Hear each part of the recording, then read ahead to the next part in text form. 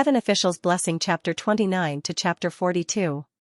Intentionally or unintentionally, Xiaolian took a step forward, blocking in front of San Lang. I know better than anyone else what kind of status I have. Fu Yao said, then why do you still dare to stand next to him? Xiaolian honestly said, because, standing next to him, no snakes will come and bite. Hearing this answer, San Lang burst out laughing. Fu Yao's face turned even greener as he said, you. His face turned green, his face suddenly turned pure black. Not only his face, Xiaolian's entire vision turned pure black. As it turned out, the flame barrier that Fu Yao had just cast, as well as the flames he had released at the bottom of the pit, suddenly, all of them were extinguished.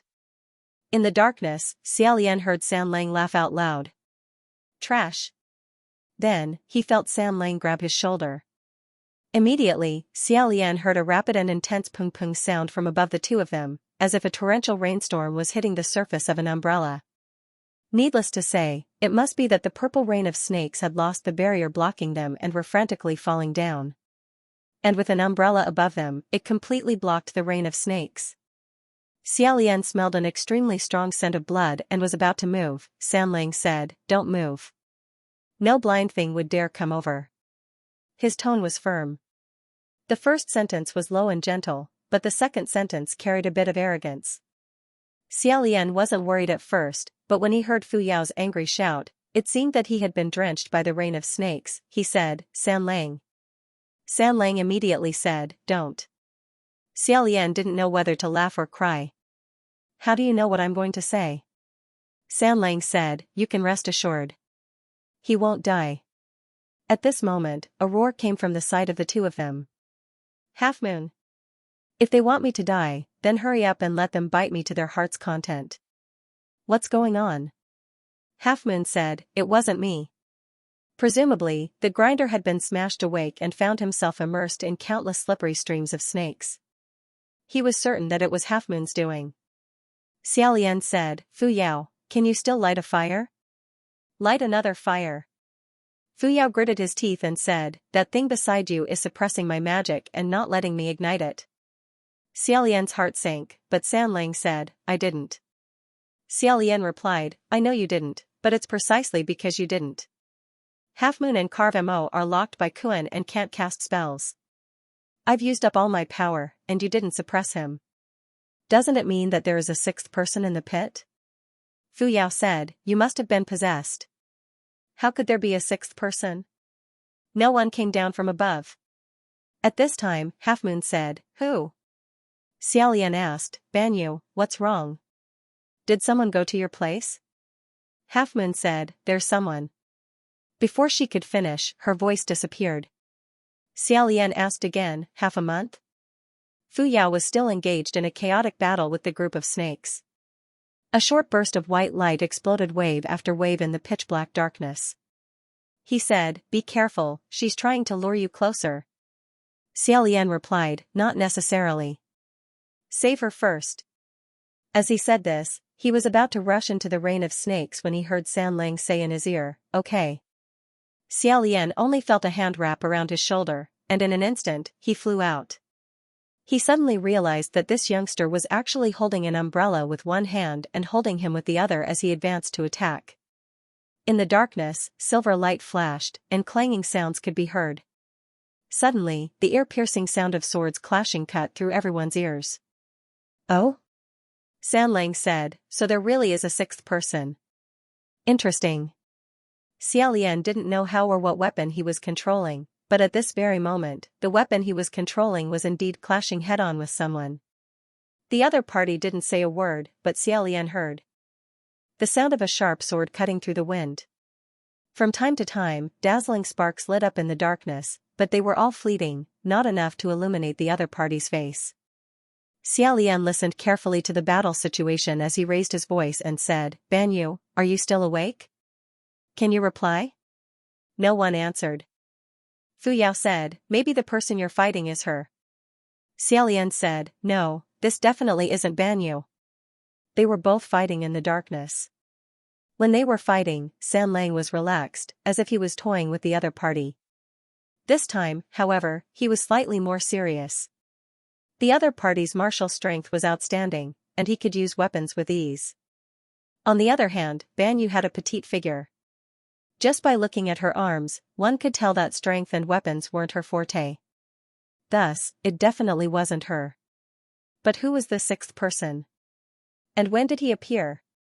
Fu Yao said, this kind of person who betrays their own country is no different from the female ghost Xianxia. Why do you still believe her? Xiaolian said, Fu Yao, can you not be so impatient all of a sudden? Wait, what did you just say? Fu Yao once again sent several scorpion snakes flying with a palm strike. He said, I say, why do you trust her so much? Just like how you trust that thing next to you. Xiaolian said, no, I'm not talking about that sentence, you're talking about Xianxia. You mentioned Xianxia, didn't you? So what if I did? It doesn't matter at all. Xiaolian held his breath. After a moment, he said, stop. There's no need to hide anymore. I already know who you are. The sound of swords clashing didn't stop. The other party was indifferent. Xiaolian wasn't anxious either.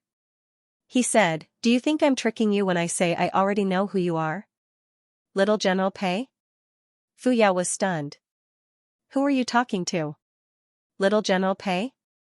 Don't tell me you've gone crazy. What kind of status does Little General Pei have? Once he comes down, who wouldn't know? Xiaolian said, you're right. However, what if he didn't personally come down? In the darkness, the sound of swords clashing paused for a moment before continuing. Xiaolian said, I discovered it already very late. In fact, I should have thought of it from the start. I know that for nearly 200 years, something has been constantly causing trouble in Banyu Pass. However, no heavenly official has ever paid attention to it. Everyone is also unwilling to bring it up. This means that there's definitely someone who no one dares to offend who's suppressing this matter. However, because I'm not familiar with all the heavenly officials in the heavenly court, I didn't dare to make wild guesses. In the end, I didn't boldly guess which heavenly official it was. It was only when Fu Yao mentioned the female ghost Xianxia that he reminded him.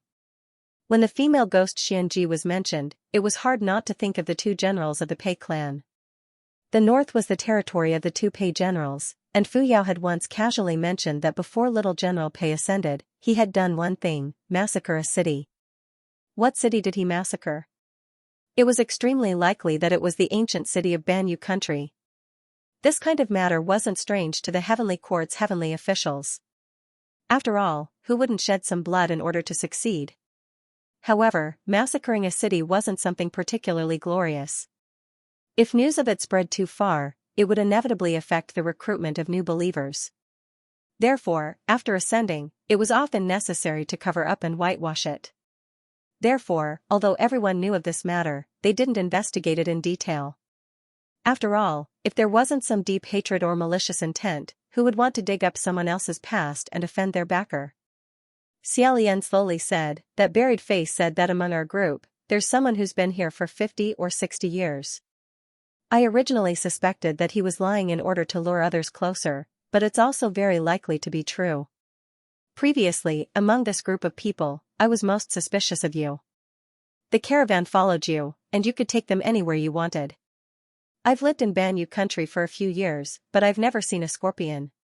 But you just randomly found a place to hide from the wind and sand, and you just happened to encounter this rare poisonous creature. I let you go with us to find the good moon grass. Before we left, you specifically pointed the way to Banyu ancient city so that the others who couldn't wait for us could go on their own. Just now at the Sinner pit, I clearly said that if there's something, I'll go first, but you, who's always calm, suddenly jumped in, meaninglessly sending yourself to death. After a pause, he said, your behavior is so strange and unreasonable, but I only found out who you are now. It's really too late, isn't it? Little General Pei, or I should call you by your current name, Ah Zhao. Suddenly, there was a dead silence. After a long while, finally, a cold voice said, have you ever thought that maybe that buried face was talking about the red-cloaked youth beside you? As soon as the voice fell, a flame suddenly lit up at the bottom of the Sinner pit. Under the light, two blood-colored figures were facing each other. One was the red-clothed San Lang, who had already put away his weapon and was standing calmly. The other was a plain-clothed youth, who still had a sword in front of him, not letting go. Because this plain-clothed youth was covered in blood, it looked like he was also wearing a red robe. His face was cold, and he was carrying a person on his shoulder. Sure enough, it was that young man Ah Zhao. Actually, whether it was little General Pei's true self or Ah Zhao's, the calm and unperturbed expression on their faces had never changed. It was just that Xiao Lian had never thought in that direction, so he hadn't connected the two together. The person he was carrying on his shoulder was Half Moon. He released the snakes to take advantage of the chaos to take away Half Moon, but since his identity had been exposed, there was no need to create chaos. The surrounding snakes and the rain of snakes stopped wreaking havoc. He put away his sword with one hand, and put down Half Moon with the other. Beside him, Kuemo said in surprise, "Who are you? Didn't you fall to your death?" Ah Zhao didn't spare a glance at Kuemo, still staring at San Lang. Using Half Moon's language, he said, "Kuemo, you really haven't changed in hundreds of years." Perhaps it was because this infuriatingly calm tone was too familiar, but when Kuemo heard it, his dark face instantly surged with anger. "It's you, Pei Su?" If it weren't for the immortal binding rope firmly binding him, he probably would have already rushed over to fight. Xiao Lian said, "Little General Pei, the scorpion-tailed snakes don't listen to one person's orders. Those disobedient scorpion-tailed snakes that Half Moon said went out to bite people, they were all controlled by you, right?" Pei Su recognized it happily. "Yes. It's me." Xiao Lian said, "Half Moon taught you how to control the scorpion-tailed snakes?" Pei Su said, "She didn't. But I can learn how to control them myself." Xiao Lian said, "After all, little General Pei is more intelligent than others." Pausing, he asked again, "When did you two meet? And how did you two meet?" Pei Su looked at him and said, "General Hua." Xiao Lian was baffled. "Why do you call me that?" Pei Su calmly said, "Don't you recognize me, General Hua?" Xiao Lian remembered. He vaguely remembered that when Half Moon was a child, she was ostracized by the other Half Moon children. Only a youth from Yong'an would occasionally pay attention to her. That youth was similar to Half Moon and didn't like to talk much. Many of the children at the border were children of the army stationed at the border. When they grew up, most of them would also join the army. Could it be? Xiao Lian said, "It's you? I actually just recognized you." Pei Su nodded and said, "It's me. I also just recognized you, General." No wonder. So it turned out that Half Moon and the enemy commander had known each other for a long time. Xiao Lian said, "Did you really order Half Moon to open the city gates?" On the other side, Kuemo spat and said, "Untie the ropes. Let me fight this despicable Pei Su to the death." Pei Su coldly said, "First, we already fought to the death 200 years ago. You already lost. Second, dare I ask how this Pei is despicable?" Kuemo said, "If it weren't for the two of you colluding with each other, how could we have lost?" Pei Su said, "Kuemo, don't deny it. At that time, although I only brought 2,000 people, breaking through the city gates was only a matter of time." Xia Lian couldn't help but say, "Wait, you only had 2,000 people under your command, yet you were sent to attack a country? What's wrong with you? Aren't you just sending yourself to death? Could it be that you're even more ostracized than me in the army?" Pei Su didn't say anything. It seemed like he was right. Xiao Lian continued, "Since you already won, why did you need Half Moon to open the city gates?" Pei Su said, "Because I want to massacre the city." Xiao Lian said, "What do you mean? Since you're already going to win, why must you massacre the city? It couldn't be some hobby." Pei Su said, "It's precisely because we're about to win that we have to massacre the city. And we have to do it as soon as possible. Leave not a single person alive." That phrase, "leave not a single person alive," sounded awe-inspiring. Xiao Lian asked, "What's the reason?" Pei Su said, "The night before we attacked the city, many of the leaders of the Half Moon people gathered together and held a meeting. They secretly agreed on one thing." "What is it?" Pei Su said, "The Half Moon people are naturally violent and they hate Yong'an country. Even if they knew they were about to lose, they still refused to admit it. All the people in the Half Moon country, regardless of age or gender, were prepared to make a batch of things as soon as possible. Xiaolian had already faintly guessed what it was. And the two words that Pei Su spat out were indeed what he was thinking in his heart. Explosives. Pei Su said word by word. They planned that if the city was defeated, they would have the citizens hide these explosives on them. Then, they would immediately scatter and flee to Yong'an country. Then, they would mix in with the crowd and wait for an opportunity to attack. Even if they died, they would drag more of Yong'an country's citizens down with them. Even if their country perished, they would make sure that the country that perished would not have peace. Therefore, they had to take advantage of the fact that the citizens didn't have the time to escape and exterminate them in one fell swoop. Xiaolian immediately turned to Kuemo and asked, "Is this true?" Kuemo had no intention of hiding it and said, "Yes." Hearing this, Sanlang raised an eyebrow and said, "Vicious." "Vicious." He said this in the half-moon language. Kuemo angrily said, "Vicious? What right do you have to say that we are vicious? If you did not attack us first, we would not have been forced to this stage. You destroyed us, so we will retaliate against you. What's wrong with that?" Pei Su said, "If that is the case, why don't we start from the beginning? How many times did the half-moon people cause trouble at the borders? How many merchants and travelers from Yong'an country that were heading to the western region were intercepted by the half-moon country? You know that there are horse bandits in your country that specialize in robbing and massacring Yong'an citizens. Yet, you purposely protected them. The soldiers that Yong'an country sent to encircle the bandits were killed by you for trespassing. Isn't this vicious?" Although he did not speak quickly and his tone was not agitated, every word sounded sharp. Kuemo said, "But that was because you forcibly occupied our country first. Only then did we retaliate." Pei Su said, "The border between the two countries has always been ambiguous. How can it be considered forcibly occupying it?" Kuemo said, "The two sides have long divided their territories. It was you who did not keep your promise." Pei Su said, "Only your side recognizes the division. When has Yong'an ever recognized it? Your so-called division is nothing more than the desert belonging to us and the oasis belonging to you. Isn't that ridiculous?" Kuemo angrily said, "The oasis was originally ours. The ancestors of the half-moon people lived on the oasis for generations." Both sides stuck to their own arguments. Just listening to them tear each other apart like this gave Xiaolian a headache. Thinking of the days 200 years ago when he was beaten black and blue, his face seemed to faintly ache again. Pei Su no longer paid attention to Kuemo and said to Xiaolian, "So, you see. There are many things in this world that cannot be argued clearly. We can only fight." Xiaolian said, "I agree with the first sentence." Sanlang said, "I agree with the second sentence." Kumo's anger slightly subsided. He suddenly said, "Most of the people from Yong'an are shameless, but you are the most shameless person I have ever seen. Pei Su, you are a cold person. You didn't kill us for the sake of your country, nor did you kill us to save your people." Hearing this, Pei Su became silent. Kuemo continued, "You are the son of an exiled person. Everyone looks down on you. You only wanted to gain a foothold in the Yong'an army and climb up, so you had to win this battle.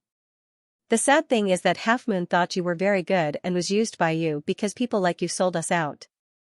Xiaolian said, "But isn't little General Pei a descendant of General Pei? With this famous ancestor looking after him, he shouldn't have fallen to such a state, right?" Sanlang said, "He isn't a direct descendant of General Pei. He is a branch of who knows how many other branches.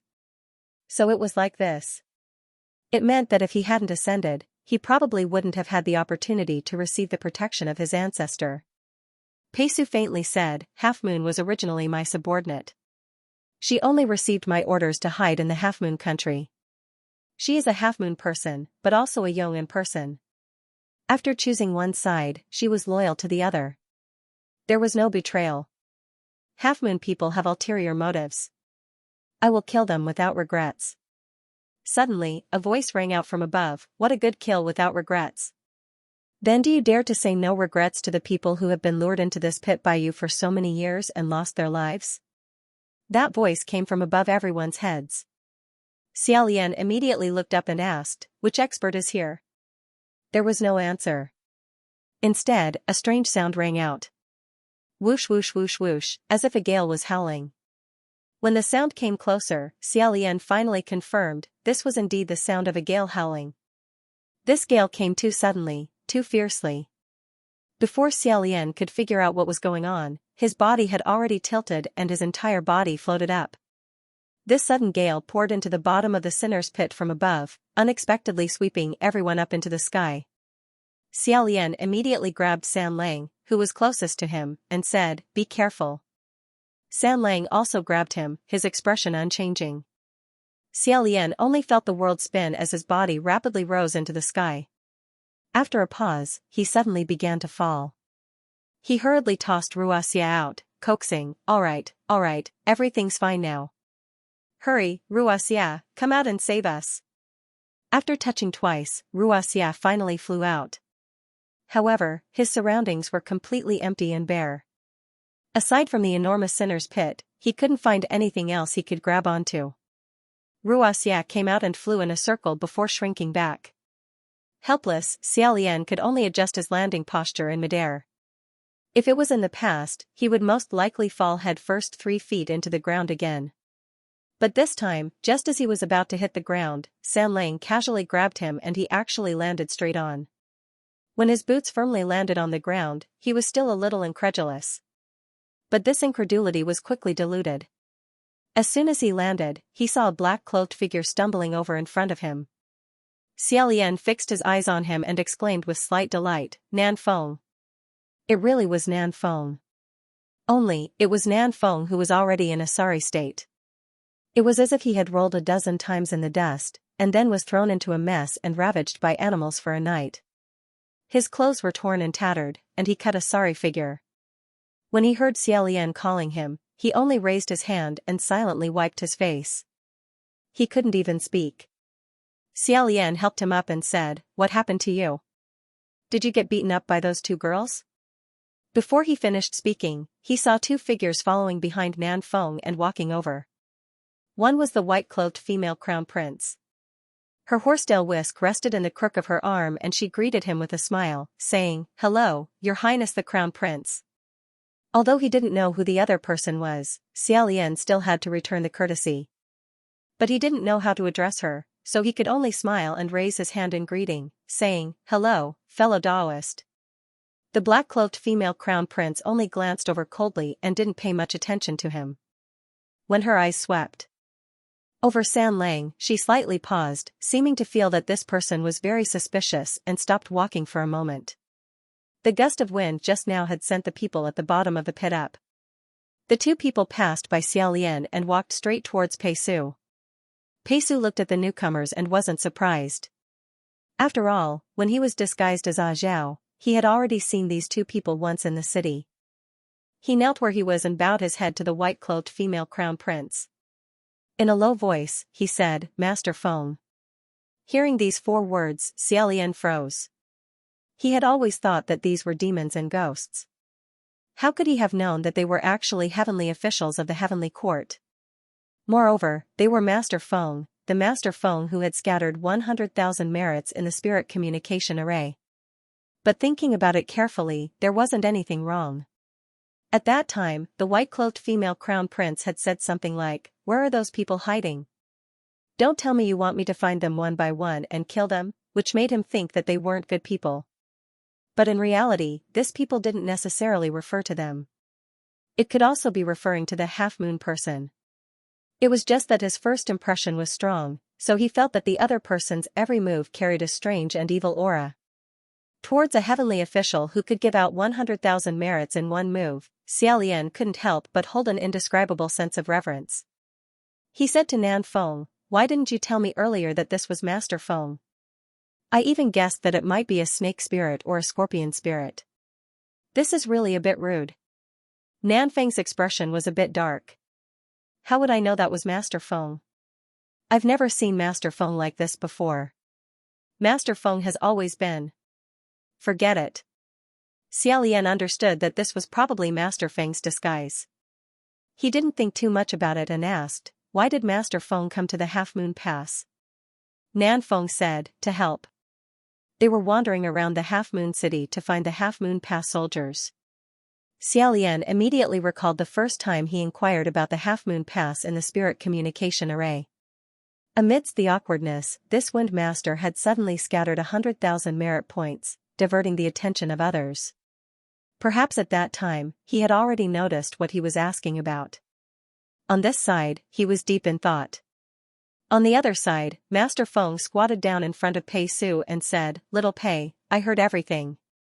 Pei Su lowered his head. Master Feng said, "You admit that in these 200 years, you were the one who led those people into the Half Moon Ancient City?" Since he was caught red-handed, Pei Su didn't argue and said in a deep voice, "It was me." Master Feng asked, "Why?" After a pause, Pei Su said, "Master Feng already had his suspicions." "Can't you guess why?" Master Feng said, "Is it because these souls are the ironclad proof that your hands are stained with blood and might become an obstacle to your future advancement?" Pei Su didn't comment. Xiaolian couldn't help but say, "If it really can't be done, why don't you just kill them? Why do you have to use living people to appease the resentment here? Is this any different from using another person's flesh to satisfy another person's hunger and thirst?" San Lang said, "He can't." "That's right." In the celestial court, every move of a heavenly official like Pei Su was watched by countless eyes. There were many things that couldn't be done directly. He couldn't come down with his main body to kill these resentful spirit soldiers, and he couldn't send troops to exterminate them. It was originally a secretive matter.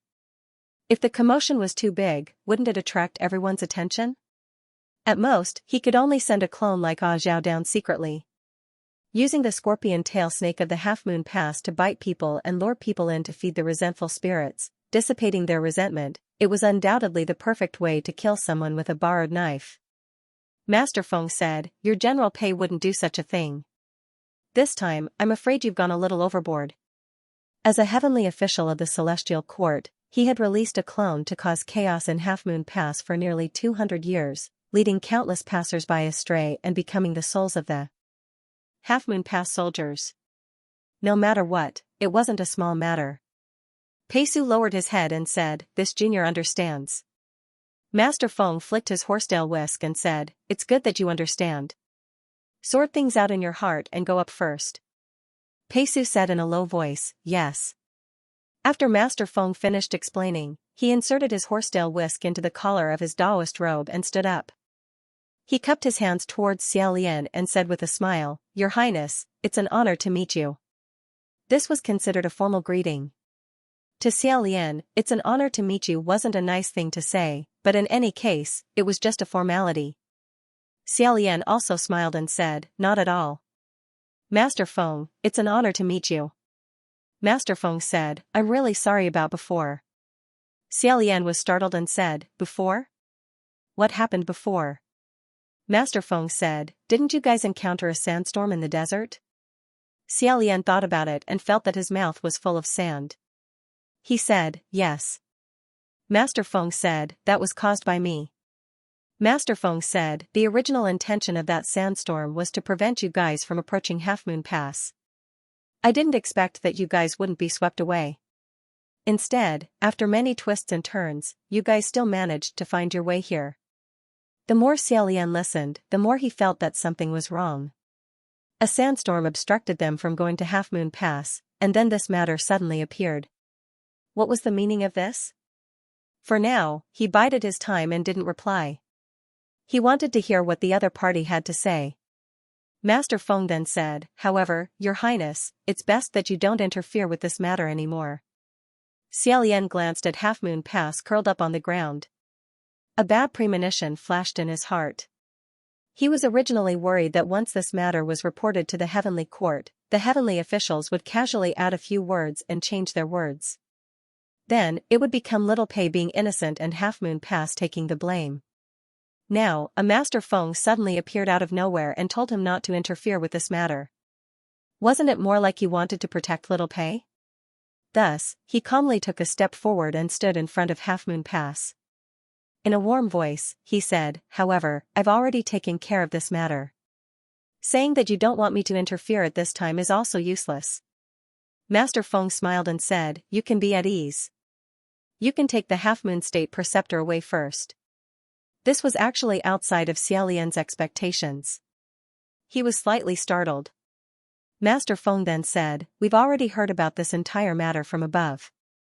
Although this half-moon state preceptor has already reached the fierce realm, when I was wandering around the city, I saw her lock the half-moon soldiers into the array she set up. I also saw her release the mortals captured by the soldiers. Not only did she not harm anyone, she even saved people. The only people I want to take away are little General Pei and Kumo. You don't need to worry about who I'll pull to take the blame. Xiaolian felt relieved and said, I'm ashamed. I've been too paranoid. Master Feng said, it's normal for you to be so worried. After all, the atmosphere in the heavenly court is indeed not good. That black-clothed woman seemed to be unable to bear staying here for another moment. She said from the side, are you done? If you're done, you can leave. Master Feng shouted, hey. What are you so anxious for? The more anxious you are, the more I'll say. Although she said this, she had already turned around and took out a folding fan from her waist. She said, Your Highness the Crown Prince, if there's nothing else, shall we meet again in the heavenly court? Xiaolian nodded. Master Feng then unfolded the folding fan. On the front of the fan was written a horizontal character for wind. On the back, there were 3 lines of clear wind. Thinking that this was the wind god official's magical artifact, she fanned the folding fan 3 times, then 3 times. Suddenly, a gust of wind rose from the flat ground. The wind blew the sand and stones away, blinding the eyes. Xiaolian raised a sleeve to block the wind. When the gust of wind passed, the 2 women, Pei Su and Kumo, had all disappeared. Only Xiaolian, San Lang, Nan Feng, and the curled-up half-moon were left. Xiaolian put down his sleeve and asked in a daze, what's going on? San Lang leisurely walked over and said, it's a pretty good situation. Xiaolian looked at him and asked, is it good? San Lang replied, it's pretty good. Master Feng told you not to worry about it because she's helping you. Nan Feng also walked over and said, yes. You've already gotten involved in a lot of this matter. Next, you can only go complain to the emperor. You don't need to worry about this matter anymore. Xiaolian understood and said, because of General Pei? Nan Feng said, that's right. This time, you've thoroughly offended General Pei. Xiaolian smiled and said, in any case, I've already predicted that I would offend at least one of them. As for who exactly I offended, it doesn't seem too important anymore. Nan Feng frowned and said, don't think I'm joking. Aside from the Divine Martial Palace Hall, the most powerful martial god is Mingguan Palace Hall. General Pei really values little Pei and has always wanted Pei Su to kick Quan out of power. He will definitely find trouble for you. Xiaolian said, is Quan that Western martial god you mentioned? Nan Feng said, that's him. Quan is also an upstart. He's very close to the time when Pei Su ascended. He's young, a bit, but also very powerful. General Pei intentionally allowed Pei Su to seize all of his followers in the West. Pei Su has also worked hard and has been progressing well these past few years. In the end, you did something like this. I'm afraid Pei Su will be out of luck. I don't know if he'll be demoted or not. If by any chance he gets demoted, you'll also be out of luck. Xiaolian rubbed the space between his eyebrows and inwardly decided that from now on, he would be more careful when he ate, drank, and walked. However, San Lang disapproved and said, you don't need to worry. Pei Ming is a very prideful person. He won't play dirty. Nan Feng glanced at him. Xiaolian then said, then what about Master Feng? Master Feng told me not to worry about it. Does that mean she's responsible for complaining? If that's the case, wouldn't she be the one who offended General Pei? Don't worry about it. It's better to call her back. Nan Feng, do you know what Master Feng's spiritual password is? Nan Feng said, you don't need to worry about Master Feng. General Pei dares to touch you, but he won't touch her. Although she's younger than you, she's doing much better than you. Xiaolian's silence wasn't because he'd suffered a blow. Rather, he was thinking to himself, could it be that there's someone in the heavenly court who's doing worse than me? I don't think so. San Lang smiled and said, Master Feng has someone supporting her. Naturally, she'll be doing well. Xiaolian said, "Are you talking about that black-cloaked woman beside her? I think she's also a formidable figure." Sanlang said, "No. However, that black-cloaked woman is indeed a formidable figure. She should be one of the 5 wind, water, rain, lightning masters. I don't recommend offending her. Since Master Feng was able to create tornadoes from flat ground, naturally her powers were high. However, that black-cloaked woman was clearly a cut above him." Xiaolian kept having the feeling that the woman seemed to have sensed something was wrong with Sanlang. Feeling that something was wrong, he said, "I agree with you." However, there was another sentence that he felt didn't need to be said. Xiaolian thought to himself, having someone supporting you doesn't necessarily mean you'll be doing well. It must be known that back in the day, the one who supported the Xianlu crown prince was the #1 martial god in 1,000 years, Junwu. Didn't he also not do well? Xiaolian picked up the bamboo hat that Nanfeng had dropped and patted it. Seeing that it hadn't been flattened, he let out a sigh of relief and put it back on his back. Sizing up Nanfeng, he said, "Could it be that you were chased and beaten by those 2 Darren the entire way?" Nanfeng's face darkened as he said, "Yes. I was beaten the entire way." Xiaolian patted his shoulder and said, "It's really been hard on you." After he finished speaking, he suddenly remembered that there was someone else who was also having a hard time. Turning his head, he asked, "Where's Fu Yao?" Nanfeng said, "Wasn't he watching over those poison people?" The meaning behind his words was that they hadn't seen Fu Yao since the moment they were swept out by that gale. In reality, after Ah Zhao appeared, Xiaolian didn't really notice him. If he didn't run away then he ran away when that gale blew. Xiaolian wasn't really worried about him. He guessed that Ah Zhao just didn't want to get involved in this mess, so he quickly slipped away. However, when they heard Nanfeng say poisoned, the 2 of them cried out at the same time, "Good moon grass." Sanlang said, "There's no need to rush. The sky just brightened." However, they couldn't not rush when it came to saving people's lives. Even if it hadn't been 24 hours yet, who knew if something would happen along the way? At that moment, Xiaolian carried Half Moon on his back and madly ran towards the Imperial Palace. When he arrived at the Imperial Palace, he put Half Moon down and went up to pluck a few handfuls of good moon grass. That buried person was still on the ground, leaving only a pile of white bones and a badly mutilated face. If it was in the past, Xiaolian might have casually dug a hole and buried it.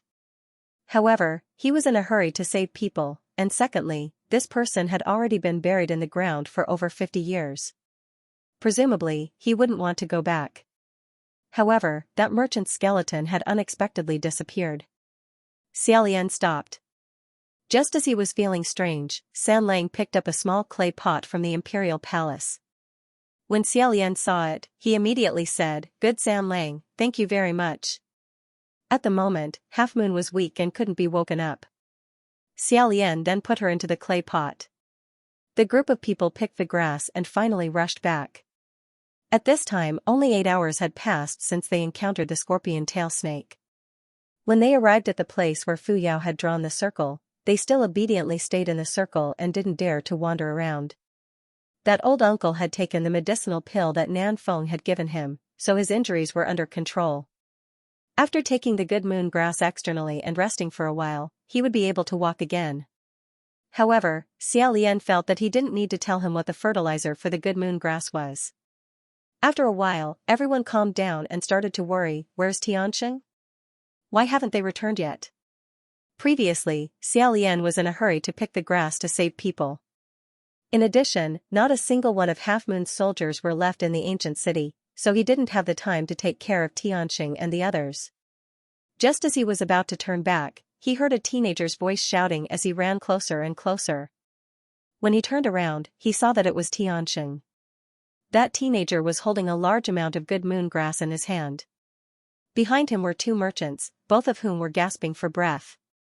After asking, he found out that at the Sinner's Pit, Half Moon had swept away a bunch of soldiers and captured Tianxing and the others. Originally, Tianxing and the others were scared half to death. Who knew that after Half Moon had captured them and pointed them the way, they would let them go? After escaping, they hurriedly picked the good moon grass and buried the merchant's corpse. Then, they rushed back with all their might. However, they were still a bit slower than Xiaolian and the others. In short, after escorting this caravan out of the desert, the matter could finally be considered to have come to an end. However, before they left, Xianxia secretly ran over to find him and mysteriously said, "Gidge, I want to ask you a question." Xiaolian replied, "Go ahead." Xianxia asked, "You're actually a deity, right?" Xiaolian was a little shocked, but also a little touched. This was because there was a period of time when he would often shout out to people that he was a deity, that he was the crown prince, but no one would believe him. This time, he didn't even open his mouth, but the other party had already asked him if he was a deity. This really made him a little shocked and touched. Xianxia immediately said, "I saw you use magic. Don't worry, I won't tell anyone else." Xiaolian thought to himself, "How should I say this? Even if you say it, no one will believe you." Xianxia said, "This time, it's all thanks to you. Otherwise, I would have been kicked into that pit by those black ghost soldiers. When I go back, I'll build a temple for you. It'll be dedicated to you." Xiaolian couldn't help but smile when he saw Xianxia pat his chest and make a very big gesture. "Then I'll have to thank you." Sanlang, who was at the side, chuckled for some unknown reason. Xiaolian didn't feel that he was mocking the child for not knowing the immensity of heaven and earth. Although the child didn't understand how big a matter it was to build a temple, receiving this kind of promise, regardless of whether it could be fulfilled or not, he was still quite happy. After being pestered in every possible way, he had no choice but to carelessly leave behind the title of Tattered Immortal. Waving his hand, he walked off in the other direction. Nanfeng activated a 1,000-li shrinking spell and sent them back to Puqi Monastery. Opening the door, Xiaolian took out a mat and laid it on the ground. Then, he laid down on it like a corpse. His entire movement was done in one go. Sanlang also sat down next to him and rested his chin on his hand as he watched him. Xiaolian sighed and asked, "How many days have we been gone?" Sanlang replied, "Generally speaking, 3 or 4 days." Xiaolian sighed again and said, "It's only been 3 or 4 days. Why are you so tired?" Ever since he had ascended, he had often been as tired as a dog. This really wasn't an illusion. After he finished sighing, he raised his head and said, "Huh? Nanfeng, why haven't you gone back to report?" Nanfeng asked, "What report?" Xiaolian replied, "Aren't you a heavenly official of Nanyang Palace Hall? Won't your family's general come looking for you after you leave for 3 or 4 days?" Nanfeng replied, "My family's general isn't in the palace hall right now. He doesn't care about me." Xiaolian crawled up and said, "All right, it's fine if you stay." Nanfeng asked, "What are you going to do?" Xiaolian amiably said, "I'm going to cook a meal for you. To reward you." Hearing this, Nanfeng's expression changed greatly. He raised his hand and pressed 2 fingers against his temple, as if he had received a telepathic message. Standing up, he said, "Something happened in the palace hall. I'll be leaving first." Xiaolian raised his hand and said, "Hey, Nanfeng, don't go. Why did something suddenly happen? This time, it's really been hard on you." Nanfeng roared, "Something really happened." Seeing him rush out the door, Xiaolian sat back down on the mat and said to Sanlang, "Looks like he's not hungry." Before Sanlang could reply, a bang was heard. Nanfeng rushed back and blocked the door, saying, "You too." Xiaolian and Sanlang sat side by side on the mat. Raising their heads to look at him, Xiaolian asked, "What happened to the 2 of us?" Nanfeng pointed at Sanlang and then at Xiaolian. After hesitating for a while, he said, "I'll be back." Xiaolian said, "Welcome, welcome." Nanfeng swept his gaze over Sanlang again before closing the door and leaving. Xiaolian folded his arms and imitated Sanlang by tilting his head. "Looks like something really happened." He then glanced at the youth beside him and said with a smile, "If he's not hungry, then what about you?" Sanlang also replied with a smile, "I'm hungry." Xiaolian smiled and stood up again. Turning around, he casually tidied up the offering table and said, "All right. Then, what do you want to eat, Huaqing?" Behind him, there was a moment of silence. Then, a low chuckle was heard. Xiaolian asked, "Blood Rain Tanhua?" Huaqing replied, "Your Highness the Crown Prince." Xiaolian turned around and smiled. This is the first time I've heard you call me that. That red-clothed youth sat on the mat. He propped up one leg and smiled back. How do you feel? Xiaolian thought for a moment and honestly said, it seems different from when others call me that. Hua Qing asked, what's different?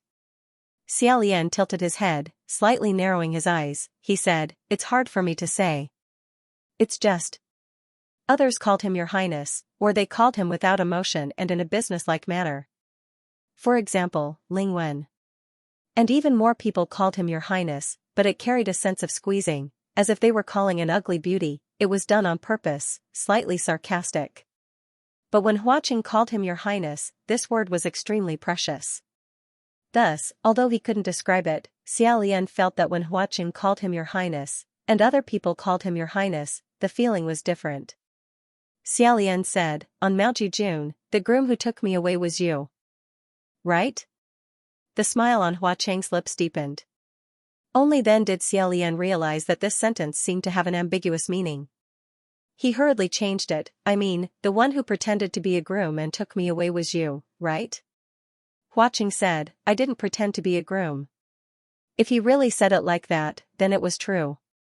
At that time, that youth didn't lie to him and say he was a groom. He didn't say a single word and only stopped in front of the sedan and extended his hand. Xiaolian was the one who left with him. Xiaolian said, all right.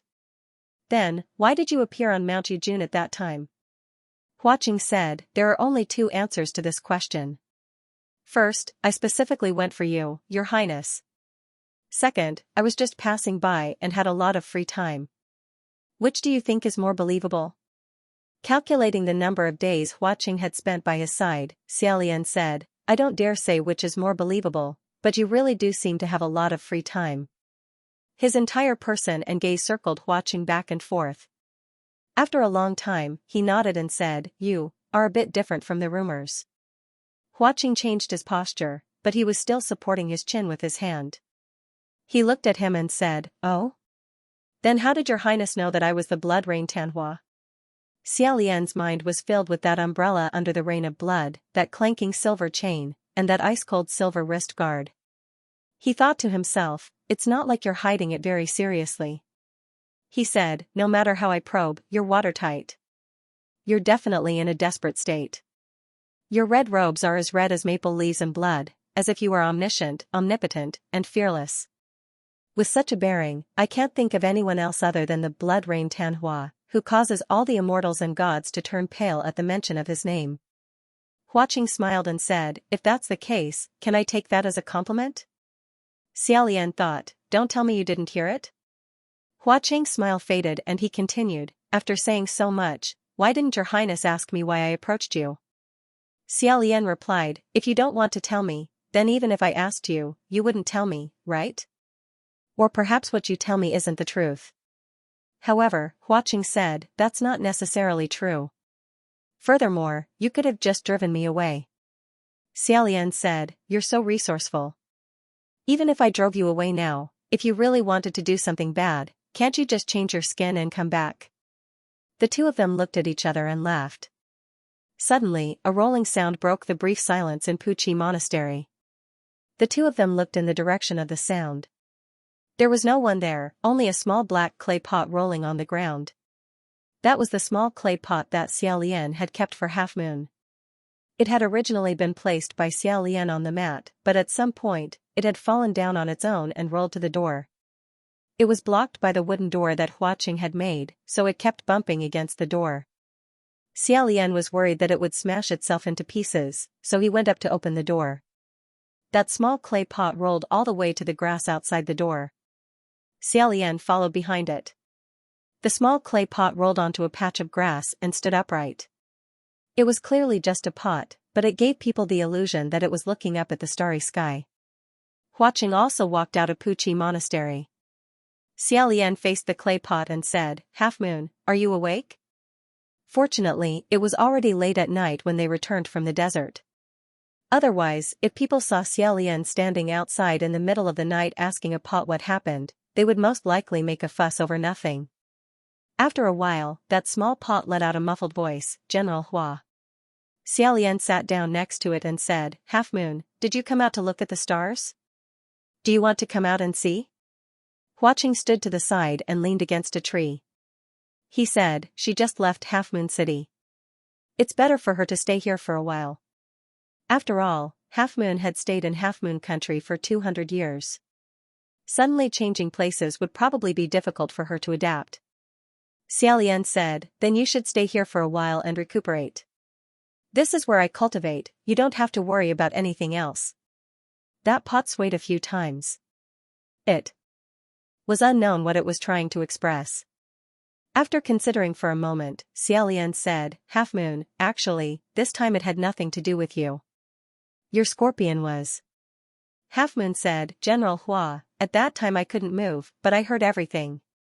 Hearing this, Xiaolian froze. Only now did he know that Pei Su had only sealed Half Moon's mobility, not her senses. He said, that's fine. She heard everything, that's fine. That pot said, General Hua, what will happen to little General Pei? Xiaolian folded his hands in his sleeves and said, I don't know. However, if you do something wrong, you will have to accept punishment. After a moment of silence, that pot swayed a few more times. This time, Xiaolian finally understood. Originally, this kind of swaying was a nod. Half Moon said, actually, little General Pei isn't that bad. Is that so? Yeah. Half Moon said, he helped me before. For some reason, Xiaolian's mind suddenly remembered more things. Half Moon often got beaten up. Using the words of the other Yong'an children, she has a face that deserves to be beaten. Xiaolian only found out about this after knowing her for a long time. Because no matter how many times Half Moon got beaten, she wouldn't tell anyone. Until one day, Xiaolian saw a group of children pressing her face into the mud. Only then did he know how the bruises on her face came about. But after a while, when he asked her again, she actually only remembered to wash the handkerchief that the youth who pulled her out of the mud lent her to wipe her face with. She didn't remember anything else. She didn't remember the person who beat her, but as long as he saved her once, she would remember it for a lifetime. Half Moon said again, although GMO always scolds me for being bewitched by him, and that I was used by him. But regardless of whether he used me or not, I know that opening the city gates was something I had to do. Xiaolian didn't know what to say, but a part of his heart suddenly softened. In a flash, he patted that pot and said, all right, it's over. Oh right, Half Moon, Xianxia is a fake name. I have long since stopped being a general, so you don't have to call me General Hua. Half Moon said, then how should I call you? That was a problem. If Half Moon also seriously called him Your Highness the Crown Prince, he would always feel that something was a bit strange. Xiaolian originally didn't care about how he was addressed, but he thought of something else to say, so he said, then it's up to you. You can continue to call me General Hua. However, there really was someone with the surname Hua here, so calling him General Hua might be a bit confusing. But when he thought about it again, he remembered that Xianxia was admittedly a fake name. He took the first character of the Corolla martial god as his surname. But wasn't Huaqing also a fake name? It was also quite interesting that they chose the same surname as their surname. At this time, he heard Half Moon say, I'm sorry, General Hua. Xiaolian turned his head around and said a bit gloomily, Half Moon, why do you always apologize to me? It couldn't be that his appearance made people feel sorry for him, right? Half Moon said, I want to save the common people. Xiaolian. Half Moon said, General Hua, that's what you said in the beginning. Xiaolian? He hurriedly pressed down on the pot and said, wait. Wait. Half Moon said, wait for what? Xiaolian glanced at Huaqing, who was standing under a nearby tree with his arms crossed. In a low voice, he said, did I really say those words in the beginning? These words were clearly what he loved to say the most when he was a teenager. In the next few hundred years, he shouldn't have even mentioned it. Hearing it for the first time, Xiaolian felt the impact was too great. It was a bit hard to accept. However, Half Moon said, General, you said it before. Xiaolian still wanted to struggle and said, I didn't. Half Moon seriously and coldly said, oh, no, I said it before. Once, you asked me what I wanted to do when I grew up. I said I didn't know. You said how could you not know what you wanted to do when you grew up? I asked General Hua, what about you? You said, when I was young, my dream was to save the common people. So it was like that. Xiaolian said, this. Half Moon, this kind of casual words, why do you remember it so clearly? Half Moon said, was it just a casual word? But, General Hua, I feel like you were very serious when you said it. Xiaolian helplessly looked up at the sky and said, haha, is that so? Maybe. What else did I say? I don't remember. Half Moon said, you also said, do what you think is right, nothing can stop your footsteps, even if you fall in the mud 100 times, you still have to be strong and climb back up. There are a lot of things like that. Pfft. He didn't need to turn his head to know that Hua Qing, who was under the tree, had definitely heard it and laughed. Xiaolian couldn't keep his mouth shut anymore. In his heart, he thought. What kind of nonsense is this? Why do I always like to say these kinds of things? I'm not that kind of person. Am I that kind of person? Half Moon said, but, I don't know what's right anymore. Hearing this, Xiaolian was stunned. Half Moon said, I wanted to do what General Hua said, to save the common people. But in the end, I destroyed Half Moon Kingdom. She said in a daze, and it seems like no matter what I do, the results are always terrible. General Hua, I know what I did wasn't good, but can you tell me, in the end, what did I do wrong? In the end, what should I do in order to truly do what you said, save the common people? Xiaolian said, I'm sorry, Half Moon. How to save the common people? I didn't know this question before, and I still don't know now. After a moment of silence, Half Moon said, General Hua, to tell you the truth, I feel that for these past 200 years, I simply don't know what I've been doing. I'm such a failure. Hearing her say this, Xiaolian became even more depressed. In his heart, he thought, doesn't that mean I'm even more of a failure? I've still been around for 800 years. After leaving Half Moon's ghost in the jar, staring at the starry sky for a while to calm down, Xiaolian and Hua Qing returned to Puqi Monastery. After closing the door, Xiaolian suddenly said, Half Moon voluntarily stayed in Half Moon Pass. It wasn't because she became a murderer that she was trapped there. She always remembered that she was the one who opened the city gates, and she never gave herself any excuse of I did it for the common people. In order to let the soldiers of Half Moon Kingdom vent their resentment and ascend to the heavens sooner, she let Kuemo lead them to kill her over and over again. Xiaolian shook his head and said, actually, if little General Pei really didn't want to keep those Half Moon Kingdom soldiers, and also didn't want to be discovered by the Heavenly Court, you could have quietly sent a clone down to the mortal world to clean up those Half Moon Kingdom soldiers. Why must you use this kind of method? Hua Qing said, the power of a clone can be weakened. You've also seen Pei Su's clone, Zhao. He couldn't deal with so many Half Moon Kingdom soldiers at once, so it's better to feed him with living people. That way, the resentment will dissipate faster, and it's also the simplest method. Xiaolian asked, why must it be so fast? Hua Qing said, perhaps it's to let your little friend, Half Moon Kingdom, painfully hang to death a few times less. After a moment of silence, Xiaolian said, then what about those mortals? Hua Qing calmly said, they're heavenly officials. The lives of mortals are naturally inferior to ants.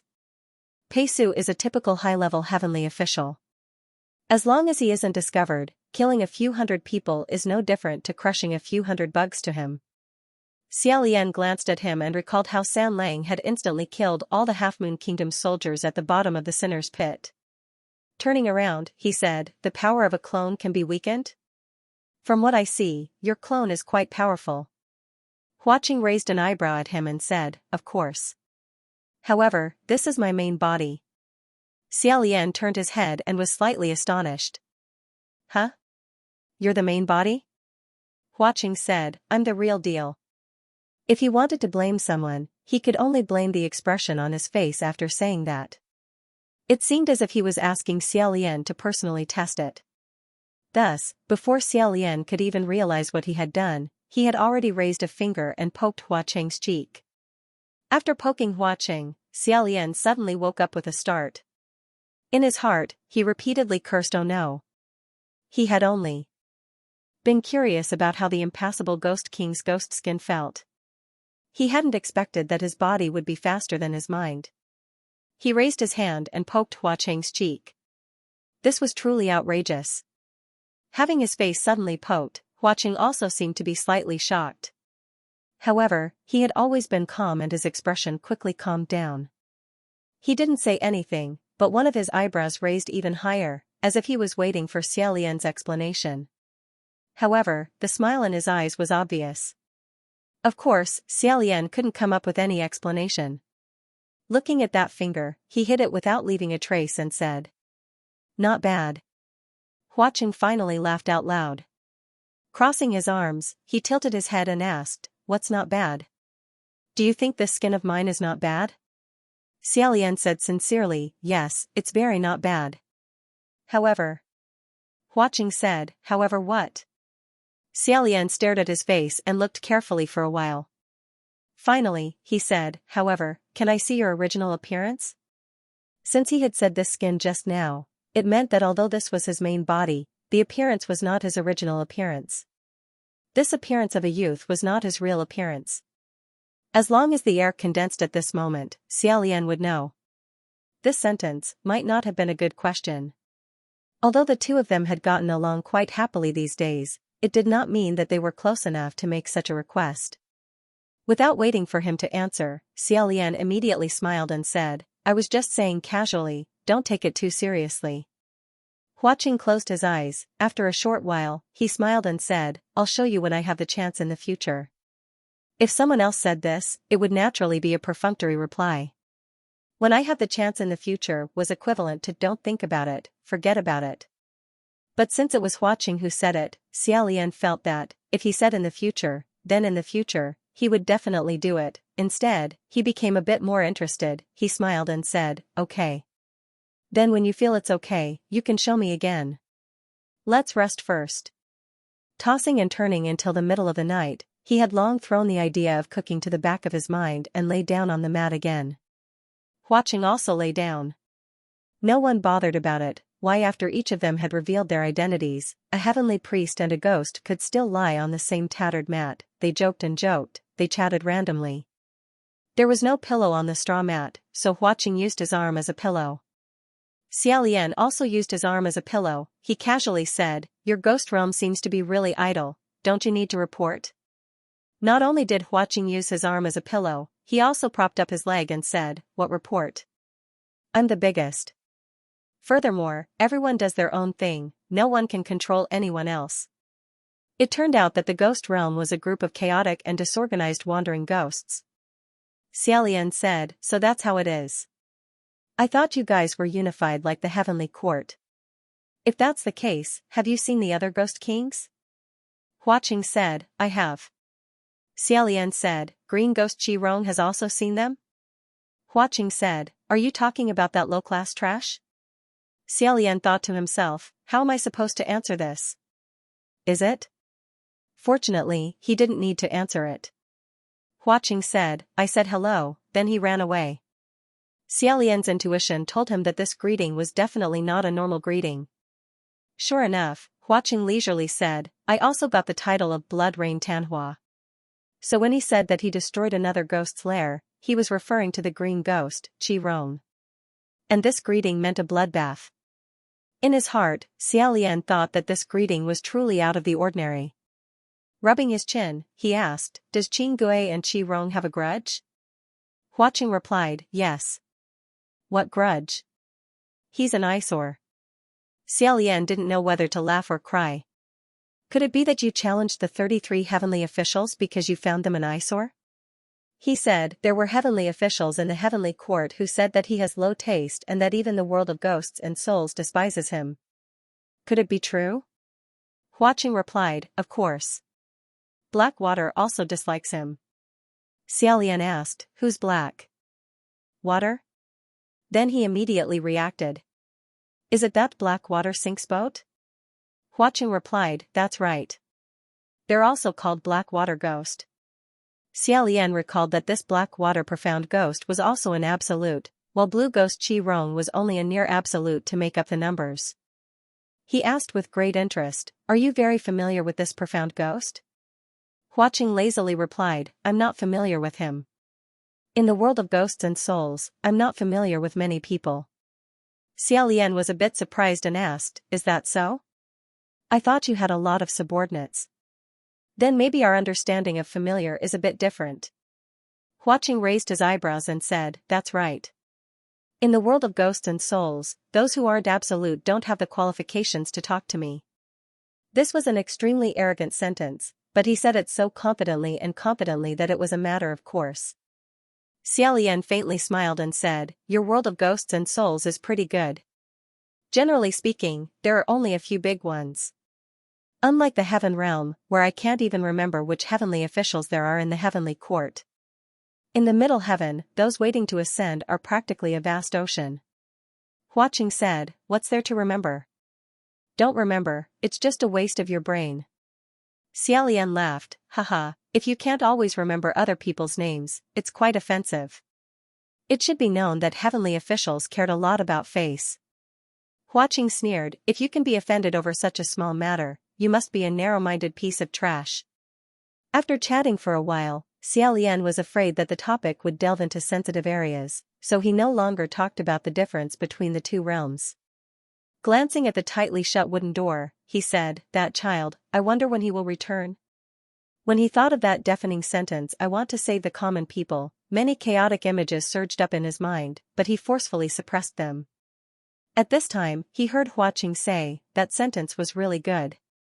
Xiaolian asked, what? Huaqing unhurriedly said, I want to save the common people. Xiaolian felt as if he had suffered a heavy blow. He turned over and curled up like a shrimp. Covering his face with his hands, he practically wished he had another pair of hands to cover his ears. He moaned. San Lang ah. Huaqing seemed to have moved even closer to him. Behind him, he said in a deadpan manner, HM? Is there a problem with that sentence?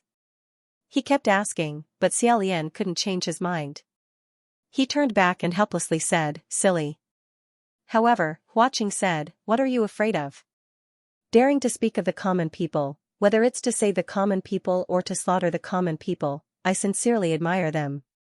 The former is much more difficult than the latter. Of course, I admire them even more. Xiaolian didn't know whether to laugh or cry as he shook his head. Stretching out his body, he said, if you dare to speak, you also need to dare to do it. You also need to be able to do it. He covered his eyes with one hand and said, AI. Alright, it's actually not that big of a deal. Hanua's words are already okay. When I was a bit younger, I said even more foolish things. Huaqing smiled and said, oh. What kind of words? Tell me. After a moment of absent-mindedness, Xiaolian recalled as he faintly smiled and said, many years ago, there was once a person who told me he couldn't continue living. He asked me what he was living for, what was the meaning of living.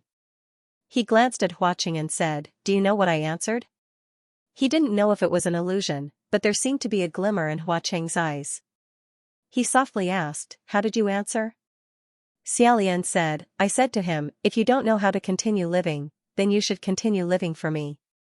If you don't know what the meaning of living is, then please take me as the meaning of your life for the time being. Take me as the pillar that supports you to continue living. Ha ha ha. As Xiaolian thought about it, he suddenly couldn't help but laugh. Shaking his head, he said, even now, I still don't understand. What was I thinking at that time? Why did I have the courage to say something like becoming the meaning of someone else's life? Huaqing didn't say anything. Xiaolian continued, truly, only someone that young could say something like that. At that time I really thought I was omnipotent and fearless. Now that you want me to say something like that, I can't say it anymore. He slowly said, I don't know what happened to that person afterwards.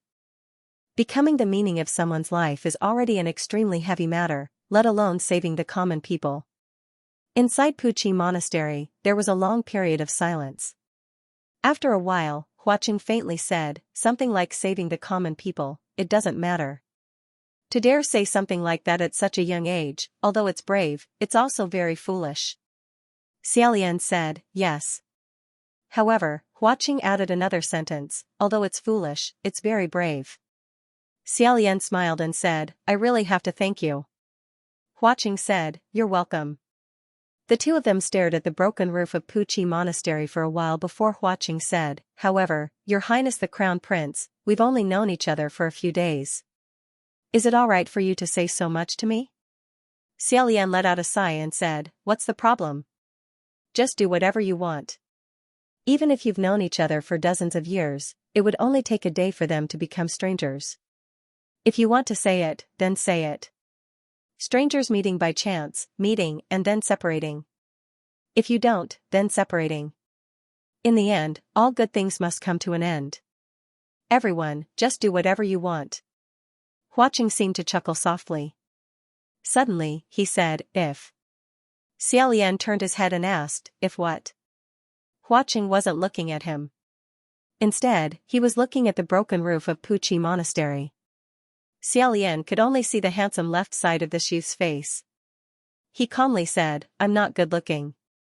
Xiaolian said, ah? Only then did Huaqing turn his head slightly and said, if my original appearance wasn't good-looking, would you still want to see it? Xiaolian was startled and said, is that so? Although there's no reason, I always feel that your original appearance definitely isn't too ugly. Huaqing said half-truthfully, that's not necessarily true. What if my facial features are messed up, ugly as a Rakshasa and evil as a Yiksha? What are you going to do? Hearing him say this, Xiaolian originally thought it was a little interesting. So as an overlord of the ghost realm, the devil incarnate that would cause all immortals and deities to pale at the mention of his name, he would also care about whether his original appearance was good-looking or not. But when he thought deeper, he didn't find it interesting anymore. He vaguely remembered that among the various legends of Huaqing's birth, there was a rumor that he was deformed since childhood and so on. If this was true, then he must have often been discriminated against because of this. It might even have started when he was young. Perhaps it was because of this reason that he was especially sensitive to his original appearance. Thus, Xiaolian considered his words and said, about this. Using the most gentle tone, he sincerely said, actually, the only reason I want to see your original appearance is because, you see, we're already like this. Huaqing said, HM? What do you mean by like this? Xiaolian said. Right now, we can also be considered friends, right? Then, since we're friends, we naturally have to be honest with each other. That's why I said I want to see your real appearance. What does this have to do with whether your original appearance is good-looking or not? You asked me what I'm going to do, of course I'm not going to do anything. Don't worry, as long as it's your real appearance, I'll definitely. What are you laughing at? I'm speaking from the bottom of my heart. When he said the last few words, Xiaolian felt the body of the youth beside him seem to tremble slightly. At first, he was stunned for a moment and thought to himself, are my words really that good that he's moved to this extent? But he was also too embarrassed to turn his head to see what was going on. Who knew that after a while, an extremely low laughter could be heard from the side. Xiaolian felt very depressed and put his hand on Huaqing's shoulder to push him. Sanlang. Why are you laughing like this? Is there something wrong with what I said? Huaqing instantly stopped trembling and turned around. He said, no, what you said makes a lot of sense. Xiaolian only felt even more depressed and said, you're not sincere. Huaqing, however, said, I swear, no matter what, you won't be able to find someone more sincere than me. Xiaolian didn't want to talk anymore and turned his back to Huaqing. Forget it, go to sleep. Sleep well and don't talk. Huaqing laughed lightly for a while and said, next time. Although he had already decided to sleep, when Huaqing opened his mouth, Xiaolian still couldn't help but answer, what next time? Huaqing said in a low voice, the next time we meet, I will use my original appearance to see you. There were a lot of things to ponder about in this sentence. Xiaolian originally wanted to ask again, but after one night, he couldn't stop the drowsiness from welling up. He really couldn't hold on any longer, so he fell into a deep sleep. The next morning, when Xiaolian woke up and got up, his side was already empty. Xiaolian staggered to his feet, walking around the Puqi monastery in a daze. When he opened the door, he didn't see anyone outside. It seemed that it was true, that youth had already left. However, the fallen leaves had already been swept into a pile and there was a small clay pot standing to the side. Xiaolian went out and carried the clay pot in and placed it on the offering table. At this moment, he suddenly discovered that there seemed to be something extra in his usually empty chest. Xiaolian raised his hand to feel it and discovered that under the cursed shackles, there was actually an extra thin chain that was worn loosely. Xiaolian knew, this must be something left behind by Huaqing. He held it in his hand. After pondering for a moment, he thought, what is this? When he was the crown prince, Xiaolian grew up in the imperial palace of Xianlu country. Xianlu country had always loved beautiful and precious things, and the imperial palace was even more extravagant. Gold was the pillar, jade was the step, there were countless rare treasures, and the children of nobility often played with all kinds of gems like marbles. Xiaolian was used to seeing treasures. Looking at this ring, it seemed to be polished from diamond. However, the shape of the ring was beautiful, even the most skilled craftsman would not be able to polish such a natural beauty. It was more sparkling and translucent than all the diamonds he had seen. It was even more resplendent and bright, captivating people. He couldn't tell what it was either. However, even if he couldn't tell what it was, in any case, it was definitely something very valuable and important. Moreover, since it was worn on his neck, it couldn't have been accidentally left behind. It could only be a keepsake that Huaqing gave him before he left. Receiving the keepsake, Xiaolian was somewhat surprised. He smiled slightly and decided to keep it. The next time he met, he would ask the youth why he gave it to him. He only had a small and shabby Taoist temple and no place to hide treasures. After thinking about it, the safest way was to keep it close to his body. Thus, he put this extremely thin silver chain back on. After making 2 trips to Mount Yujun and Banyu Pass, Xiaolian lay paralyzed in the Puqi temple for a few days. If it wasn't for the overzealous villagers coming over from time to time with some steamed buns and porridge, he was afraid that he would have been paralyzed like this for the past few days. After a few days, Lingwen suddenly informed him, hurry up and ascend. Listening to her tone, it seemed that something bad had happened. Xiaolian more or less guessed it and was already prepared. He asked, is it about Banyu Pass? Lingwen said, that's right. After you return to Immortal Capital, come directly to Divine Martial Hall. Hearing Divine Martial Hall, Xiaolian was startled. He knew that Junwu had returned. Ever since he ascended for the 3rd time, he had never seen Junwu. As the #1 martial god, he was either in seclusion all year round, patrolling the border, or going to Xianxia. He had to make this trip no matter what. Hence, Xiaolian did not rest for a few days before he returned to the Immortal Capital. The divine palaces of various immortals and gods were gathered in the Immortal Capital. They formed a city, each displaying their own strengths. One side was richly ornamented, while the other side was a small bridge with flowing water. Celestial winds blew all around, and clouds filled the air beneath his feet. There was a main street in the Immortal Capital, the Divine Martial Street. Although the human world had also built many divine martial streets in memory of Junwu, as mentioned before, many things in the human world were just imitations and projections of things in the heavenly realm. Therefore, only this street in the Immortal Capital was the real Divine Martial Street. Walking along this wide street, Xiaolian walked towards the Divine Martial Hall. Along the way, he encountered many god officials who were in a hurry, but none of them dared to pay attention to him. In fact, in the past, when Xiaolian walked in the heavenly palace, no one paid attention to him. However, at that time, no one paid attention referred to the fact that none of the immortal officials would come up to walk alongside him, nor would they take the initiative to chat with him. However, they would still nod and greet him politely. Now, they really pretended not to see him, as if looking at him one more time would bring disaster upon themselves. Those in front of him walked quickly, while those behind him walked slowly. They only hated that they couldn't keep a distance of 8 feet from him. Xiaolian had long since become accustomed to this, so he didn't think much of it. After all, he had just dragged down a powerful upstart General Pei. It would be strange if he didn't walk further away. Who knew that as he walked, he would suddenly hear someone shout from behind him, "Your Royal Highness the Crown Prince." Hearing this, Xiaolian was surprised. He thought to himself that the person still dared to call out to him at this time was truly courageous. However, when he turned around to look, the young god official who had called him Your Royal Highness the Crown Prince had hurriedly passed him and ran towards another person in front of him. As he ran, he said, "Io, my Royal Highness the Crown Prince. You went to the Divine Martial Hall to discuss matters. How could you forget your waist tag? How are you going to get there?" Only then did Xiaolian react. No wonder, this Your Royal Highness the Crown Prince wasn't addressed to him.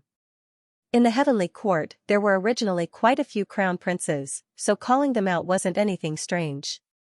However, when his eyes swept over the other crown prince in front of him, he was slightly startled. That youth had sword-like eyebrows and starry eyes, and a smile on his face. This smile was different from the smiles of the other heavenly officials in the heavenly court. It was a kind of hearty smile without any scheming, causing that clearly handsome face of his to carry a kind of childishness. If it were a slightly harsher heavenly official to evaluate him, such as Mu Qing, they would probably say that this was an idiocy. He was dressed in military attire, looking extremely handsome. However, what he exuded wasn't the murderous aura of a soldier on the battlefield. Instead, it was the bright and open noble aura of a royal family. Xiaolian stopped walking and stared at that youth in front of him. Meanwhile, the two people in front of him sensed that he had stopped walking and also turned around to look at him. When that young god official saw him, his expression immediately changed. Xiaolian nodded slightly and said to that youth with a smile, "Hello, Your Royal Highness the Crown Prince." That crown prince was obviously someone who normally didn't care about matters and didn't recognize his face. Seeing that someone was greeting him, he immediately smiled brilliantly and replied loudly, "Hello." The young god official beside him quietly pushed him and said, let's go. Your Royal Highness, we still have to go to the Divine Martial Hall to discuss matters. That youth was completely unaware and didn't react at all to why his subordinate suddenly pushed him. He asked strangely, "Why are you pushing me?" Xiaolian burst out laughing. That young god official pushed him even harder and urged, "I'm afraid that the Emperor has been waiting for a long time.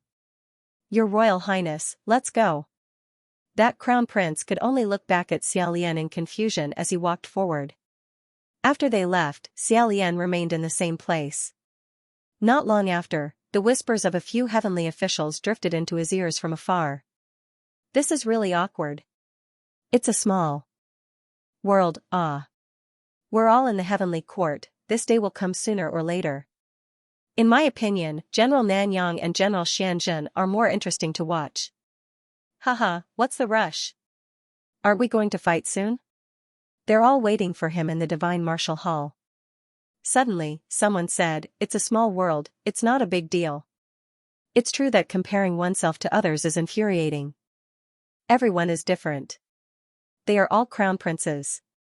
His Highness Tai Hua has the aura of nobility. If it was him, he would not do such a shameful thing even if he is down and out. The Yangon Kingdom is stronger than the Xianlu Kingdom, so of course the Yangon Kingdom's crown prince is also stronger than the Xianlu Kingdom's. It's such a simple principle. The northern martial god was Pei Ming of the Bright Light Palace, the western martial god was Quan Yixian of the Extraordinary Heroic Palace, the southeastern martial god was Feng Xian of the Southern Yang Palace, the southwestern martial god was Mu Qing of the Profound Truth Palace, and the eastern martial god was Lang Qianqiu of the Tai Hua Palace. Lang Qianqiu was the same as Xiaolian, he was also a crown prince. Moreover, he was the crown prince of Yong'an country. And Yong'an country was the country that replaced the Xianlu Kingdom. The founding ancestor of Yong'an country was the leader of the rebel army that broke through the Xianlu imperial city. When Xiaolian wandered the mortal world, he had also been to the east. Naturally, he knew that this crown prince of Yong'an country had also ascended. Since they were both gods, he had long anticipated that the two crown princes would sooner or later bump into each other in the heavenly court, so he didn't think much of it. Those gossiping little heavenly officials said they were whispering, but in reality, they weren't so quiet. If it was someone else, they might be afraid of being heard. But even if Xiaolian heard them, they probably wouldn't be afraid. It would be better to say that it was more exciting to be heard by him. Xiaolian pretended not to hear anything and walked forward without consulting anyone. At this time, another person called out from behind, "Your Highness the Crown Prince." Xiaolian thought to himself, it can't be, again? This time, when he turned his head, he discovered that the person calling him was really him. Lingwen had 2 dark circles under her eyes, and in her hands were a few scrolls. She walked over and said, "Everyone who has returned has gone to the Divine Martial Palace to discuss official matters. When you arrive at the palace, you have to be careful." Xiaolian naturally knew what was going on and said, "What do you reckon will little General Pei be sentenced to this time?" Lingwen replied, "Exile." Xiaolian thought to himself, "That's actually not bad, it's not considered heavy." Exile was considered a temporary demotion. It was equivalent to the heavenly officials committing a crime. However, this matter wasn't completely non-negotiable. There was still a chance for them to be reinstated. If they performed well one day, who knows, they might be able to fish their way back. There was a chance for them to be reinstated for 30 to 50 years, or even 100 or 200 years. However, when he said not bad, that was naturally according to his standards. For General Pei, it wasn't the same. Xiaolian thought of another matter and said, "Oh right, Lingwen, last time I told you about the youth on Mount Yujun who was infected with the human face plague. How is your investigation going? Is there any news?" Lingwen replied, "I'm truly sorry, Your Highness the Crown Prince. For the time being, there isn't. We will continue to speed up our investigation. Even if it was a heavenly official from the heavenly realm, it wouldn't be easy to find a single person in the boundless sea of people." Their speed had indeed increased, but it was only at the level of 10 years in the mortal world and 1 year in the heavenly realm.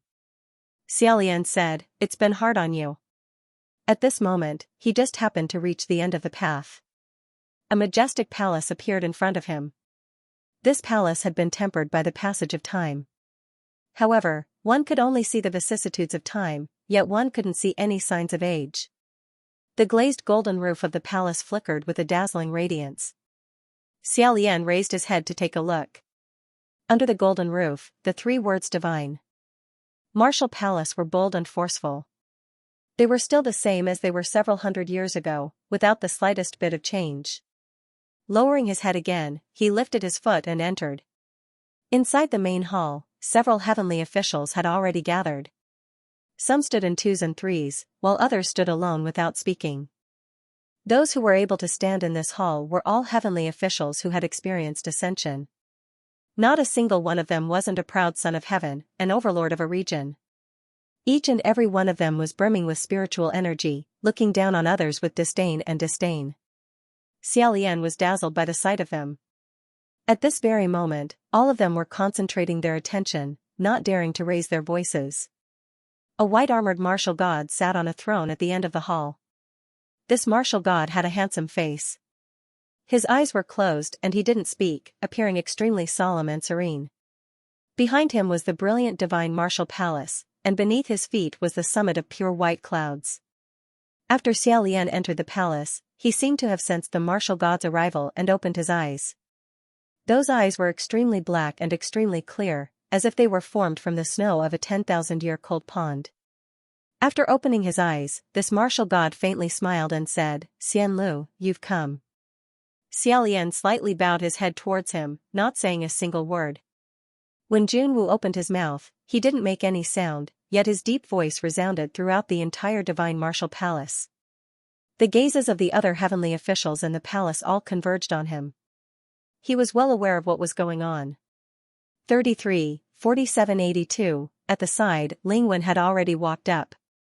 She stood at the side of the throne. She was dressed in black and did not smile. She held a booklet and said, "Emperor, there are a few divine officials patrolling the outer realm. They could not return." Junwu nodded slightly. He said, "They have already reported in advance." Lingwen bowed her head in acknowledgement. Junwu turned to Xiaolian. He said, "Xianlu must also know that I summoned you today. Why did you summon me today?" Xiaolian still bowed his head. He said, "I can roughly guess. However, I think the matter of little General Pei has already been decided." At this moment, a man's voice said, "I'm afraid it's still hard to say how this matter should be decided." This voice came from behind him. When it entered his ears, Xiaolian turned around.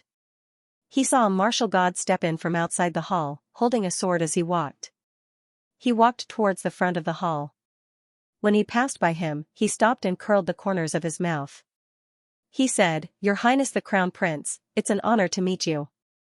This martial god looked to be about 26 or 27 years old. He had a graceful bearing, but his actions were very decisive. Looking at his face, he was more handsome than the god statue Xiaolian had seen at Mount Jujun. He was the kind of handsome that could easily win the favor of women. At first glance, he was a romantic character. Before Xiaolian could answer, he said, "Our family's little Pei is really indebted to you for taking care of him." Xiaolian silently thought, "This time, I've really offended this person." He said, "No, no. General Pei is the one who has been looking forward to meeting you." This sentence was true. These days, Xiaolian compared the scrolls and read the legends of some famous divine officials. Among them, the main one was this General Mingguang, Pei Ming. Although this martial god of the north had outstanding military exploits, what people liked to talk about the most were the good and bad legends he left behind in the fireworks lane. The good legends were about throwing away 1,000 gold to save a prostitute and pledging her body to him. From then on, she was infatuated with him and kept her body like jade. The bad legends were about riding a horse for 1,000 miles in a night and climbing over walls with a married woman. To a certain extent, it was also very powerful.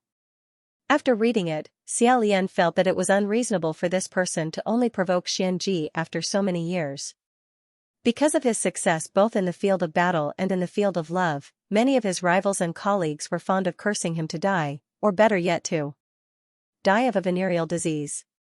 But this man's life is hard, and though he has passed through 1,000 flowers, he does not fall ill, and not only will he not die, he will live longer than you. In the end, they finally suffered a defeat. Everyone thought to themselves, "Ha ha ha ha. You're going to die this time." Unexpectedly, rumble, rumble, at this critical moment, he ascended. This time even the opponents who were not killed by him were angered to death. After ascending, Pei Ming did not change his style. The stage for hunting for erotic legends was greatly expanded. From fairies and female officials to demons and ghosts, as long as there was a bit of beauty, there was no one that he didn't dare to touch. However, what he liked the most was still the beauties of the mortal world. Many erotic novels loved to write with him as the protagonist.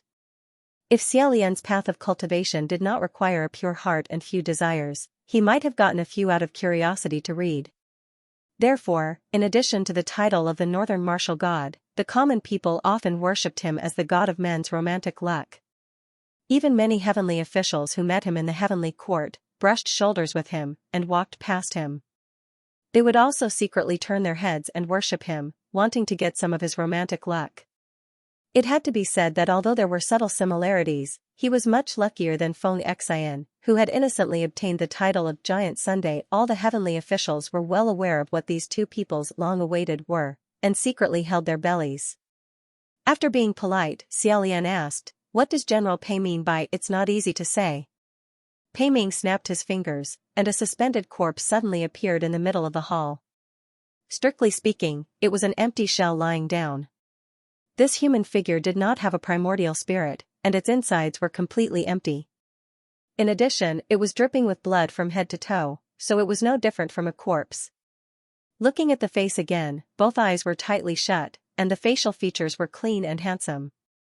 It was Ah Zhao. Or rather, it was little General Pei's doppelganger.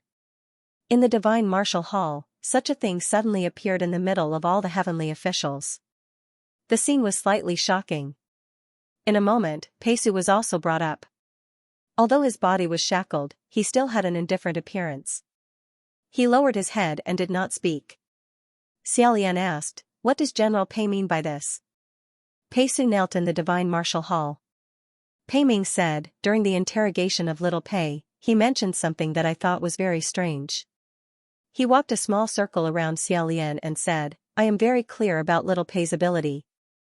Although his doppelganger's strength is far inferior to his own, it's not particularly bad. He can still fight Xiong to a draw. However, he unexpectedly told me that there was a person who beat him to the point where he didn't have the strength to fight back. Isn't this very strange?" Pei Ming continued, so I continued to ask. Originally, at that time, at Half Moon Pass, His Highness Xianlu Crown Prince was following a red-clothed youth. When they heard the two words red-clothed, some of the heavenly officials' expressions began to become unnatural. Following that, Pei Ming directly turned their unnatural expressions into unsteady ones. And this youth, in the darkness, in an instant, slaughtered hundreds of half-moon pass soldiers who were about to turn into Xiong. May I ask your Highness Crown Prince, who exactly is this red-cloaked youth? If it wasn't Xiong, then it was Zhu. Moreover, it was a red-cloaked Zhu who could instantly kill hundreds of Xiong. Anyone could guess who this youth was most likely to be. However, no one wanted to take the initiative to say that name. Xia Lian glanced at the silent Pei Su and hypocritically said, "Cough, is that so? This, I really don't remember." At that time, there was a group of merchants who also fell into Half Moon Pass. We only interacted with each other for a few days. Perhaps it was one of the merchants. Pei Ming said, "That's not right, Your Highness Crown Prince." I heard little Pei's words. You and that youth were very close. It didn't seem like you only interacted with each other for a few days. How could you forget in the blink of an eye? Xia Lian thought, "No, you're wrong. I'm telling the truth. I really only interacted with each other for a few days." His expression was still as calm as ever. At this time, not far away, a white-clothed Taoist leisurely waved his snow-white horsetail whisk and said, "General Pei, what you said is just little General Pei's side of the story. Little General Pei is guilty and is currently under house arrest. He will soon be exiled. How much of his words can be trusted needs to be weighed." Pei Ming said, "This will depend on whether General Nanyang and General Xianxia can come and help us." Following his gaze, Xia Lian indeed found Feng Xian and Mu Qing in the southwest and southeast respectively. Feng Xian was still the same as he remembered. He was always very tall and stood very straight. His gaze was firm and his eyebrows were always slightly furrowed, as if there was something that made him very impatient. In reality, he was not impatient. On the other hand, Mu Qing was somewhat different from what he remembered. Although his complexion was still fair and pale, his two thin lips were slightly pursed, and his eyes were lowered, his whole body had a cold attitude that seemed to say, "I don't dare to flatter you." He stood with his arms crossed, the fingers of his right hand lightly tapping the elbow of his left hand. It was unknown whether he looked calm and composed, or more like he was calculating something. Although these two people could be considered handsome men, each had their own prickly points. Hearing Pei Ming call out their names, they both looked at Jun Wu. Jun Wu slightly nodded. Only then did the two people slowly stand up. This was the first time Xia Lian had met the two of them face to face since his third ascension. When they met, he only felt that the gazes that were cast in his direction were even crazier. Craziness was unavoidable. It should be known that this divine martial hall was the #1 divine martial hall. Those who were not heavenly officials of the heavenly court had no qualifications to enter to discuss matters.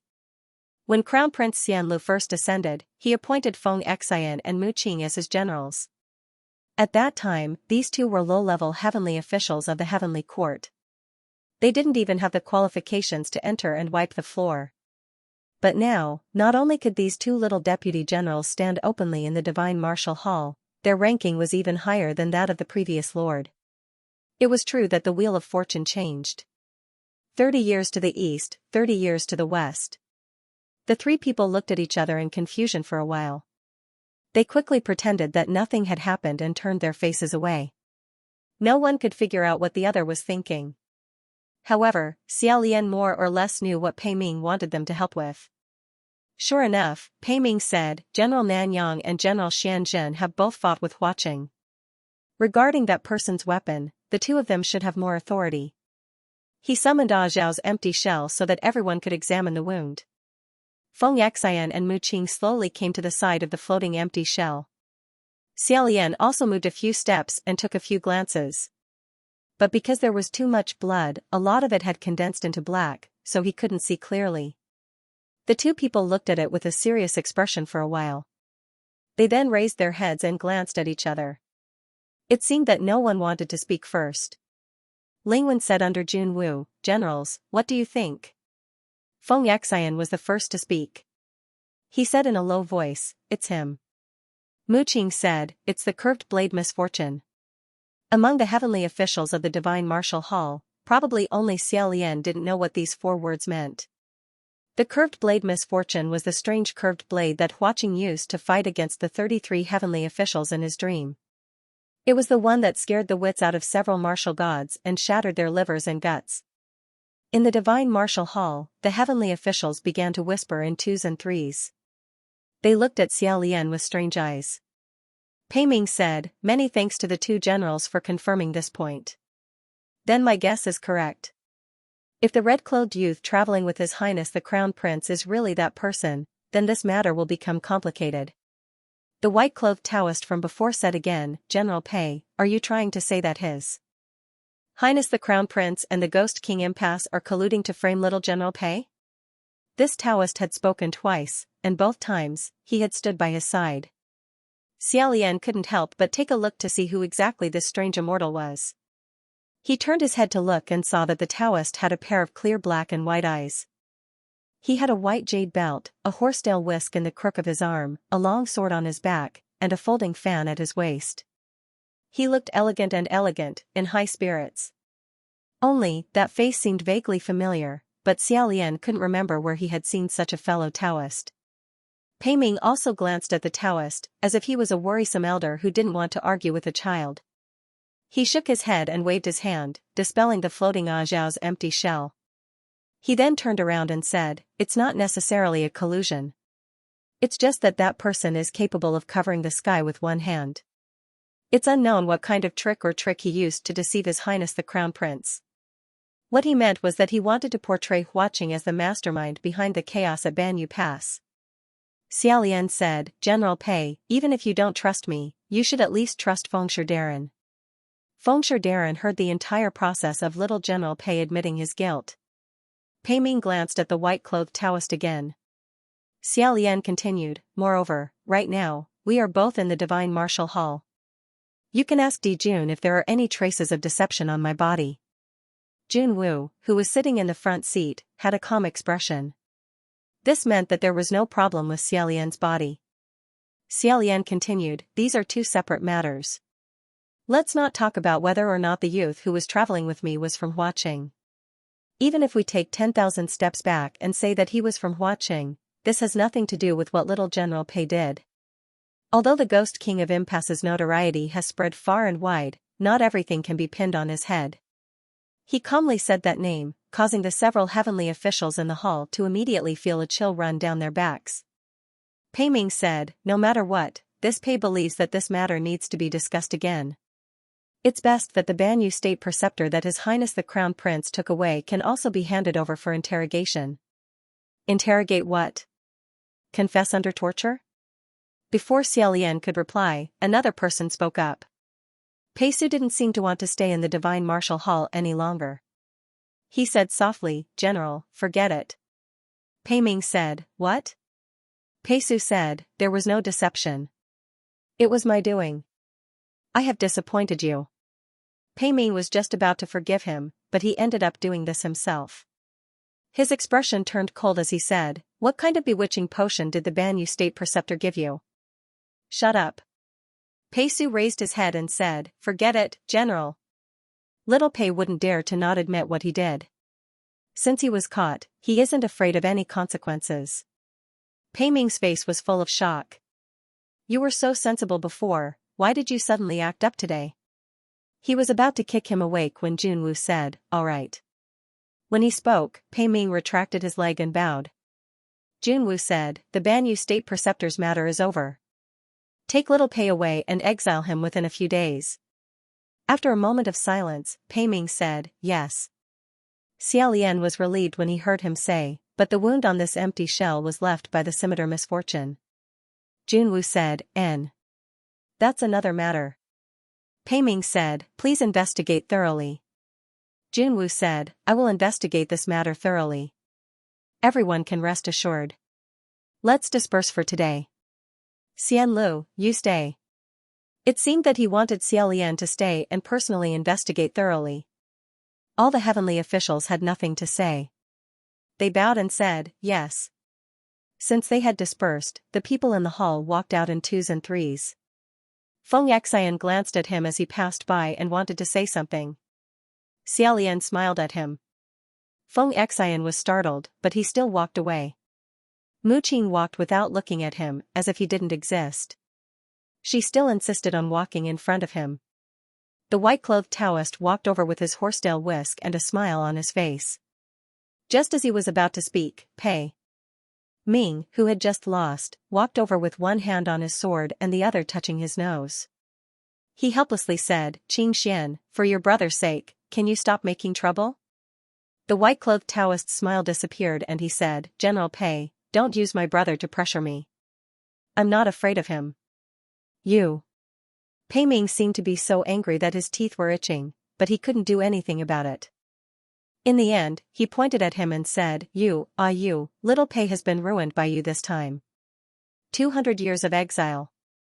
The white-clothed Taoist madly swung his horsetail whisk and said, "That's what little Pei did. It has nothing to do with me." As if he didn't want to continue talking with Pei Ming, he quickly ran away. Xiaolian was originally wondering if Pei Ming would stay behind to mock him, but he didn't do so. He also left on his own accord. In such a large divine martial hall, other than Jun Wu and Xiaolian, there was only one person left in the hall. It was the Crown Prince of Yong'an, Lang Qianqiu. Xiaolian found it strange. Why did he stay? When he walked up to take a look, this person actually had his eyes closed. He had fallen asleep while standing. Xiaolian didn't know whether to laugh or cry. He thought that this was really amazing. He lightly patted the young man's shoulder and said, "Your Highness, Crown Prince?" Only then did Lang Qianqiu suddenly wake up and ask, "What's wrong?" Xiaolian said, "Nothing. The meeting is over." Lang Qianqiu had just woken up and was still dizzy. He blankly asked, "It's over? What was said just now?" "I didn't hear anything, Xiaolian said, "It's fine if you didn't hear anything. It wasn't anything important. Let's go back." Lang Qianqiu said, "Oh." With that, he left. Before he stepped out of the hall, he turned back to look at Xiaolian with a puzzled expression. Then, he put on a smile and said to Xiaolian, "Thank you for waking me up." Xiaolian beamed and waved his hand at him. Once everyone had left, he slowly turned around. Jun Wu also walked down from his throne with his hands behind his back. He walked in front of Xiaolian and said, "Blood rain exploring flowers, curved blade misfortune." Xiaolian was like a cat that had been lifted by the back of its neck. He couldn't help but straighten his body. Jun Wu asked again, "So, in the end, what happened?"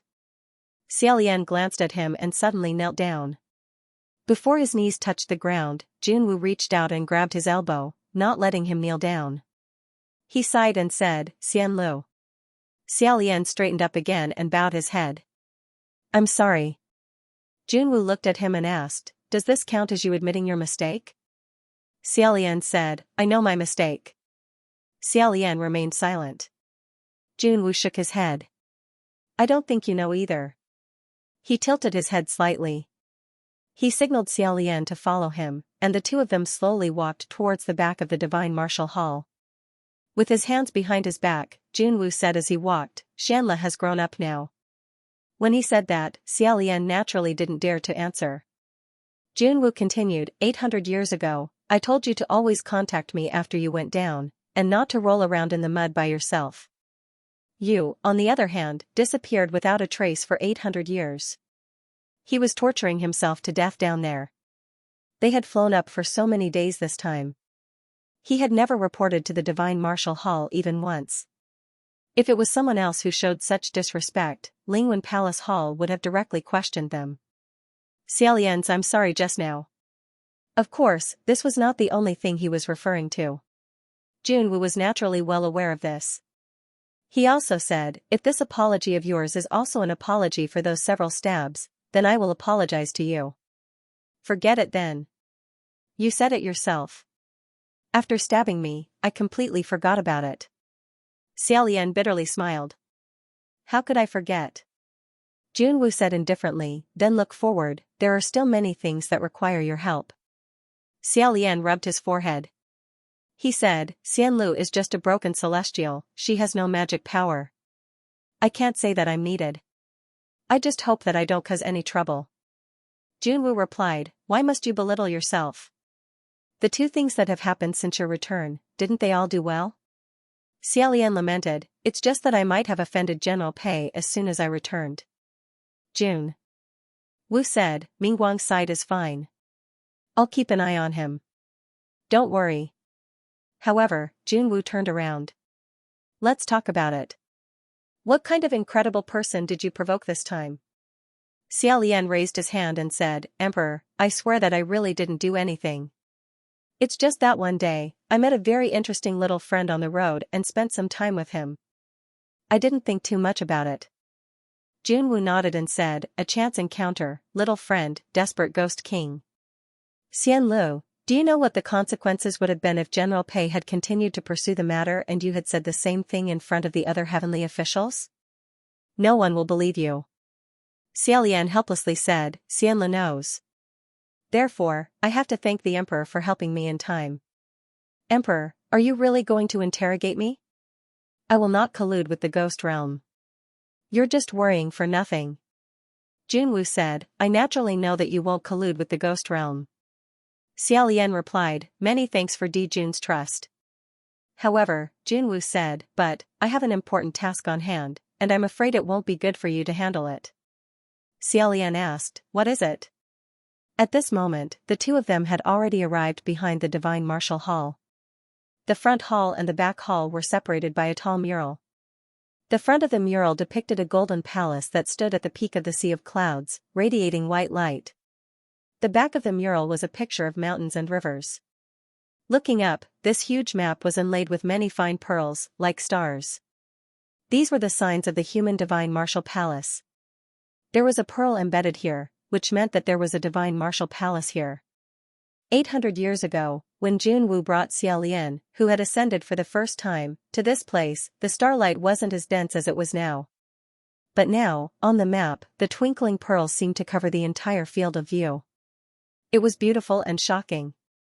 Junwoo stood in front of the mountain and river map and pointed to a place in the east. He said, 7 days ago, many people saw with their own eyes that in the nearby mountains, a fire dragon suddenly soared into the sky. Xiaolian's expression became serious.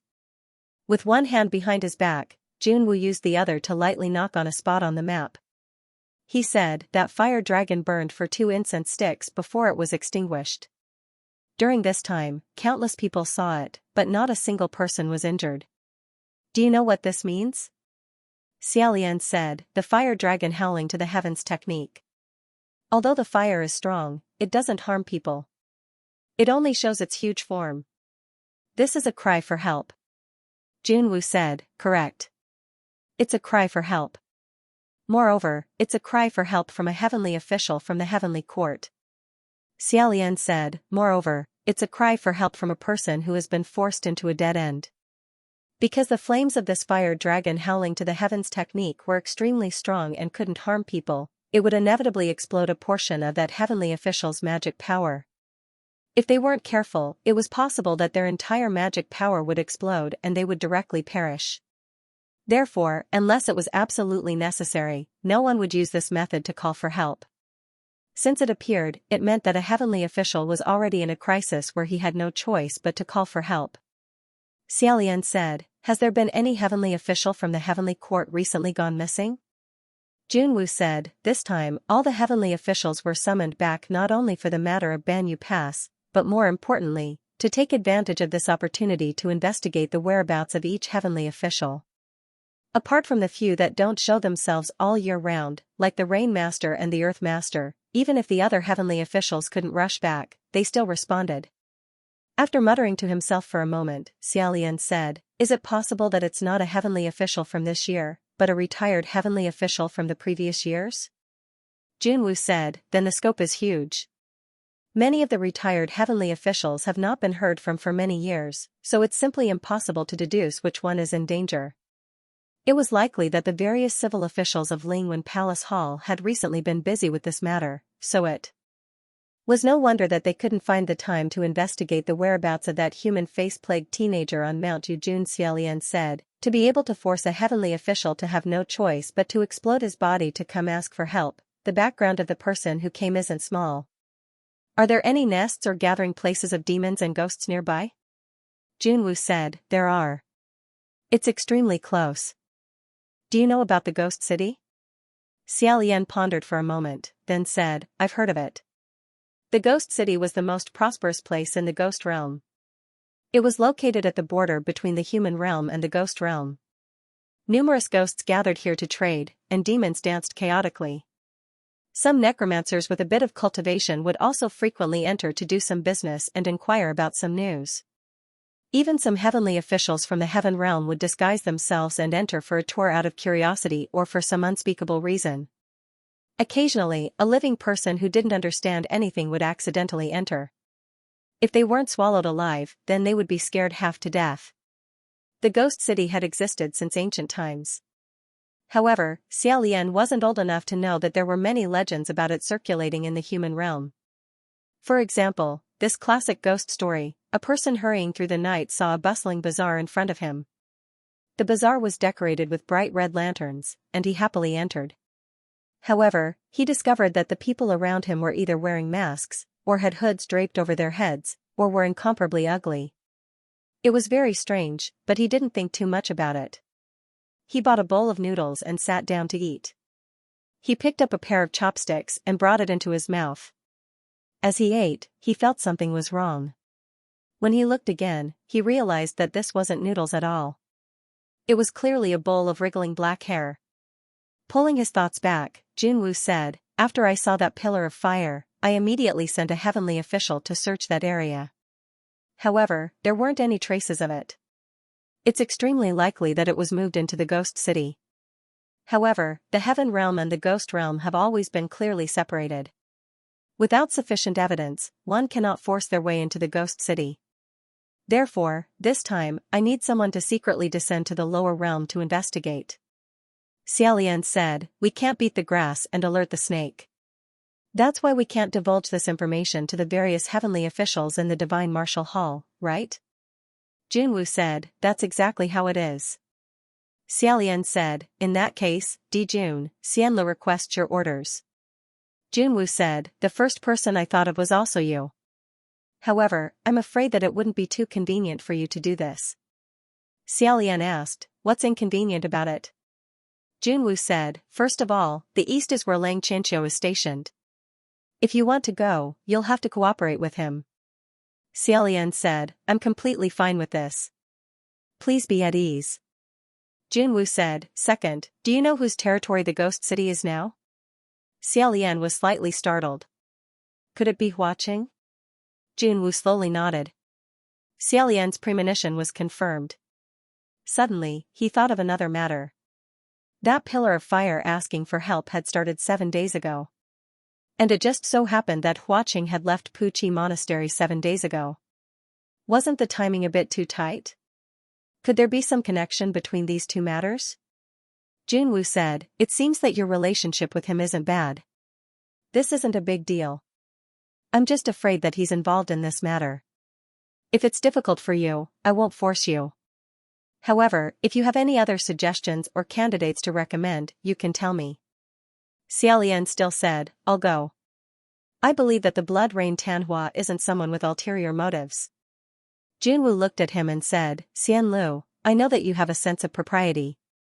However, I also know that you always think of everyone in the best light. Hearing him say this, Xiaolian smiled and said, please don't make me sound like a little princess who's never been out of the house, okay? Right now, these words really aren't suitable for me. Junwoo shook his head and said, I shouldn't say too much about the friend you've made, but I'll still say one more sentence. Be careful of Huaqing. Hearing this, Xia Lian slightly lowered his head and didn't say anything. He should have said yes in passing. Saying yes was already a walk in the park. However, this yes, for some reason, he didn't really want to say it. Junwoo then said, be especially careful of his bewitching blade. Xiaolian asked, what do you mean? Junwoo said, the curved blade of misfortune is a cursed blade, an inauspicious blade. This kind of evil weapon definitely requires an extremely cruel sacrifice and bloody determination to be refined. Don't touch it, and don't get hurt by it. Otherwise, the consequences will be unpredictable. Xiaolian didn't know where this confidence came from, but he thought that San Lang probably wouldn't use the blade to cut him. However, he still said, Xianlu understands. Junwu slightly nodded and said, I naturally feel the most at ease handing this matter over to you. It's great that you don't have any difficulties, but I'm afraid it'll be difficult for you alone. Which heavenly official do you want to travel with you? After thinking for a bit, Xiaolian said, whichever. However, it's better to get along with someone with a good personality. It's better to have someone with a bit more power, so you can lend me a bit at any time. Junwu smiled and said, this first condition, you can directly ban Nanyang and Xianjin. That was because the current Feng Xian and Mu Qing couldn't be said to have a good personality. Xiaolian also smiled. Junwu then said, how are you and them? You still haven't spoken to them? Junwu had never entered any spiritual array, so he naturally didn't know what they were blindly yelling about in the array all day long. Xiaolian said, we've spoken a few words. Junwu said, it's been so many years, and you've only spoken a few words? Oh right, I heard that when you ascended this time, you smashed many of the golden palaces of the immortals, and one of them was Nanyang's. Xiaolian explained, I paid it all back.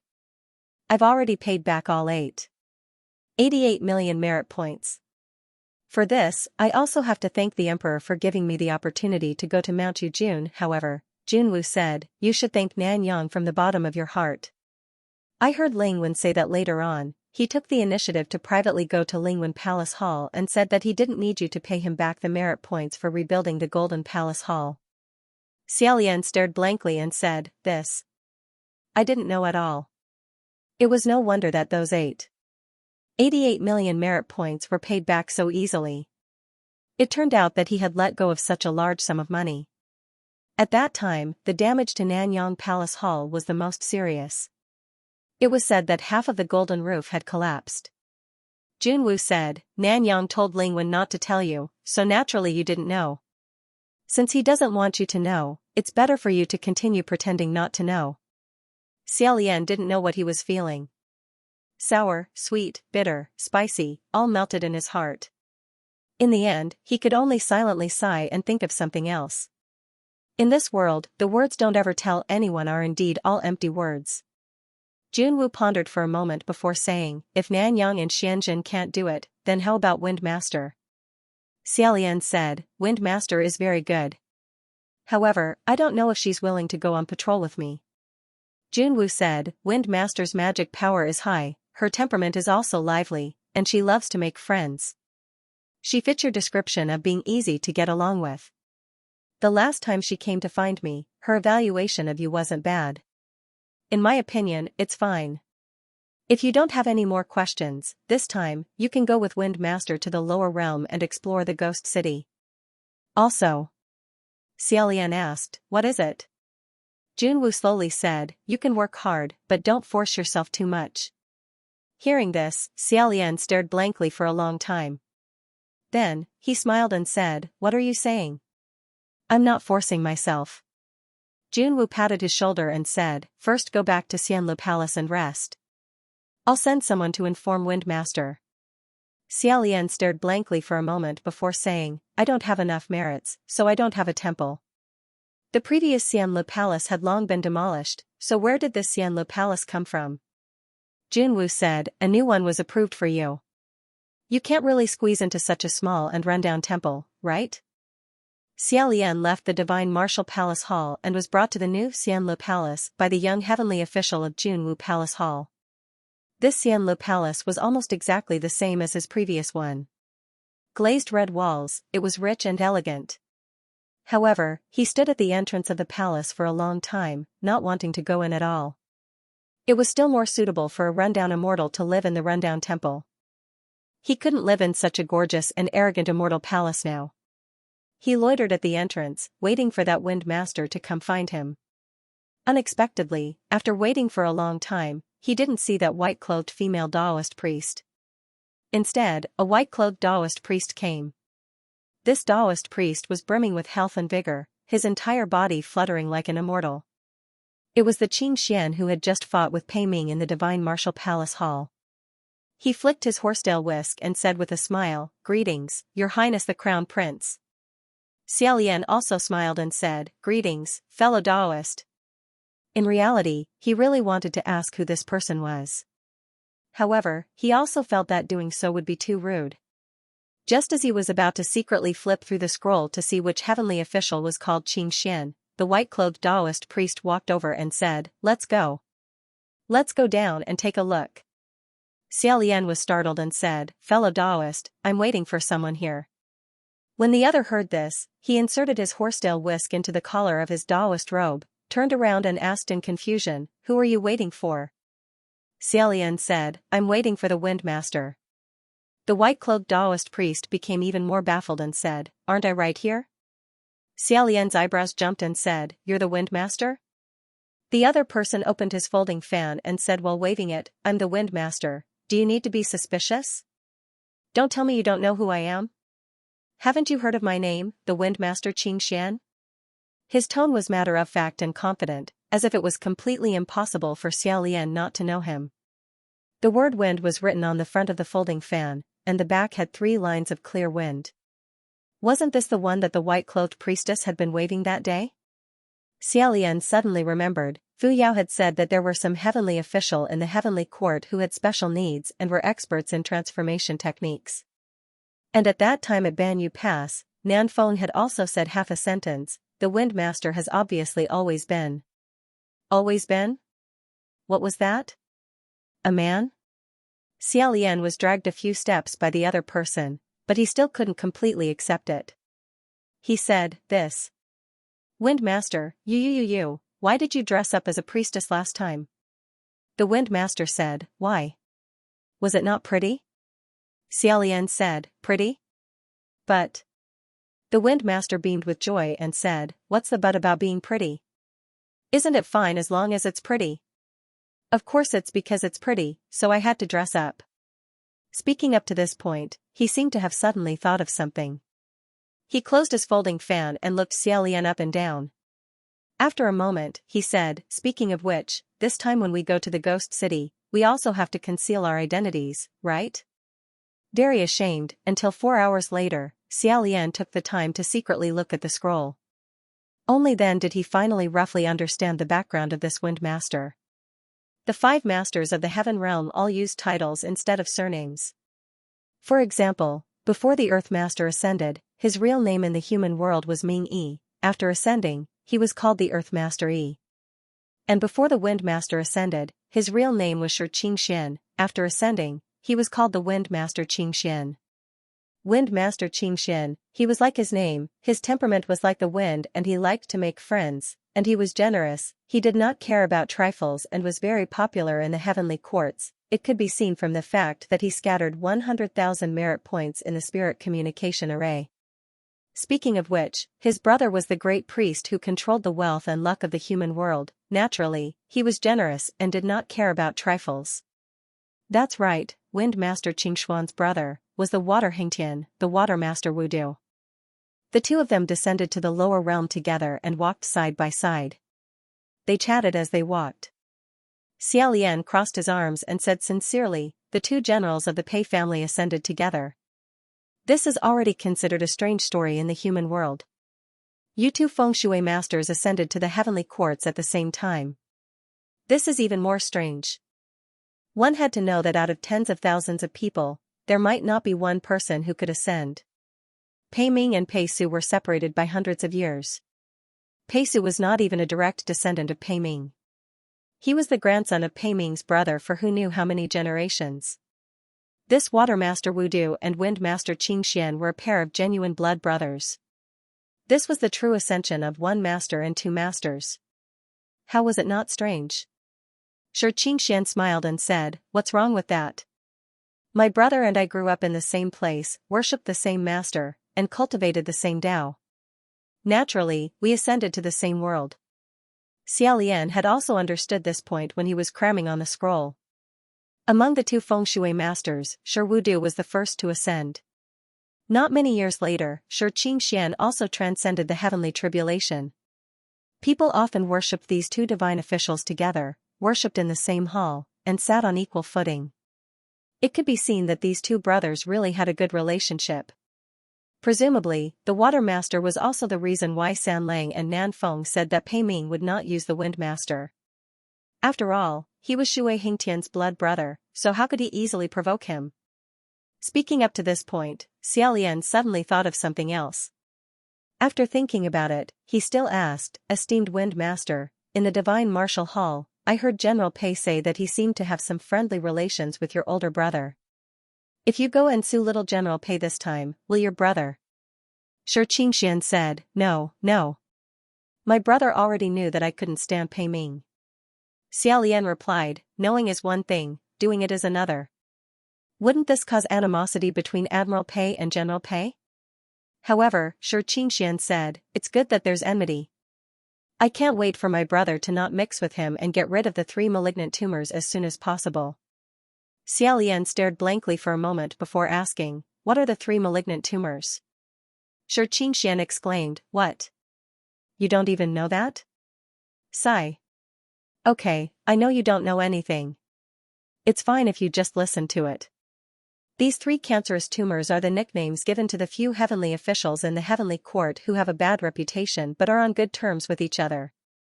Mingguang, Lingwen, and my brother." Xiaolian thought to himself, "It's actually not Xiaolian, Xiaolian, Xiaolian." Xianxia waved his fan and said, "Even if I don't dislike him, this matter was originally little Pei's own fault. Pei Ming wants to pull that Grand Preceptor of the Half Moon Empire to take the blame and protect little Pei. I can't let him succeed in this matter. No matter if he's a human, a god, or a ghost, he has to be responsible for what he's done. What's the use of bullying a little girl?"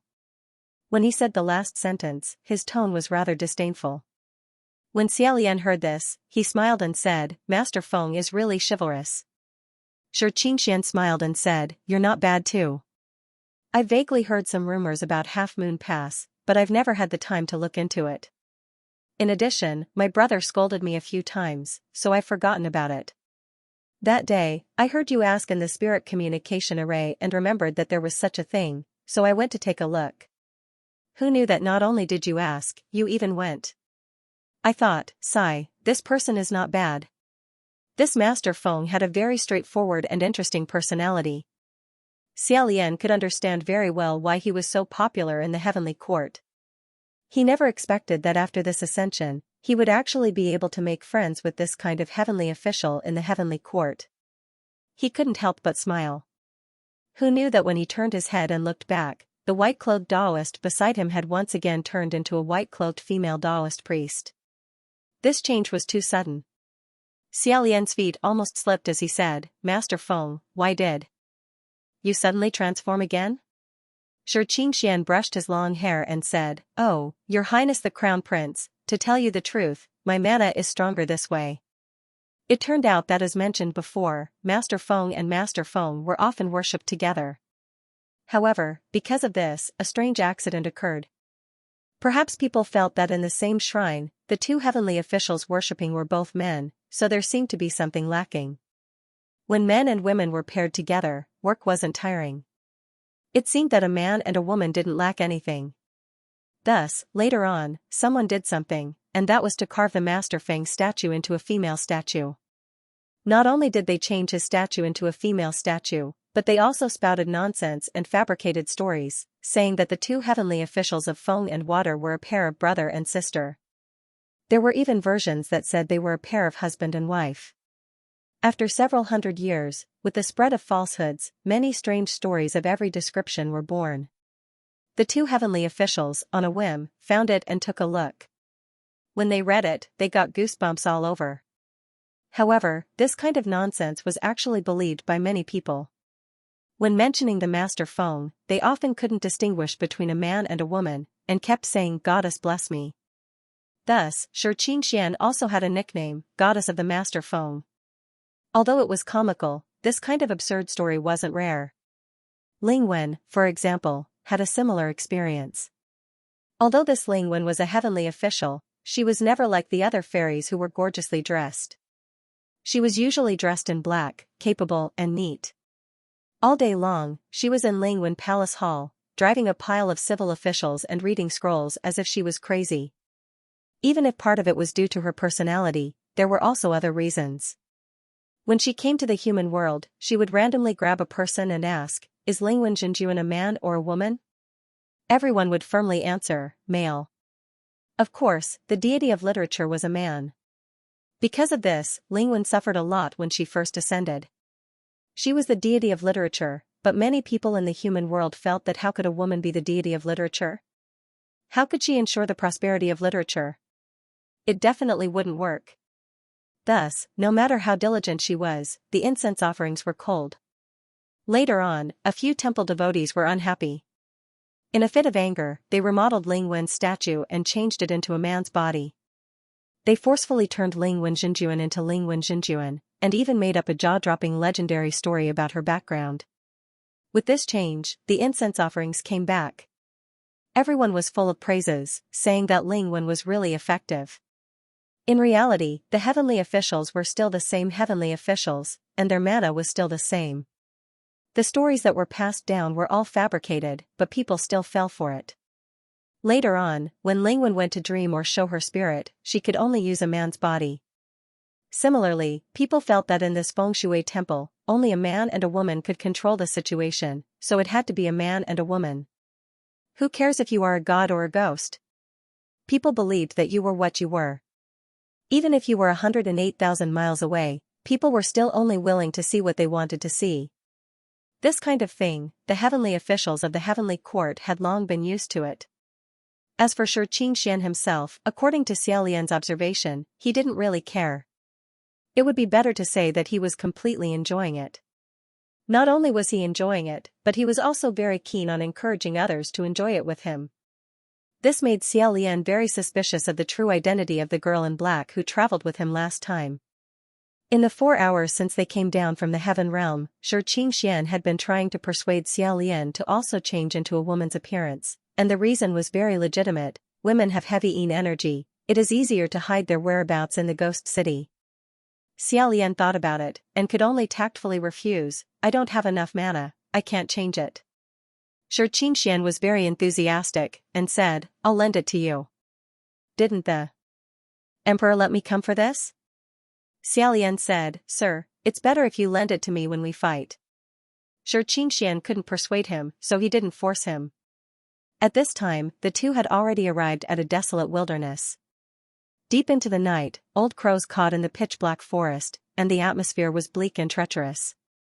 Xiaolian watched for a moment, and said, "Let's do it here.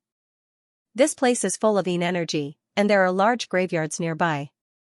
There will always be 1 or 2 people who are preparing to go out to the market. When the time comes, we can just follow them." Thus, the two of them squatted at the edge of the unmarked grave, and waited. Not long after squatting, Xianxia put his hand into his sleeve, and somehow took out a jar of wine. He said, "Do you want to drink?" Xiaolian took it and drank a mouthful, and drank until his throat was burning. He returned the wine jar to him, and said, "Thank you." Xianxia took it back, drank 2 mouthfuls, and said, "You can't drink?" Xiaolian said, "I can drink. But if I drink too much, I will go crazy, so it's better to drink a little." "What time is it?" Xianxia pondered for a moment, and said, "It's midnight." Xiaolian said, "It's about time." As soon as his voice fell, the two of them saw a faint row of light shining in the distance in the depths of the forest. This row of faint lights got closer and closer. Only when they left the forest did the two of them see that it was a row of expressionless women in white clothes. There were old and young, beautiful and ugly. Each and every one of them wore shrouds, and carried white lanterns as they slowly walked forward. These were the female ghosts who were going to the ghost city in the middle of the night. Xiaolian said in a low voice, "Follow them." Xianxia nodded, and drank 2 more mouthfuls of wine. He threw the jar away, and the two of them stood up from the ground. As if nothing had happened, they followed behind this group of ghosts. The two of them had made sufficient preparations in advance, and removed all the spiritual light from their bodies. They were like 2 human-shaped pieces of wood, without the slightest bit of humanity. The group of women's ghosts carried white lanterns, and as they slowly walked along the black forest, they chatted softly. One of them said, "I'm so happy, the ghost city is open again. I want to go and make my face." Another person said, "What happened to your face? Didn't you just do it not long ago?" The first person said, "It's rotting again." Sigh, the person who helped me do it last time said that it wouldn't rot for a year, and it hasn't even been half a year. Xiaolian and Xianxia followed behind them, listening to their conversation. They didn't say a word, and when they heard something funny, they would at most look at each other with twisted lips. After walking for half an hour, the group arrived at a valley. In the depths of the valley, there was a faint red light. In the misty and empty night, there seemed to be singing. Xiaolian became more and more curious about what this legendary ghost city looked like. Unexpectedly, just as they entered the valley, a female ghost at the end of the group turned around and discovered them. Puzzled, she asked, "Who are you?" With this question, the group of women in front of them all turned their heads. They all felt strange, and surrounded them, saying, "When did they follow us? When we came out of the tombs, these two weren't here. Which tombs do you live in? How come I don't seem to have seen you before?" Xiaolian coughed lightly and said, "We rushed over from a cemetery that was relatively far away, so of course we haven't seen you before." Xianxia also smiled and said, "Yeah, we specially came from thousands of miles away in order to rush to the ghost city." The group of women in white did not say a word, staring at them expressionlessly. If it were two people, they would have knelt down and trembled from their stares. Xiaolian wasn't afraid of exposing his identity. How could these weak and feeble ghosts of women and children threaten them? However, the ghost city was right in front of them, so close at hand. How could they cause a dispute here and alert the enemy? At this time, a woman stared at Xianxia and slowly opened her mouth. She said, "Little sister, your face has been maintained very well." Hearing this, Xiaolian and Xianxia were both startled. Immediately, the two of them immediately nodded in unison. Xiaolian said, "It's all right, it's all right." Xianxia imitated his tone and said, "Very good, very good." The group of female ghosts crowded around her and started discussing, "Yes, it's not rotten at all. Sister, where did you get your face fixed? Is there any secret? Do you have any recommendations? Do you have any shops to recommend?" Xianxia didn't know how to answer, so he could only laugh dryly and said, "Is that so? I also think my face is very good, ha ha ha ha ha ha ha ha ha ha." How would he know how to maintain a dead person's face? He could only continue to laugh dryly and stall for time. At this moment, the group turned, Xiaolian's line of sight suddenly opened up, and a crimson red entered his eyes. A bizarre and dazzling world unfolded in front of him.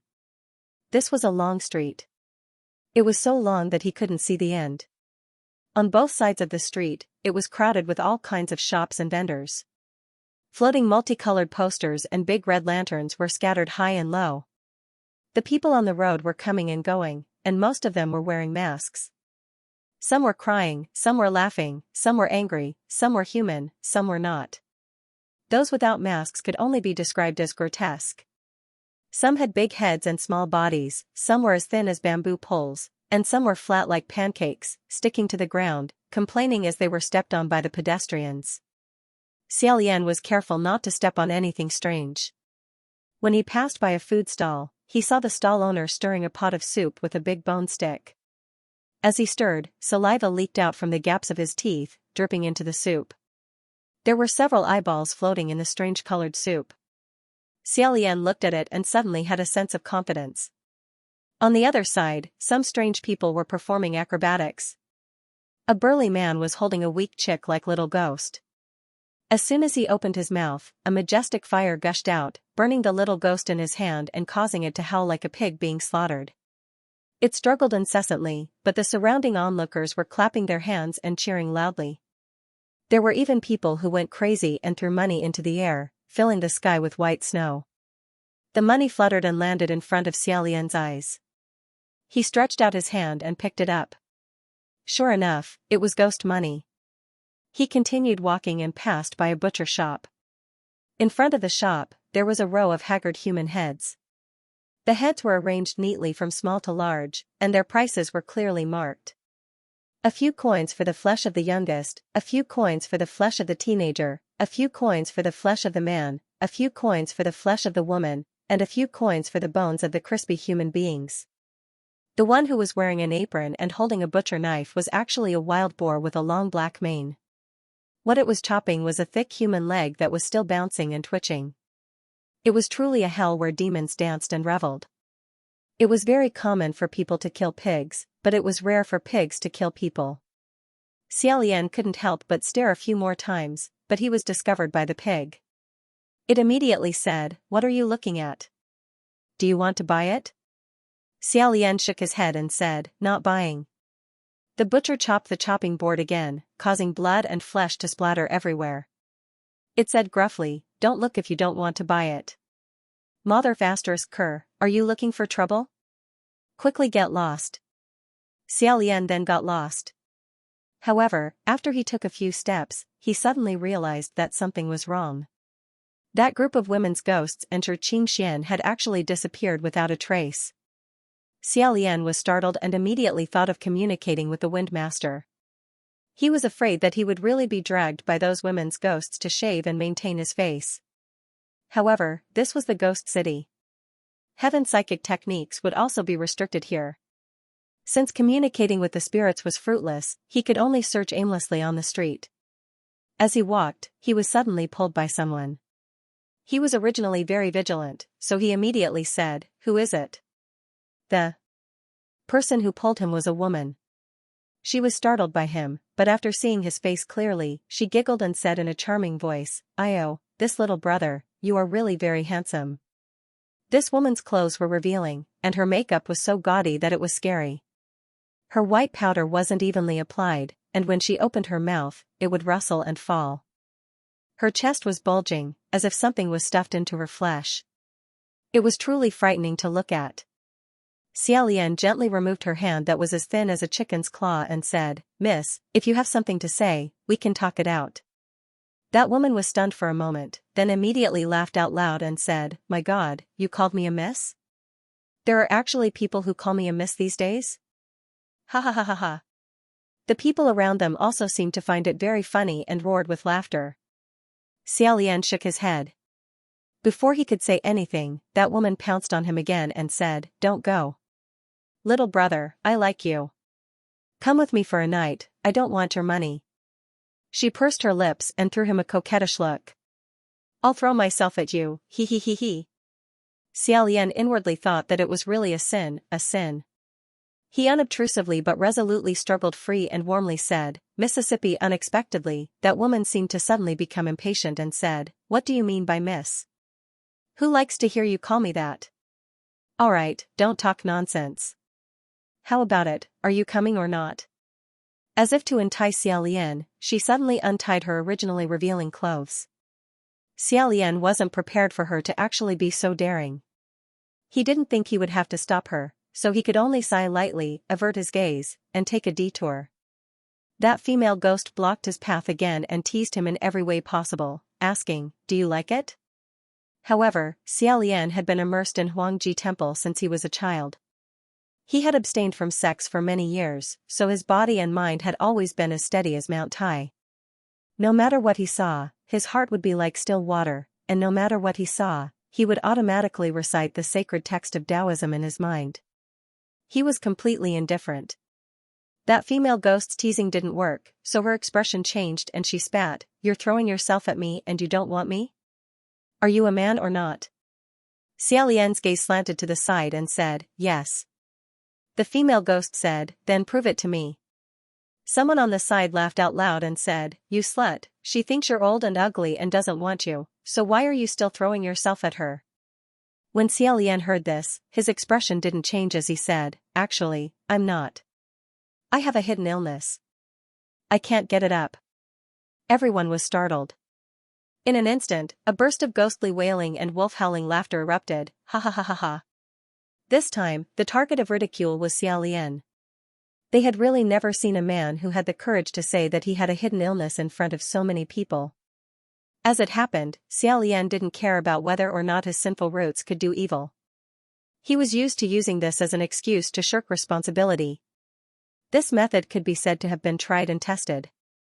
Sure enough, that female ghost immediately covered her clothes and stopped pestering him. She scolded, "No wonder you're like this. You pig, why didn't you say you were sick earlier? Tisk. Not far away, that butcher pig chopped down again and scolded, Mother asterisk cur, you damn be asterisk tch, how can you say that? So what if I'm a pig? The female ghost didn't back down and scolded back loudly, saying, that's right, so what if I'm a pig? You damn beast. On the long street, there were many voices shouting, female ghost Lonnie is causing trouble again. Butcher Zhu is chopping ghosts. Just like that, the two sides were tearing at each other, and Xiaolian was finally able to escape. After walking for a while, he looked back in that direction and sighed. Not long after, there was another wave of noise in front of him. As he walked, he came to the front of a huge red building. This building could be said to be extraordinary. The pillars, roof, and outer walls were all painted a magnificent red color and covered with a thick layer of luxurious carpet. To be honest, it was not the least bit inferior to the palaces in the heaven realm. It was just that it was less solemn and more colorful. People came and went in front of the door, and the inside was a boiling cauldron of voices. It was extremely lively. Listening carefully, it seemed to be a gambling house. Xiaolian walked forward and saw two pieces of calligraphy hanging on the pillars on both sides. On the left was want money more than life, and on the right was want to win more than face. Looking at the top, there was a horizontal line, ha ha ha ha. Such crude words were not worthy of being called couplets. Moreover, the handwriting was rough and messy, without any technique to speak of. It was as if someone was drunk and waved a big pen with a heart full of evil intentions. Then, after being blown by an evil wind, it finally became this kind of virtue. In the past, Xiaolian was the crown prince of a country. His calligraphy was taught by several famous masters, so in his eyes, this kind of writing was naturally too horrible to look at. However, it was already hard to see their demonic nature. Instead, it made Xiaolian want to laugh. Shaking his head, he thought to himself that the Wind Master probably wouldn't play here. It would be better to go to those beauty shops that gave female ghosts a shaving. He really should have left like this. However, for some strange reason, after walking a few steps, he turned around and walked back in. As expected, the gambling house's lobby was packed to the brim with people. Laughter and crying filled the air. Xiaolian had just walked down a few steps when he suddenly heard a blood-curdling scream. Focusing his eyes, he saw four masked men carrying a person over. That person seemed to be in extreme pain. He was still struggling and howling as he was being carried. Along the way, blood spurted out like crazy. It turned out that both of his legs had been cut off, and blood was gushing out. Meanwhile, there was a little ghost following closely behind him, greedily licking the blood on the ground until it was clean. Despite such a terrifying scene, not a single person in the gambling house turned around to look at it. Everyone was still shouting, cheering, and rolling around. However, originally, the majority of those who played here weren't humans. If they were humans, then they wouldn't be ordinary people. Xiaolian leaned to the side and let the four masked men carry the person out. Then, he continued walking inside. A young maid wearing a smiling mask welcomed him. With a smile, she asked, "Young master, did you come in to play?" Xiaolian faintly smiled and said, "I don't have any money on me. Can I just take a look?" With his experience, if someone entered a store and said this kind of thing, they would usually be chased out. If you didn't have money, why would you go in? However, that young maid giggled and said, "It's fine if you don't have money. The majority of the people who play here don't gamble with money." Xiaolian asked, "Is that so?" The young maid covered her mouth and said, "That's right. Young master, please follow me." She waved at Xiaolian and gracefully walked forward. Xiaolian calmly followed behind her, sizing up his surroundings. Regardless of whether one looked at this gambling house from the outside or from the inside, it was gorgeous but not pompous, gorgeous but not gaudy. It could almost be said that this was a building that was rich in taste. The young maid led Xiaolian to the end of the lobby. There was a long table that was surrounded by 3 layers inside and 3 layers outside. Just as Xiaolian leaned over, he heard a man say, "I'll bet my hand." There were too many onlookers. Xiaolian couldn't squeeze in, so he could only stand outside and listen. Suddenly, he heard another person lazily say, "There's no need." Let alone a hand, even if it's your dog life, it's not worth a single coin here. When he heard this voice, Xiaolian's heart suddenly jumped. He silently said, San Lang. The voice that entered his ears just now was indeed that young man's voice. However, compared to what he remembered, it was slightly deeper. However, it was precisely because of this that the voice was even more pleasant to listen to. Even if the surrounding onlookers were laughing and laughing, this voice was still extremely clear. It penetrated through the noisy gambling house and directly struck his ears. Although Hua Cheng's words were full of contempt, he was extremely impolite, but as soon as he opened his mouth, the man didn't dare to argue no matter how the others ridiculed him. The maid who led Xiaolian over said, Young master, you're really lucky today. Xiaolian's gaze didn't shift as he asked, What do you mean? The maid said, Our city lord rarely comes here to play. It's just that these few days, he suddenly became interested. Could it be that this is bad luck? Listening to her tone, it was obvious that she admired the city lord. Extremely, as long as she could see him, it would be a great fortune. Xiaolian couldn't help but smile. The curtain was light muslin, red shadows were everywhere. This kind of scenery was charming and gentle. In front of the red curtain, there were still a few beautiful girls standing at the gambling table. Xiaolian originally planned to just stand outside and watch. After hearing Hua Cheng's voice, he started to try to squeeze in. But he still didn't make a sound. He squeezed to the third level, and finally saw the man who was betting on the gambling table. That was a living person. Xiaolian wasn't surprised. He had already said that there weren't only ghosts in the ghost city. There were also many cultivators in the mortal world. Sometimes, some dying people or people with thoughts of death would accidentally barge in. This man was also wearing a mask, revealing two bloodshot eyes that were so red it looked like they were about to bleed. His lips were white as if he hadn't seen the sun for many days. Although he was a living person, he looked more like a ghost than the other ghosts present. His hands tightly pressed on a black wooden gambling cup on the table. After holding it in for a while, as if throwing caution to the wind, he said, But, then why can that person just bet his legs? A girl in front of the curtain laughed and said, That person just now is the Godly Bandits. His pair of legs are very good at lightness kung fu. Traveling north and south is the foundation of his life. That's why his pair of legs is worth using as a bargaining chip. You're neither a craftsman nor a famous doctor. What does one of your hands count for? The man clenched his teeth and said, Then I'll bet my daughter's 10 years of life. Hearing this, Xiaolian was startled. In his heart, he thought, there's actually a father who would bet his child's life. Is this also okay?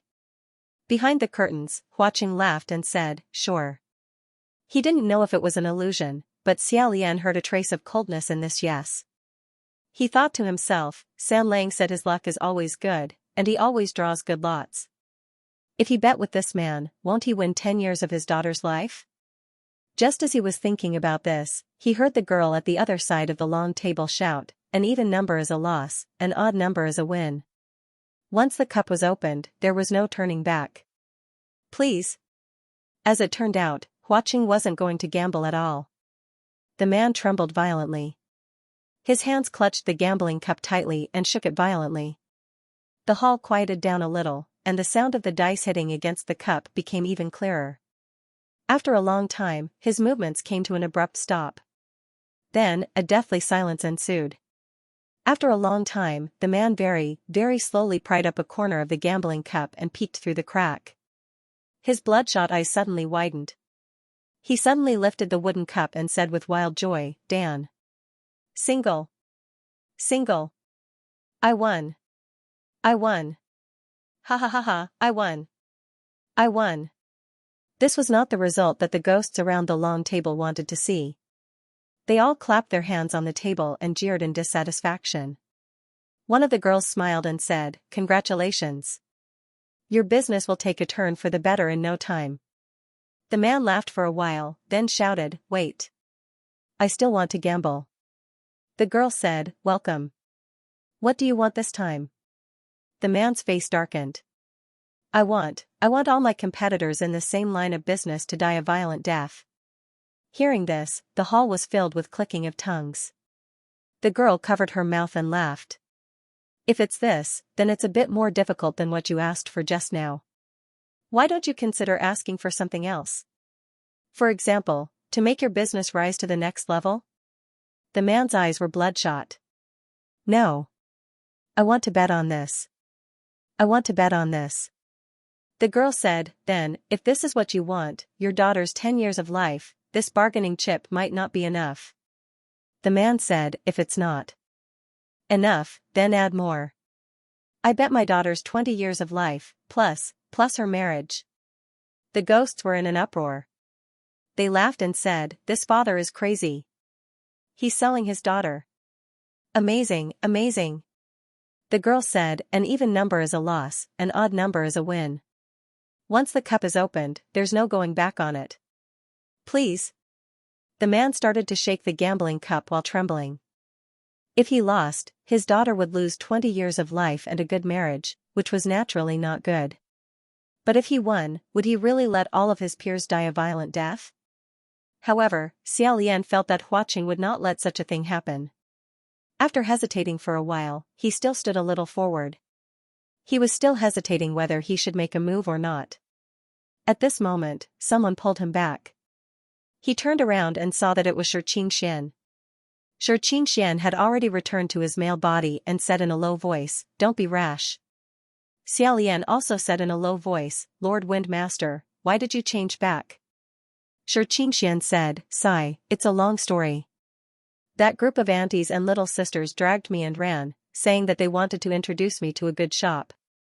It wasn't easy for me to escape, but I was afraid that I would be caught by them again, so I could only change back first. They pulled me to a place and smeared a lot of things on my face. They pulled, slapped, and hit me. Quickly look at my face, is there anything wrong? Is there anything wrong? He moved his face in front of Xiaolian. Xiaolian looked at it carefully and said honestly, it seems to be smoother and whiter. When Xianxia heard this, his face glowed and said, is that so? That's good, that's great, ha ha ha ha. Where's the mirror? Where's the mirror? Let me see. Xiaolian said, we'll see later. There's no way to communicate with the spirits in this ghost city.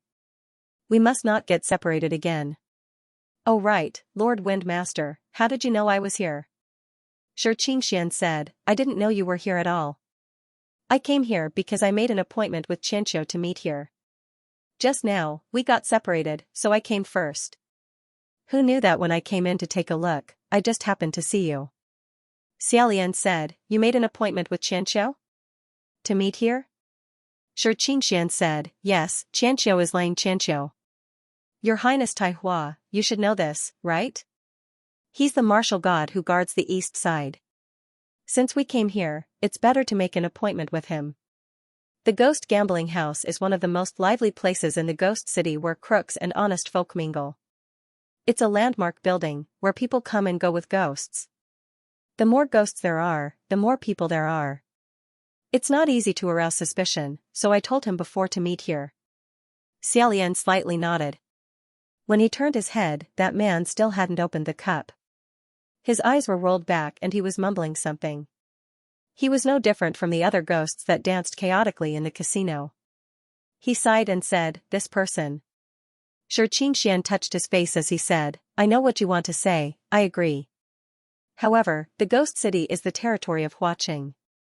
The rules of the ghost gambling house are voluntary. If you dare to gamble, you dare to play. Heaven doesn't care. Let's wait and see first. If it really doesn't work, we'll think of another way. Xiaolian pondered for a moment, thinking that San Lang wouldn't let such a thing happen. It was good to wait and see, so he didn't move again. The man at the table seemed to have finally mustered up his courage and opened the gambling cup a little. The result was about to be revealed.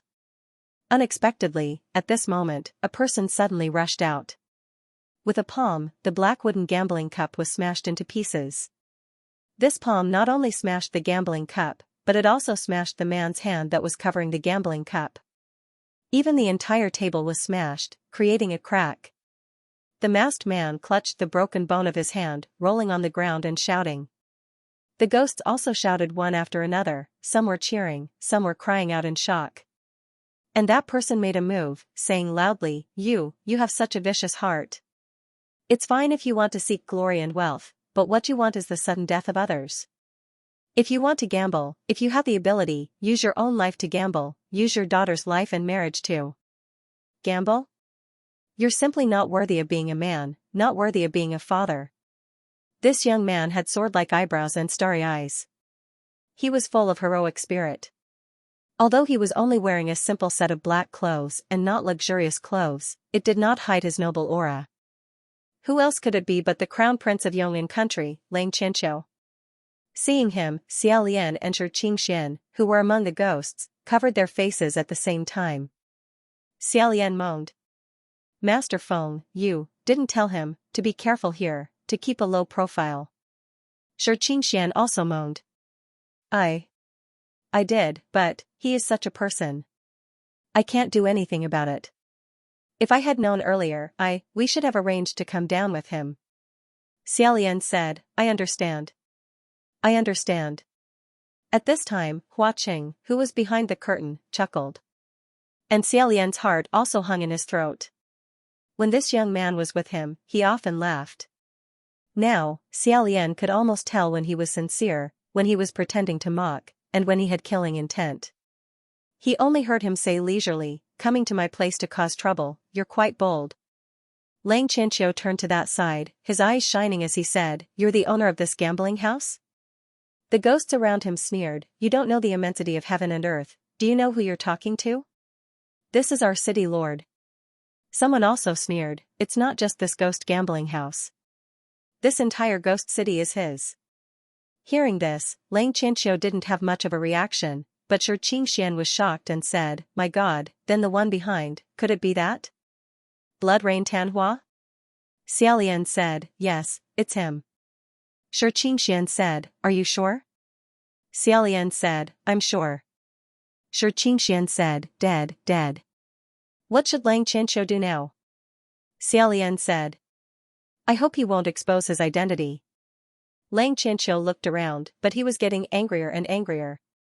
However, he became angrier and angrier as he said, this damned place is filled with foul air and demons are running wild.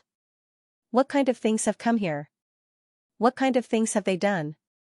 You guys opened this kind of place, there's really no humanity to speak of. All the ghosts hissed and said, we're not humans in the first place, why do we need humanity? Whoever wants that kind of thing can take it. Who the hell are you? How dare you come here and point your fingers at us? Hua Qing smiled and said, this place of mine is originally a hell of revelry. There's a path in heaven, but you don't take it. There's no door in hell, but you barge in. What can you do? Hearing the two words heaven, Xiaolian and Xianxia instantly understood. Hua Qing had indeed seen through where Xianxia came from. However, Xianxia didn't understand the meaning of these words at all. Another palm struck the long table. He stood at the end of the long table. With this strike, all the ghosts around the table dodged one after another, and the long table charged straight towards the red shadow behind the curtain. However, the sitting posture of the figure behind the curtain did not change. With a slight wave of his hand, the long table rushed back in the opposite direction, crashing into Xianxia. Seeing the long table counterattack, Xianxia first held it with one hand, and then seemed to realize that one hand couldn't hold it, so he immediately changed his hands. As he held it, faint blue veins gradually appeared on his forehead. The originally lively lobby was filled with people hiding and running away. Xiaolian and Xianxia couldn't decide whether to help or not. After all, the two of them shouldn't be considered to have been exposed yet, and could help in the dark. If they really jumped out to help, then they would have to catch three at once. On the other side, Xianxia shouted, and finally pushed the heavy long table back once again. However, the figure behind the red curtain, Hua Qing, still turned his body sideways. His 5 fingers gently closed, and then gently released. The long table instantly split into countless pieces of wood shavings, flying towards Xianxia.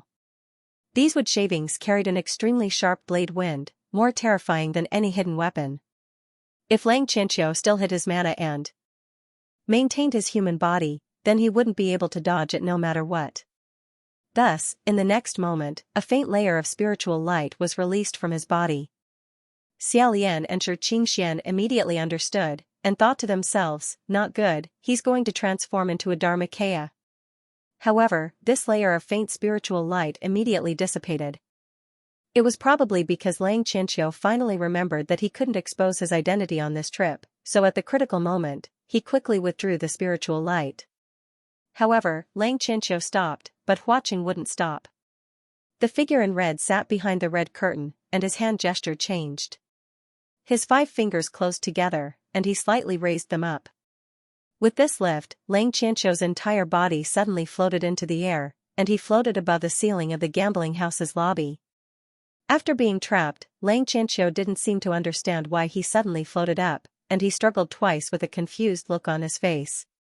Xiaolian said with a headache, his mana has been locked, now even if he wants to transform into a Dharmakaya, he can't. Xianxia said, the ghost city is Huaqing's territory, he can lock it even if he wants to. Although at present, Xianxia could be considered to be under someone's control, there was also an advantage. That was, his true identity was probably barely kept a secret. Otherwise, if he had transformed into a Dharmakaya during the fight just now, and people knew that the Eastern martial god Tai Hua perfected lord had come to the ghost city to cause trouble, it wouldn't be so simple. After all, for so many years, except for some special events, the heaven realm and the ghost realm could be considered to have minded their own business. The uninvited guest of the Great Havoc gambling house was locked up, and the ghosts who had originally escaped turned back and gathered under the lobby. They pointed at Xianxia, who was locked in the air, and laughed. Xianxia had probably never been in such a predicament. His face was slightly red, and he didn't say a word. He secretly used his strength, trying to break free from the invisible binding technique. From time to time, ghosts below would jump up and want to pat his head. Fortunately, Huaqing had hung him very high, so he couldn't be hit. Otherwise, this kind of humiliation would be great. Huaqing laughed behind the red curtain, today I caught such a thing, you guys can take it to play. Whoever's lucky enough to win a big bet can take it back and cook it. Hearing this, the lobby cheered incessantly and screamed, bet on big or small. Bet on big or small. The one with the biggest points, take him back and cook it. Ayaya, this little brother looks like he's very nutritious, he. Ha ha ha ha ha, are you stupid? I don't know whose territory you're causing trouble in. 4 masked men carried in a new long table. No one paid attention to the masked man who was wailing and rolling on the ground. Everyone gathered around the long table and started the next round of gambling. And this time, the bet was Xianxia, who was suspended in the air. Seeing that the gambling was in full swing, Xianxia paced back and forth, anxiously smashing his hands. What should we do? Should we go up and gamble him back? Or should we directly start fighting? Xiaolian said, Windmaster, how's your luck?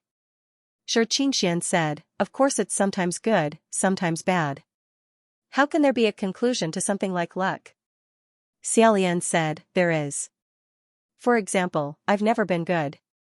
Xianxia said, so miserable? Xiaolian nodded his head in pain and said, when I roll the dice, I get 2 points at most. Xianxia frowned and immediately had an idea. He slapped his thigh and said, how about this, since you get 2 points at most, then you compete with others to see who gets the smallest number. No one can be smaller than you. Xiaolian thought for a moment and said, that makes sense, I'll try. Thus, he moved closer to the long table and said, how about we change the rules and see who gets the smallest number? Whoever gets the smallest number wins, how about it? The table was in an uproar. Some said yes, some said no. Xiaolian grabbed 2 dice and tried to throw one. He silently said in his heart, small, small, small. After he finished, the 2 people came over to take a look, 2 sixes. Xiaolian. Xianxia. Xiaolian rubbed the space between his eyebrows and said, it seems that the quality of my luck will not change because of the change of the rules. Xianxia also imitated him and rubbed the space between his eyebrows and said, why don't we just start fighting? At this moment, a girl approached the red curtain and leaned forward slightly, as if listening to what the person behind the curtain said. She nodded, then raised her head and said loudly, everyone, please be quiet, the city lord has something to say. When she said that the city lord had something to say, the ghosts immediately stopped and became extremely quiet. The girl said, the city lord said that the rules should be changed. The ghost said, the city lord is the rule. Whatever the city lord says is the rule. What do you want to change? The girl said, the city lord said that he is in a good mood today and wants to play with everyone. Everyone can bet with him, and the person who wins the bet can carry away the thing above. Whether it is steamed, boiled, fried, or pickled, it is all up to the winner.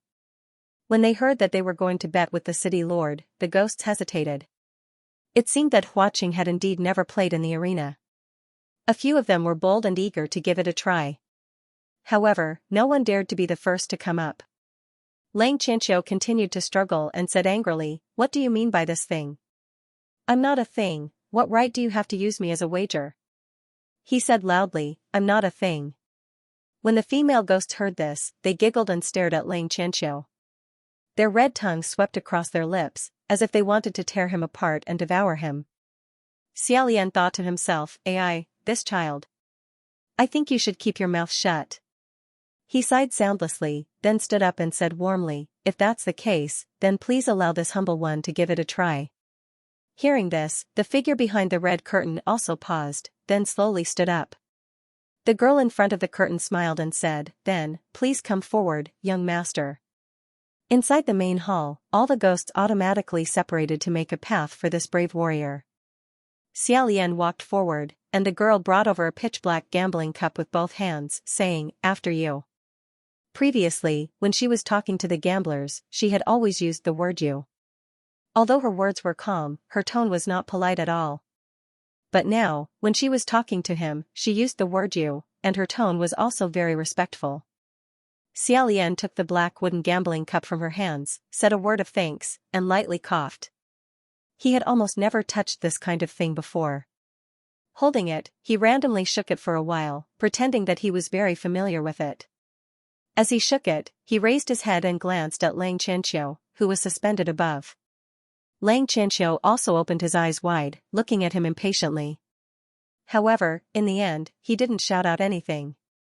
Seeing his expression, Xiaolian inexplicably wanted to laugh in his heart, but he held it in. After shaking it for a long time, he finally stopped. Countless pairs of eyes were tightly staring at the cup in his hands. Xiaolian also felt that this small gambling cup had become incomparably heavy. He didn't know what posture he should use to shake it. Just as he was about to reveal the result, the girl spoke again, wait. Xiaolian asked, what is it? The girl said, the mayor said that the posture you use to shake the cup isn't quite right. Xiaolian thought to himself, so there really is a correct posture? Could it be that my bad luck in the past was all because my posture wasn't right? He humbly asked, then may I ask, what posture is the correct posture? The girl replied, the mayor said, please come up, he's willing to teach you.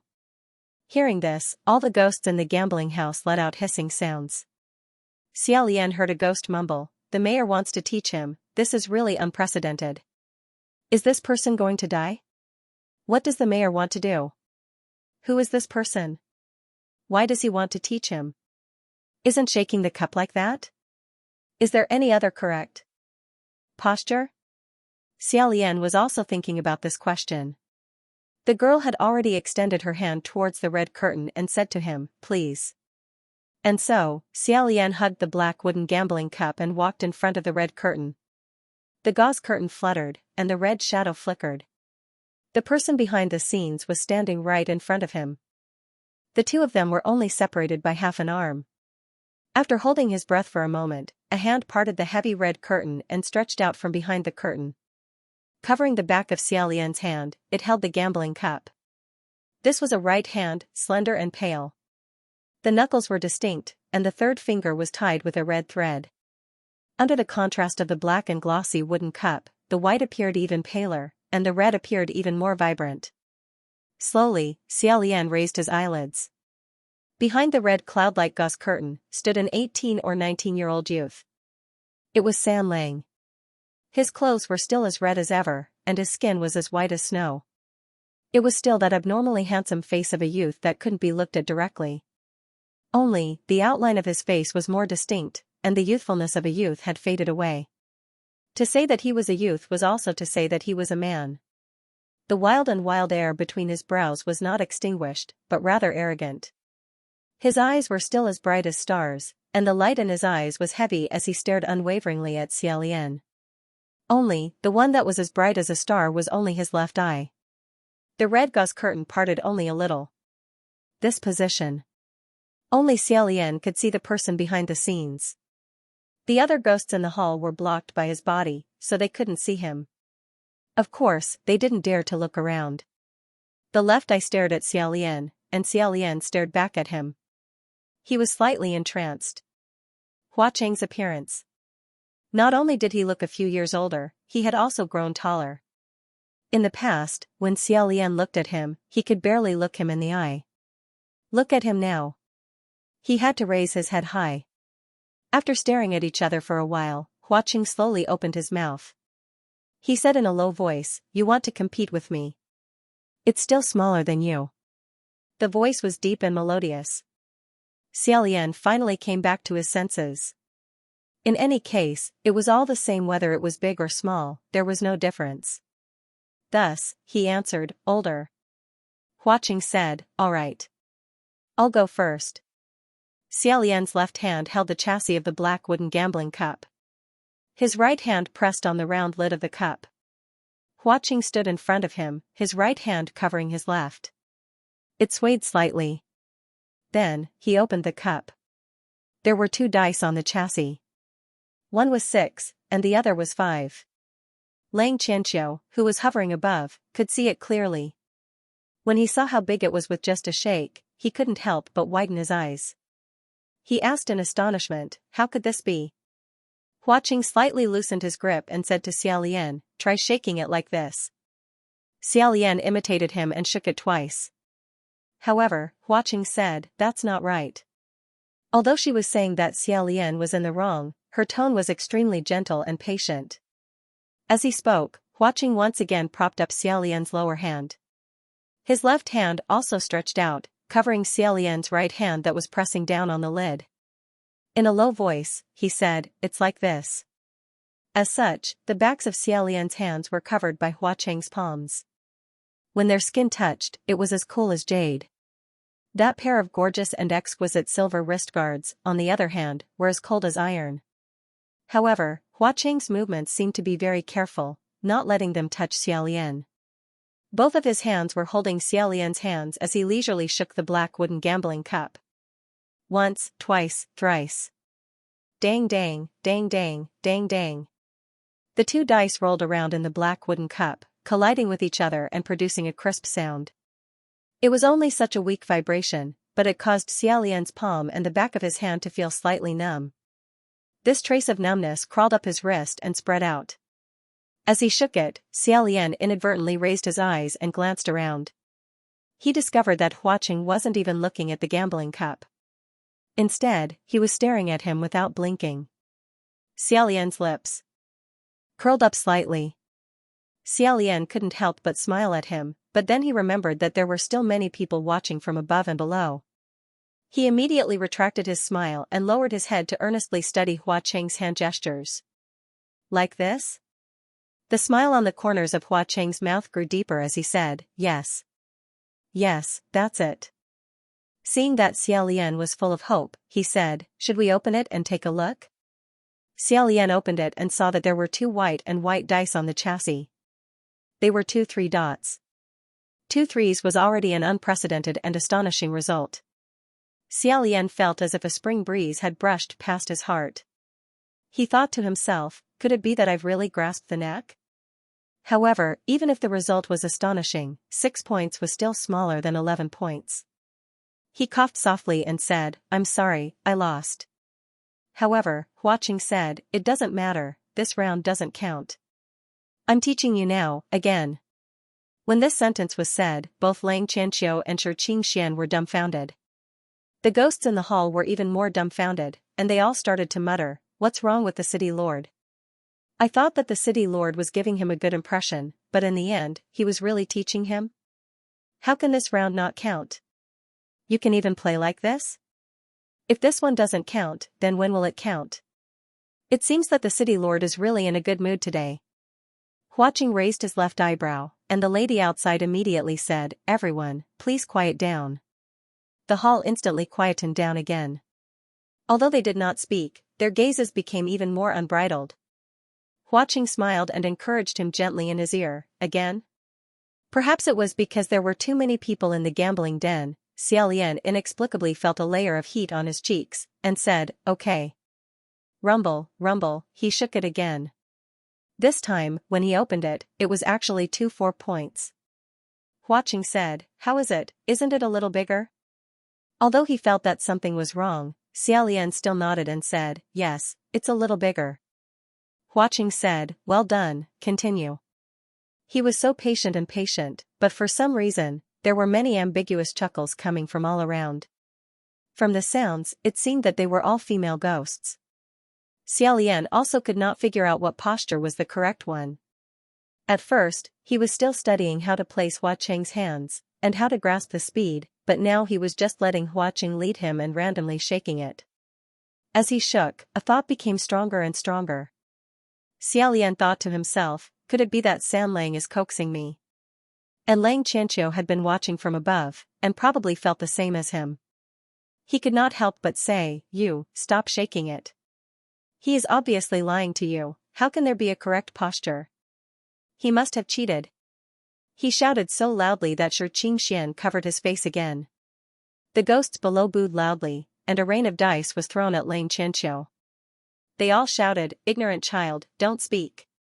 What are you shouting for? Everyone is watching the exciting part. That Taoist is doing it according to our city bishop's posture, and the results are getting bigger and bigger every time, that is the truth." "That's right. What do you know?" Lang Qianqiu said angrily, you bunch of liars." "Ah." He suddenly stopped talking, and his face turned red. It turned out that a few female ghosts below fiercely tugged at his dangling belt and scolded, "Little brother, don't make any more noise. If you continue to talk nonsense, the big sisters will pull your pants off." Lang Qianqiu had never been threatened like this before, and he was so angry that he could not speak. You. It would be fine if he was only beaten up by a group of ghosts, but if his pants were really pulled off, as a dignified martial god, he would lose a lot of face. At that moment, Lang Qianqiu did not dare to say any more. Xiaolian raised his head and saw that he was desperately looking at him. He found it funny and pitiful. He could only lower his head and whisper to Huaqing. "San Lang." Hearing him shout like this, Huaqing smiled and said, "Don't worry about him. Let's continue." Xiaolian was helpless. He held the gambling cup and shook it twice. As expected, this time, he shook out 2 5s. Seeing this, the ghosts were even more amused, and they teased Lang Qianqiu even more crazily, saying, "See? It's getting bigger and bigger." And Xiaolian had long realized that Huaqing was playing with him. He did not know whether to laugh or cry, thinking that there was no such thing as a correct posture in this world. For a person like him, any posture was wrong. From now on, he could completely give up on any thoughts of changing his luck. Just as he was about to give up and shake the last time, Huaqing said, "Wait a minute." Xiaolian felt that his palm on him was pressing down a little harder, and he stopped and said, "What's wrong?" Huaqing said half-truthfully, "This brother, I don't think you've said it yet. If you lose, what will you do?" Hearing him call Xiaolian brother, Xianxia and Lang Qianqiu's expressions were really indescribable.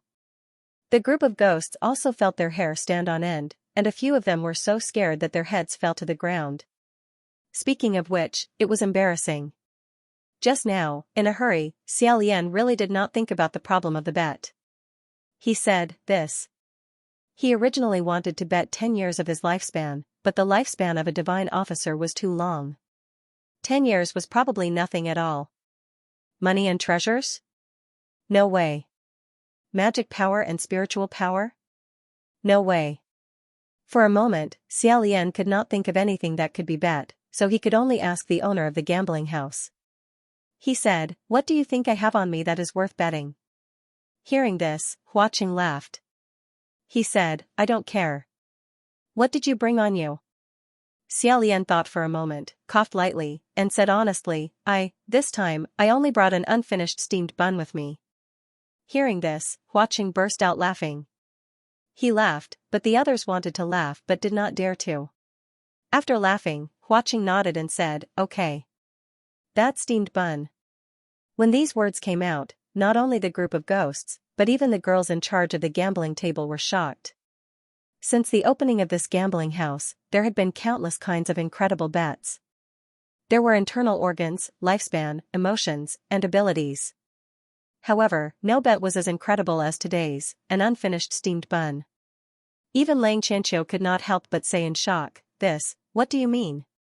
You mean that I'm only worth an unfinished steamed bun? The group of ghosts laughed, and someone shouted, what's wrong with a steamed bun? You're lucky, hurry up and shut up. Xiao Lian heard that the voice of this collapse belonged to Xianxia, who was hiding in the group of ghosts. Just as he was at a loss whether to laugh or cry, Huaqing said to him, come. This is the last round, don't be nervous. Xiao Lian said, I'm not nervous. The two of them still maintained the posture of their palms covering the back of their hands as they shook a few times. Although Xiao Lian indeed wasn't nervous, the palm of his hand that was pressed against the gambling cup and the back of his hand that was pressed against Huaqing seemed to be dripping with a faint layer of sweat. Finally, the two of them stopped moving. It was time to reveal the winner. He took a light breath and opened it to take a look, 2 dice, 2 sixes. Xiao Lian let out a sigh of relief. In his heart, he knew what was going on, so he raised his eyes to look at Huaqing. Huaqing raised his eyebrows and said, oh, I lost. Although he said he admitted defeat in a serious manner, there was no sincerity in it. The crowd of ghosts in the hall was also silent. Just now, there were still people muttering, if this round doesn't count, then when will it count? Now, the answer was out, it would only count when this person won. Wasn't this throwing the match a little too deranged? However, no one would say anything about this. The girl took the black wooden gambling cup and raised it up high. She said, congratulations, young master. This round, you win. Everyone gave him face and one after another shouted, even if the city lord lost, he lost perfectly. Beautiful. Wasn't the person who won taught by the city lord? Even if he won, it was also because the city lord taught him well. That's right. Today was really an eye-opener. I learned the correct way to shake the dice. I benefited a lot. I won't be able to finish it even after 10 years. Listening to the sound of demons dancing around him, Xiao Lian couldn't help but laugh. Seeing him smile, Huaqing also smiled and adjusted the red gauze ribbon. At this time, Xianxia said from above, since you lost, you should let me down. Huaqing still stared at Xiao Lian, his smile unchanged. He didn't even raise his eyes. He just raised his hand and casually waved it. Xianxia immediately smashed down heavily. That loud sound made Xiao Lian's eyes twitch. Xianxia couldn't be exposed, so he couldn't rush over. Thus, Xiao Lian turned around and bent over to check. He said, are you okay? Xianxia got up and patted the dust off his body. He said, I'm fine, thank you.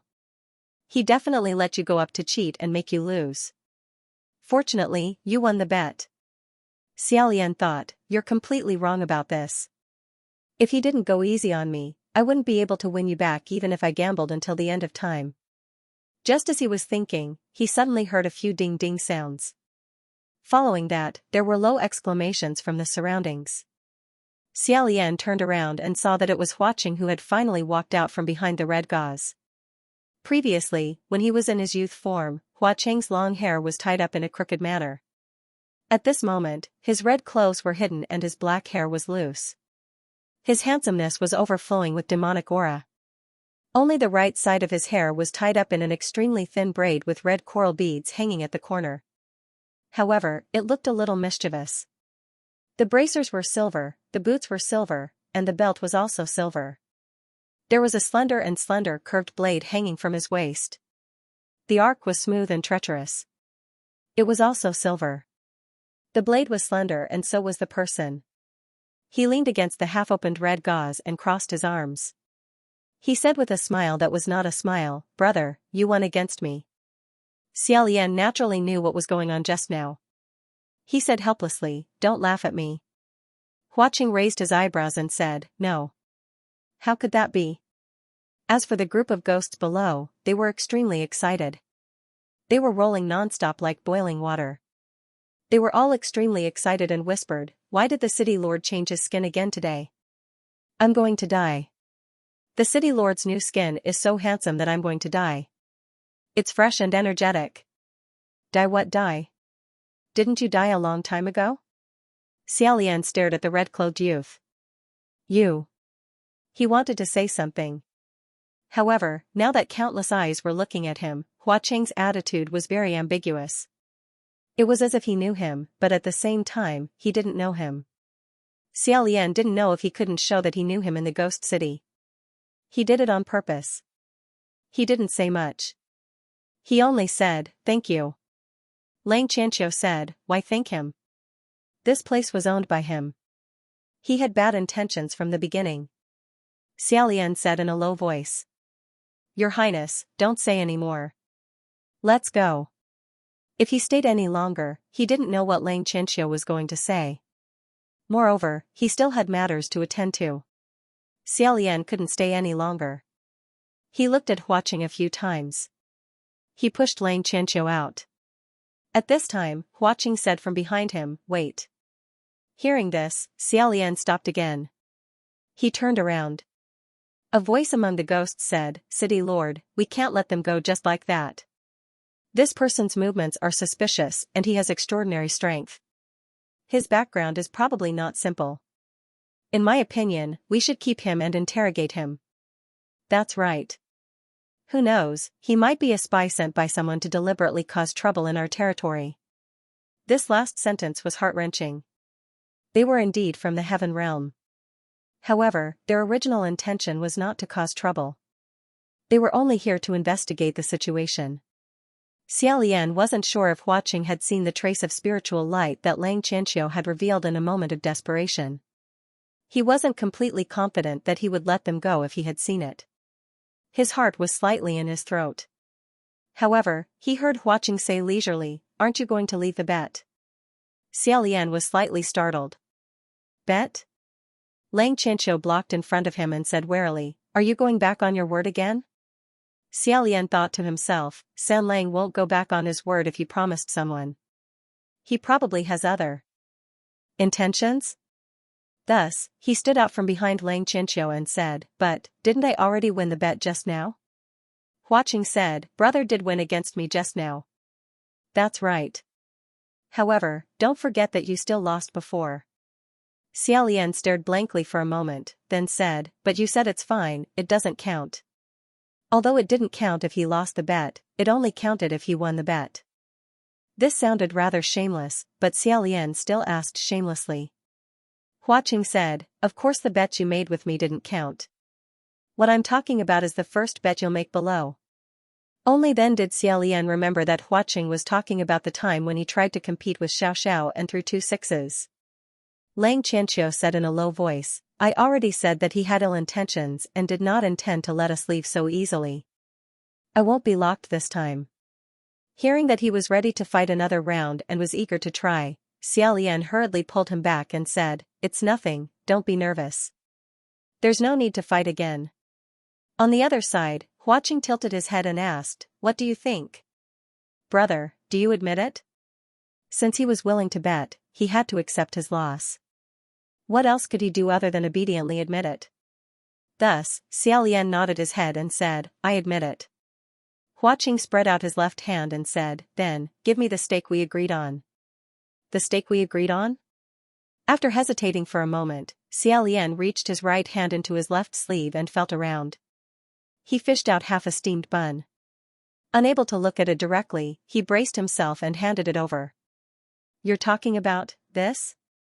Honestly speaking, when he fished out this half-a-steamed bun, Xiaolian felt that his face, which had never crumbled in 800 years, suddenly trembled a little and couldn't hold it in anymore. The group of ghosts in the hall had long been speechless and could only watch quietly.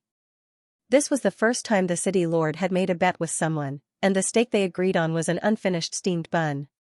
That was fine. Perhaps the city lord was just messing around for fun.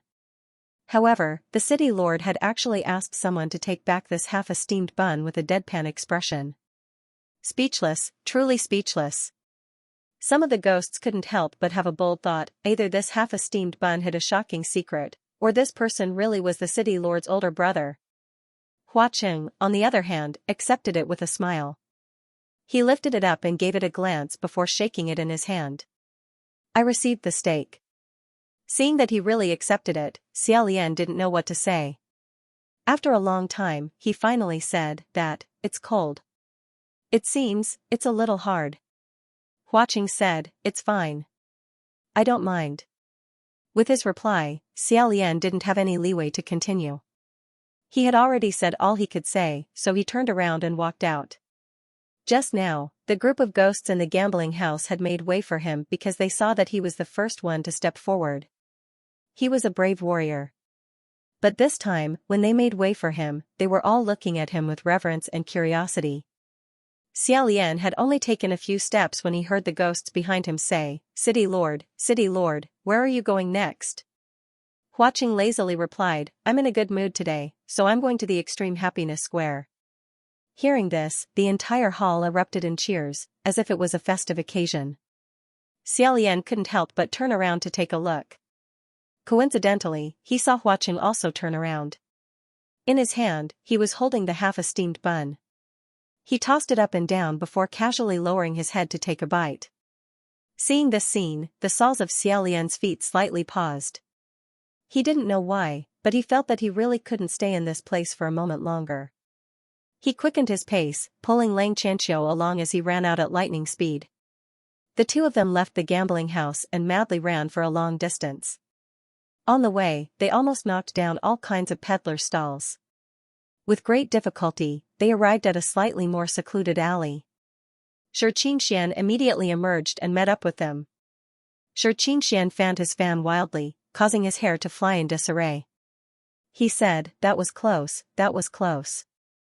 My mother, I was so scared just now that my face turned white." Probably because he rushed too quickly, Xiaolian's heart was also thumping hard. Xianxia said, "Yeah, Windmaster, I feel that your face is also very white now." Xianxia touched his face and laughed, "Is that so? Ha ha ha ha, this isn't because I was scared, this is my natural." Cough. Cough, Xianxia, in any case, you are also a martial god that oversees a region, how can you be so impulsive? This is the territory of the ghost realm. If you were to be caught and your identity was exposed, it would spread out that the Heaven Realm's heavenly officials had disguised themselves and sneaked into the ghost city. Their actions were strange and they destroyed the peace of the three realms. How are we going to explain this to the emperor? Xianxia lowered his head and admitted his mistake honestly, "I'm sorry, I was impulsive just now." He then raised his head and said, "But those gamblers are too crazy. If that man opened that cup, no matter if he won or lost, the result would not be good. Either his daughter would be unlucky, or his peers would suffer. I was angry for a moment, so I broke that cup." Xianxia said, "Then you don't have to rush out by yourself." Xianxia was stunned and said, "Then Windmaster, what should we do? If I don't rush out, no one else will." He asked seriously. Xianxia used his fan to poke his temples in a bit of a headache and said, "This." Xiaolian smiled and said, "Forget it." Xianxia looked up at him. Xiaolian continued, "I think that even if His Highness Tai Hua is captured, no matter how he is interrogated, he will not tell the other party his identity. However, in order to prevent the other party from finding out any clues from his words, your Highness should be careful in the future and not be caught." Xianxia nodded and said, "All right. I got it." Xianxia said, "Let's not talk about it anymore. Ah, by the way, Your Highness the Crown Prince." When he said Your Highness the Crown Prince, Xiaolian and Xianxia turned to look at him at the same time. Xianxia said, "Oh, I'm calling the older one." Xiaolian rubbed his eyebrows gloomily and thought to himself, "Older. Alright, I'm a little older, but not much older. Why do you always talk about me as if you're talking about an old man?" Xianxia said, "Your Highness the Crown Prince, Have the two of you met before in the Divine Martial Palace? If you haven't met before, let me introduce you to each other. This is the Crown Prince of Yong'an Country, Xianxia, the martial god in charge of the East. This is His Highness the Crown Prince of Xianlu Country, Xiaolian. He is a divine official who is greatly relied upon by the Emperor. There was no need to say the word that he was stuck in. Xiaolian also knew what it was originally going to be.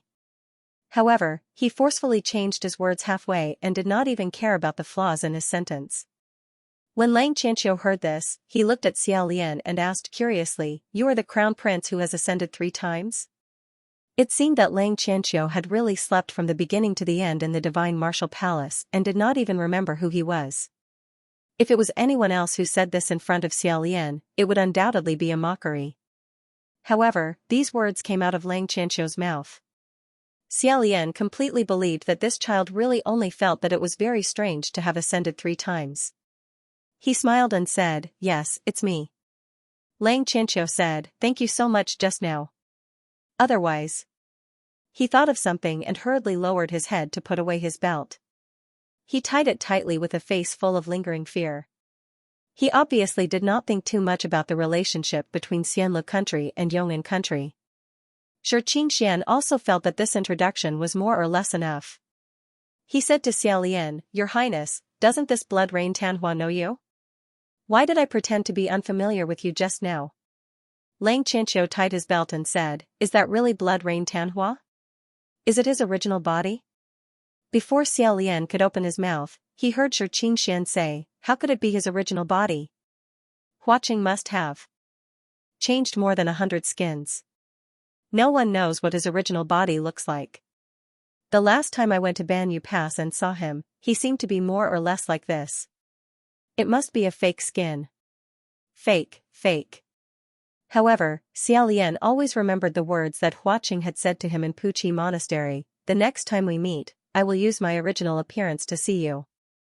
In his heart, he said, "It's true." However, of course, he did not say this out loud. Seeing that everyone else was certain that it was a fake skin, only he knew that it was the true appearance of Blood Rain Tanhua. It was as if he knew an incredible little secret. Then he thought again, San Lang's appearance is not much different from before. It seems like he is just a little bigger and a little taller. If that's the case, when he first met me, he was actually more or less using his true appearance.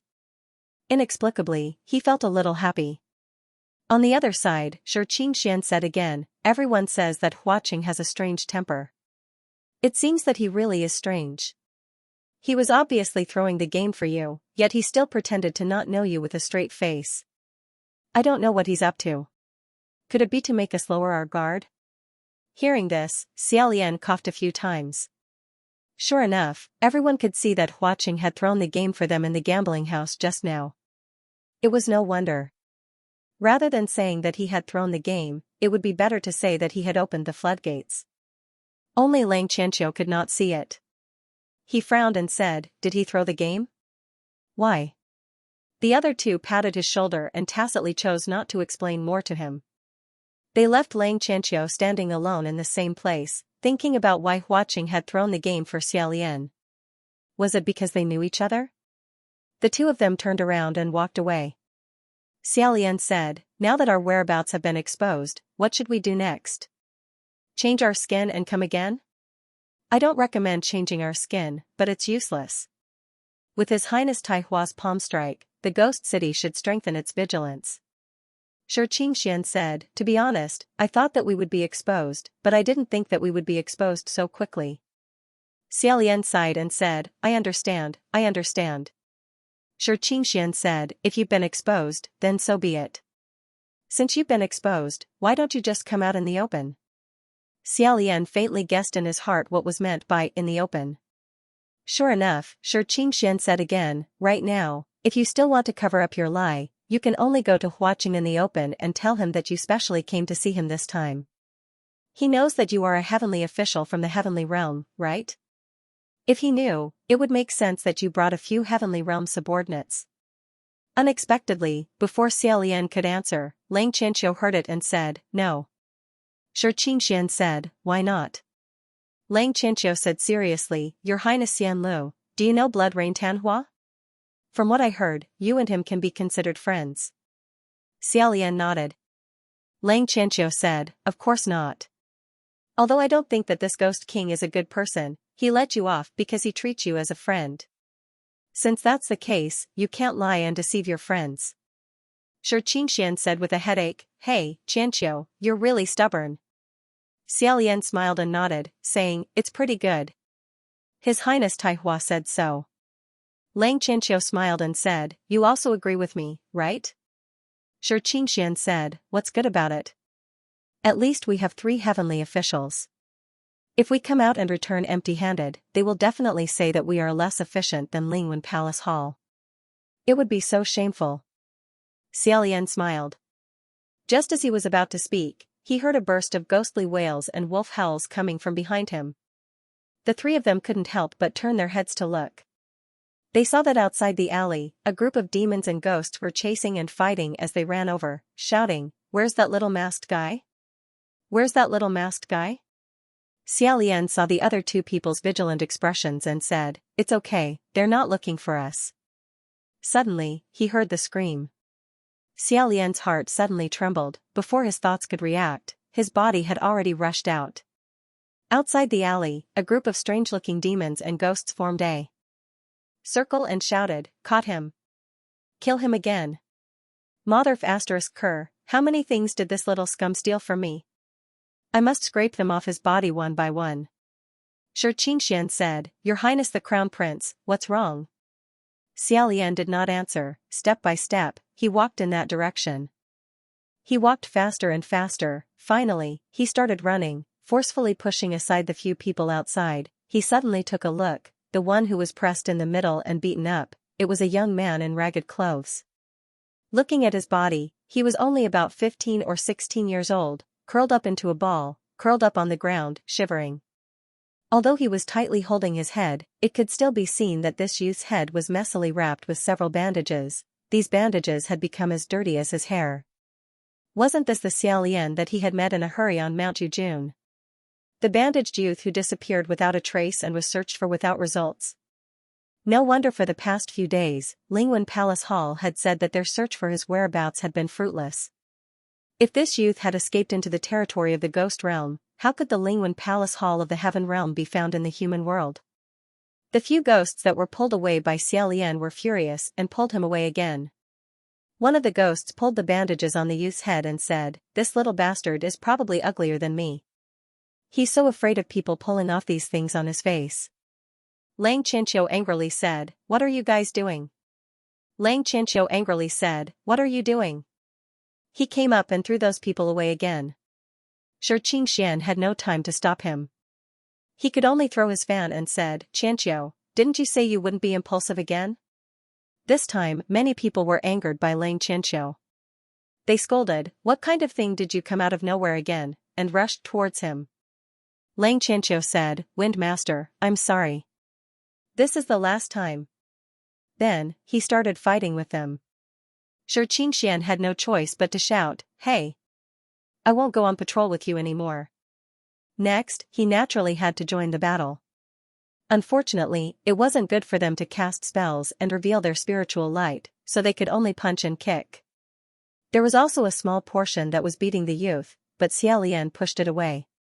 He bent over to help the youth up and said, Are you all right? As soon as he heard this voice, the young man's shoulders trembled and he looked at him with his head lowered. Only then did Xiaolian discover that the bandages wrapped around his face had been completely soaked in blood. The black and red stains were extremely frightening. This appearance was even more frightening than the last time they had parted. The 2 large eyes that peeked out from the gaps of the bandages were clear and bright. However, the reflection of Xiaolian in these pitch-black eyes was filled with fear and timidity.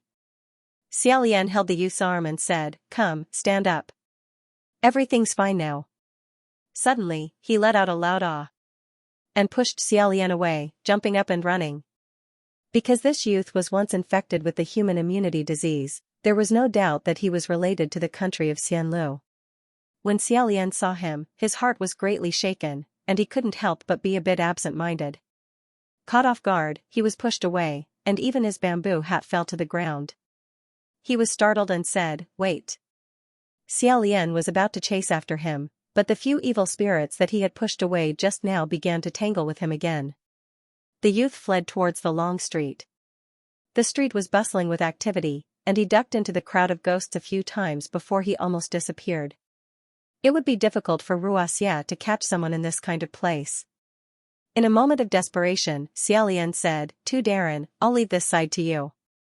We'll split up and move first. You guys hide your whereabouts well. At the latest, we'll meet here in 3 days."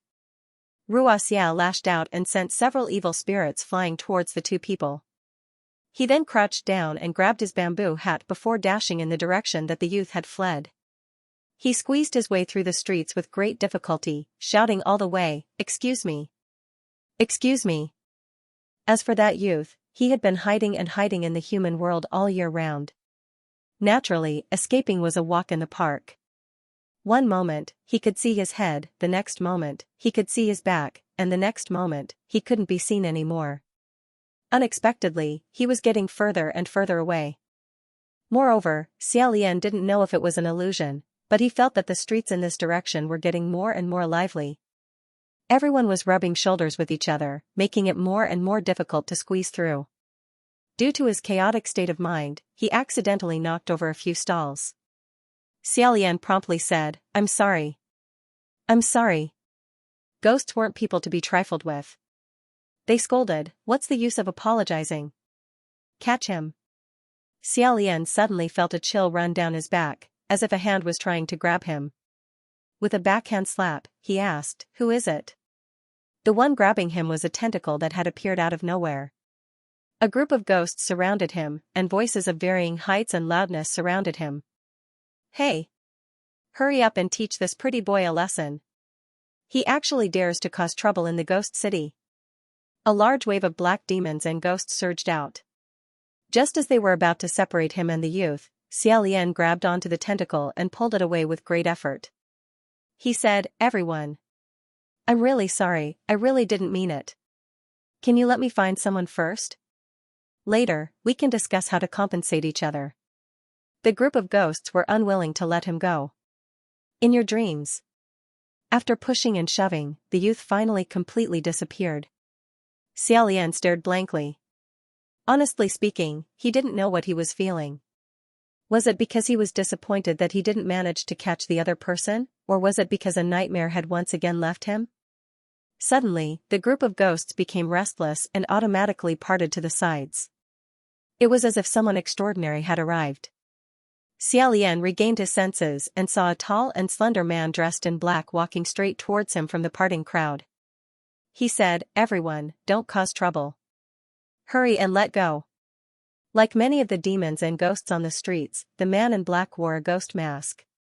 The expression drawn on the ghost mask was interesting, as if it was a helpless and bitter smile.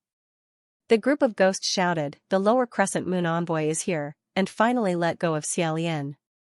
It seemed that this was a big shot in the ghost city. When he saw Xiaolian, he bowed and said, "Taoist priest, the mayor invites you in." Xiaolian pointed at himself. "Ah, me?" The lower crescent moon envoy said, "Yes. The mayor has been waiting for a long time at the Extreme Happiness Workshop."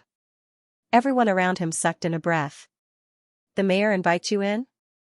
I didn't hear wrong, right? The blissful square? That's the mayor's warm bed, he never invites guests in." The person who came from another street said, "Wait, isn't this the person who won against the mayor at the ghost gambling house today?" "No, the Taoist priest who was taught by the mayor." Pairs of eyes that were at least the size of copper bells stared at Xiaolian, forcing him to raise his bamboo hat to block them. The lower crescent moon envoy said, "Please." Xiaolian nodded and followed him. The crowd on both sides automatically parted to form a path. The ghost envoy led Xiaolian through the middle. No one dared to follow them. After the time it took for a stick of incense to burn, the two of them left the bustling street and walked further and further away. During this time, the two of them rarely talked. Xiaolian felt that the lower crescent moon envoy was about to disappear into the darkness, so he followed him even more closely. When he inadvertently swept his eyes over the ghost envoy's wrist, he suddenly discovered that there was a black circle of curse on this person's wrist. He couldn't be more familiar with this thing. Curse? His eyes widened in shock. Suddenly, he heard the ghost envoy say, "This is the place." Xiaolian raised his head and discovered that he had been led to the front of a lake. Many faint ghost fires were chasing each other on the surface of the water. Beside the water stood a dazzling and magnificent skyscraper. Both Heaven Realm and the Ghost Realm had gorgeous buildings. However, Heaven Realm's buildings were gorgeous and dignified. On the other hand, these buildings in the Ghost City were gorgeous and flirtatious, gorgeous and frivolous. Even the three big words blissful square on this building exuded a demonic aura. A strange song came from inside. It was light as a feather, soft, and very charming. It was as if many women were teasing each other while singing and dancing. Following the song, Xiaolian slowly walked in. When he lifted the bead curtain, a warm fragrance hit his face. He slightly tilted his head, as if he wanted to avoid this decadent air. The blissful square's main hall was covered with a thick layer of carpet. He didn't know what kind of demon beast's fur it was, but it was actually a complete piece. Many beautiful women were barefooted and wearing muslin clothes. They coquettishly stretched their bodies as they sang and danced to their heart's content. They were the ones who had spread the song. This group of women wantonly twirled, as if they were countless roses with poisonous thorns blooming in the middle of the night. When they turned in front of Xiaolian, they sent flirtatious glances at him. If a passerby broke in and saw this scene in the middle of the night, it was unknown whether they would be more afraid or more obsessed. However, when Xiaolian swept his eyes across the entire main hall, his gaze directly penetrated this group of women. The first person he saw was Huaqing, who was sitting at the back of the main hall. At the end of the main hall was a long couch made of black jade. It was extremely spacious and could accommodate more than 10 people lying side by side. However, there was only one person sitting on that couch, and that person was Huaqing. In front of him, there were countless gorgeous women from the Ghost Realm singing and dancing. However, Huaqing didn't even glance at them. He just lazily stared at what was in front of him. In front of him, there was a small golden palace. At first glance, it looked like a building of the Heavenly Palace. When he looked more carefully, he found that the palace was actually piled up with exquisite pieces of gold leaf. In his hand, he was absent-mindedly playing with a piece of gold leaf. A palace made of gold leaf. When Xiaolian was a child, he often played this game in the Xianlu Imperial Palace. The fun of this game was actually no different from commoner children using small stones to build a house. When he was young, his temperament had always been one that liked to gather and not to part. No matter what, once it was put together, he was unwilling to separate it. Once it was done, he was unwilling to destroy it. Therefore, no matter what he piled up, he didn't allow anyone to break it up. He wished he could paste it with paste so that it would never change. When he was a little younger, if he saw the small house he piled up collapse, he would be so sad that he couldn't eat or sleep. He needed his imperial father and imperial mother to constantly coax him to get better. Looking at this palace piled up layer by layer, there were about 100 pieces of gold leaf.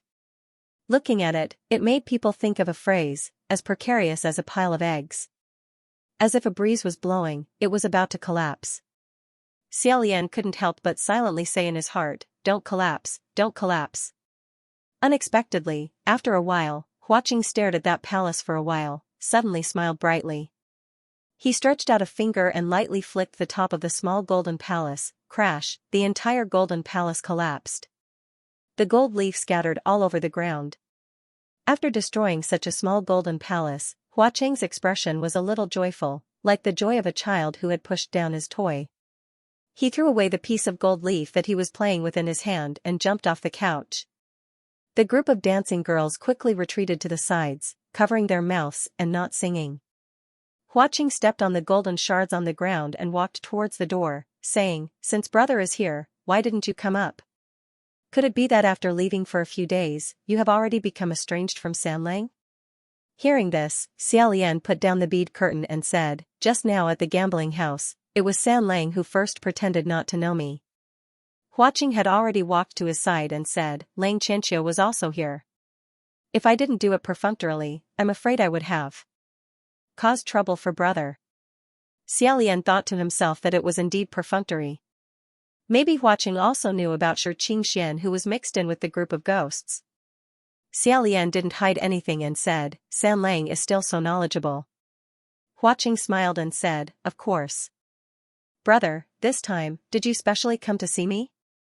Honestly, if Xiaolian knew that Huaqing was here, he would probably take advantage of the holiday to pay a visit. However, this time was not the case. However, Huaqing didn't wait for his reply at all. He smiled slightly and said, whether you came to see me or not, I'm happy. Hearing this, Xiaolian was startled. Before he could say anything, he heard the girls on both sides covering their mouths let out a burst of laughter.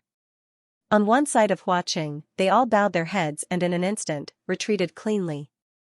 There were only 2 people left in the huge hall.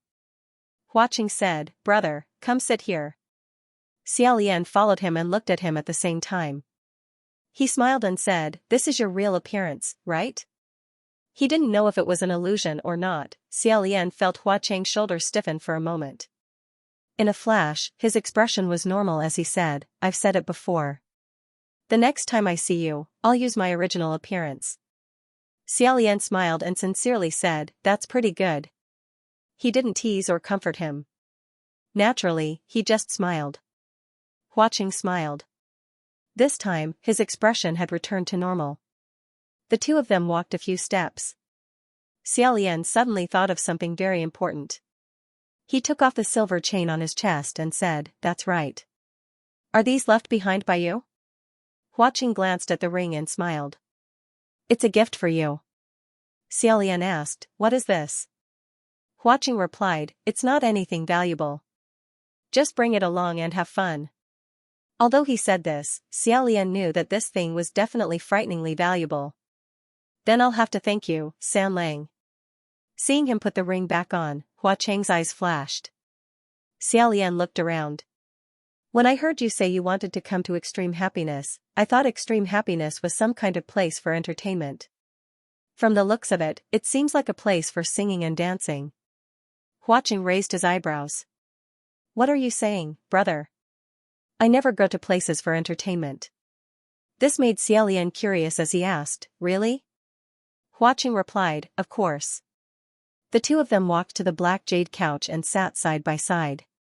He then said, this place is something I built for fun. It counts as one of my residences.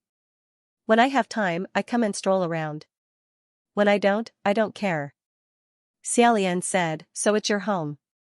Huaqing corrected him, residence. It's not home. Xiaolian asked, is there a difference? Huaqing replied, of course there is. There are family members at home. A place where one lives isn't called home. When Xiaolian heard this, his heart was slightly moved. If that was the case, then he hadn't had a home for over 800 years. Although Huaqing's face didn't show any loneliness, Xiaolian felt that they were about the same. He then heard Huaqing say, if it's a home, even if it's a small place like Puqi Monastery, it's still 1,000 times better than my extreme happiness. Xiaolian deeply agreed. Smiling, he said, San Lang is actually a person who is true to his emotions. But you actually compared Puqi Monastery with this place, it really makes me feel ashamed. Huaqing laughed and said, what's there to be ashamed of? To tell you the truth, although Big Brother's Puqi Monastery is small, I feel that it is much more comfortable than my blissful place. It's more like a home. Xiaolian warmly said, is that so? If you don't mind, you can go and stay there whenever you want. The doors of my Puqi Monastery are always open for you. Huaqing's eyes curved, Big Brother, since you said so, I'll do as you say. Don't think I'm annoying in the future. Xiaolian said, no. By the way, San Lang, I have a favor to ask of you. I wonder if you have the time? Huaqing asked, what is it? In my place, if you have something to say, just say it. Xiaolian replied, previously, when I was dealing with some matters on Mount Yujun, I met a youngster who might have some connections with my homeland. Huaqing narrowed his eyes, but didn't say anything. Xiaolian continued, that youngster was so frightened that he ran away. I looked for him for a long time, but I couldn't find him. Just now, I randomly wandered around your ghost city, only to discover that he actually ran over here. Since San Lang is the owner of this place, I wonder if you can help me look for him? That youngster's face was wrapped in bandages, and he had just escaped from this blissful place. Huaqing smiled and said, "All right, I got it. Big brother, don't worry, just wait." Xiaolian let out a sigh of relief and said, "I really have to thank you again." Huaqing said, "This is nothing. However, you're just going to abandon Lang Qianqiu like this?" Xiaolian thought to himself, if Lang Qianqiu was here, he would be so straightforward, so it would be hard to say what kind of trouble he would cause.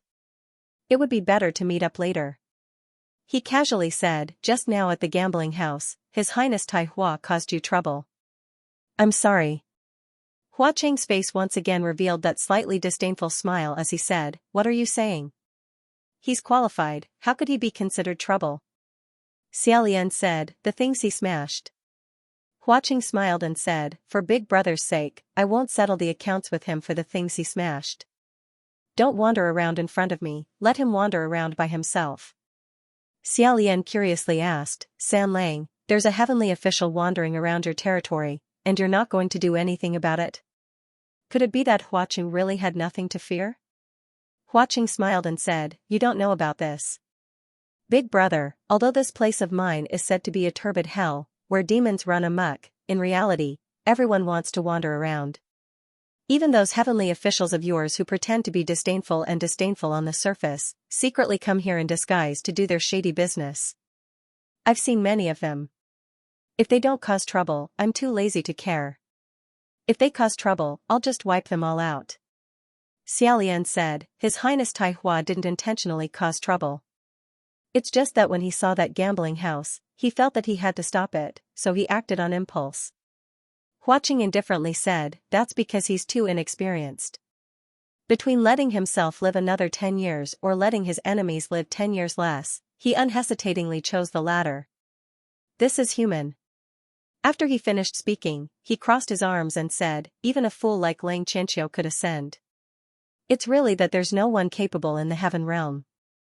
Xiaolian felt a bit guilty as he rubbed the space between his eyebrows. In his heart, he said, "You can't say things like that. After all, people like me have also ascended 3 times.